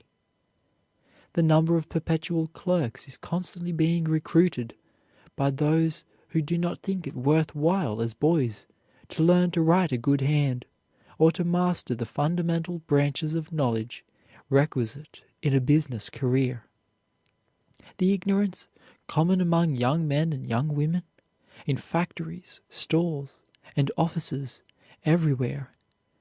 In fact, in this land of opportunity, where youth should be well educated, is a pitiable thing in American life. On every hand we see men and women of ability occupying inferior positions because they did not think it worth while in youth to develop their powers and to concentrate their attention on the acquisition of sufficient knowledge. Thousands of men and women find themselves held back, handicapped for life, because of the seeming trifles which they did not think it worth while to pay attention to in their early days. Many a girl of good natural ability spends her most productive years as a cheap clerk or in a mediocre position because she never thought it worth while to develop her mental faculties or to take advantage of opportunities within reach to fit herself for a superior position. Thousands of girls, unexpectedly thrown on their own resources, have been held down all their lives because of neglected tasks in youth, which at the time were dismissed with a careless, "I don't think it worth while." They did not think it would pay to go to the bottom of any study at school, to learn to keep accounts accurately, or fit themselves to do anything in such a way as to be able to make a living by it. They expected to marry, and never prepared for being dependent on themselves, a contingency against which marriage, in many instances, is no safeguard. The trouble with most youths is that they are not willing to fling the whole weight of their being into their location. They want short hours, little work, and a lot of play. They think more of leisure and pleasure than of discipline and training in their great life specialty. Many a clerk envies his employer and wishes that he could go into business for himself, be an employer too, but it is too much work to make the effort to rise above a clerkship. He likes to take life easy, and he wonders idly whether, after all, it is worth while to strain and strive and struggle and study to prepare oneself for the sake of getting up a little higher and making a little more money. The trouble with a great many people is that they are not willing to make present sacrifices for future gain. They prefer to have a good time as they go along, rather than spend time in self-improvement. They have a sort of vague wish to do something great, but few have that intensity of longing which impels them to make the sacrifice of the present for the future. Few are willing to work underground for years, laying a foundation for the life monument. They yearn for greatness, but their yearning is not the kind which is willing to pay any price in endeavor or make any sacrifice for its object. So the majority slide along in mediocrity all their lives. They have ability for something higher up, but they have not the energy and determination to prepare for it. They do not care to make necessary effort. They prefer to take life easier and lower down rather than to struggle for something higher. They do not play the game for all they are worth. If a man or woman has but the disposition for self-improvement and advancement, he will find opportunity to rise, or, what he cannot find, create. Here is an example from the everyday life going on around us, and in which we are all taking part. A young Irishman who had reached the age of 19 or 20 without learning to read or write, and who left home because of the intemperance that prevailed there, learned to read a little by studying billboards, and eventually got a position as steward aboard a man of war. He chose that occupation and got leave to serve at the captain's table because of a great desire to learn. He kept a little table in his coat pocket, and whenever he heard a new word, wrote it down. One day an officer saw him writing and immediately suspected him of being a spy. When he and the other officers learned what the tablet was used for, the young man was given more opportunities to learn, and these led in time to promotions, until, finally, the sometime steward won a prominent position in the Navy. Success as a naval officer prepared the way for success in other fields. Self-help has accomplished about all the great things of the world. How many young men falter, faint, and dally with their purpose because they have no capital to start with, and wait for some good luck to give them a lift? But success is the child of drudgery and perseverance. It cannot be coaxed or bribed. Pay the price, and it is yours. One of the sad things about the neglected opportunities for self-improvement is that it puts people of great natural ability at a disadvantage among those who are their mental inferiors. I know a member of one of our city legislatures, a splendid fellow, immensely popular, who has a great, generous heart and broad sympathies, but who cannot open his mouth without so murdering the English language that it is really painful to listen to him. There are a great many similar examples in Washington of men who have been elected to important positions because of their great natural ability and fine characters, but who are constantly mortified and embarrassed by their ignorance and lack of early training. One of the most humiliating experiences that can ever come to a human being is to be conscious of possessing more than ordinary ability, and yet be tied to an inferior position because of lack of early and intelligent training commensurate with his ability. To be conscious that one has ability to realize 80 or 90% of his possibilities, if he had only had the proper education and training, but because of this lack, to be unable to bring out more than 25% of it on account of ignorance, is humiliating and embarrassing. In other words, to go through life conscious that you are making a botch of your capabilities just because of lack of training is a most depressing thing. Nothing else outside of sin causes more sorrow than that which comes from not having prepared for the highest career possible to one. There are no bitterer regrets than those which come from being obliged to let opportunities pass by, for which one never prepared himself. I know a pitiable case of a born naturalist whose ambition was so suppressed, and whose education so neglected in youth, that later when he came to know more about natural history than almost any man of his day, he could not write a grammatical sentence, and could never make his ideas live in words, perpetuate them in books, because of his ignorance of even the rudiments of an education. His early vocabulary was so narrow and pinched, and his knowledge of his language so limited, that he always seemed to be painfully struggling for words to express his thought.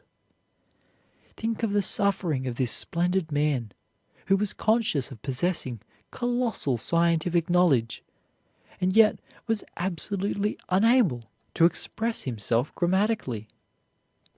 How often stenographers are mortified by the use of some unfamiliar word or term or quotation because of the shallowness of their preparation. It is not enough to be able to take dictation when ordinary letters are given, not enough to do the ordinary routine of office work. The ambitious stenographer must be prepared for the unusual demand, must have good reserves of knowledge to draw from in case of emergency. But if she is constantly slipping up upon her grammar, or is all at sea the moment she steps out of her ordinary routine, her employer knows that her preparation is shallow, that her education is very limited, and her prospects will be limited also. A young lady writes me that she is so handicapped by the lack of an early education that she fairly dreads to write a letter to anyone of education or culture for fear of making ignorant mistakes in grammar and spelling. Her letter indicates that she has a great deal of natural ability, yet she is much limited and always placed at a disadvantage because of this lack of an early education.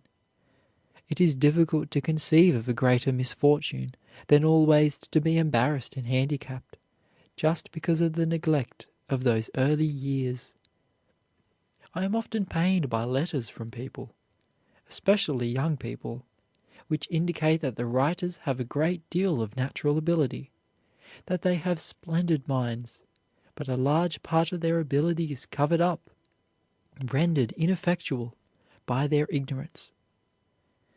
Many of these letters show that the writers are like diamonds in the rough, with only here and there a little facet ground off, just enough to let in the light and reveal the great hidden wealth within. I always feel sorry for these people who have passed the school age and who will probably go through life with splendid minds, handicapped by their ignorance, which, even late in life, they might largely or entirely overcome. It is such a pity that a young man, for instance, who has the natural ability which would make him a leader among men, must, for the lack of a little training, a little preparation, work for somebody else, perhaps with but half of his ability, but with a better preparation, more education. Everywhere we see clerks, mechanics, employees in all walks of life, who cannot rise to anything like positions which correspond with their natural ability, because they have not had the education. They are ignorant. They cannot write a decent letter. They murder the English language, and hence their superb ability cannot be demonstrated and remains in mediocrity. The parable of the talents illustrates and enforces one of nature's sternest laws. To him that hath shall be given. From him that hath not shall be taken away even that which he hath. Scientists call this law the survival of the fittest. The fittest are those who use what they have, who gain strength by struggle, and who survive by self-development, by control of their hostile or helpful environment. The soil, the sunshine, the atmosphere are very liberal with the material for the growth of the plant or the tree. But the plant must use all it gets. It must work it up into flowers, into fruit, into leaf or fiber or something, or the supply will cease. In other words, the soil will not send any more building material up the sap than is used for growth, and the faster this material is used, the more rapid the growth, the more abundantly the material will come. The same law holds good everywhere. Nature is liberal with us if we utilize what she gives us. But if we stop using it, if we do not transform what she gives us into power, if we do not do some building somewhere, if we do not transform the material which she gives us into force and utilize that force, we not only find the supply cut off, but we find that we are growing weaker, less efficient. Everything in nature is on the move, either one way or the other. It is either going up or down, It is either advancing or retrograding. We cannot hold without using. Nature withdraws muscle or brain if we do not use them. She withdraws skill the moment we stop drilling efficiently, the moment we stop using our power. The force is withdrawn when we cease exercising it. A college graduate is often surprised, years after he leaves the college, to find that about all he has to show for his education is his diploma. The power, the efficiency which he gained there has been lost because he has not been using them. He thought at the time that everything was still fresh in his mind after his examination, that his knowledge would remain with him. But it has been slipping away from him every minute since he stopped using it, and only that has remained and increased which he has used. The rest has evaporated. A great many college graduates 10 years afterwards find that they have but very little left to show for their 4 years' course, because they have not utilized their knowledge. They have become weaklings without knowing it. They constantly say to themselves, "I have a college education. I must have some ability. I must amount to something in the world." But the college diploma has no more power to hold the knowledge you have gained in college than a piece of tissue paper over a gas jet can hold the gas in the pipe. Everything which you do not use is constantly slipping away from you. Use it or lose it. The secret of power is use. Ability will not remain with us. Force will evaporate the moment we cease to do something with it. The tools for self-improvement are at your hand. Use them. If the axe is dull, the more strength must be put forth. If your opportunities are limited, you must use more energy, put forth more effort. Progress may seem slow at first, but perseverance assures success. Line upon line, and precept upon precept, is the rule of mental upbuilding, and "in due time ye shall reap if ye faint not." End of chapter 31. The Self-Improvement Habit. Recording by Luke Sartor, Brisbane, Queensland.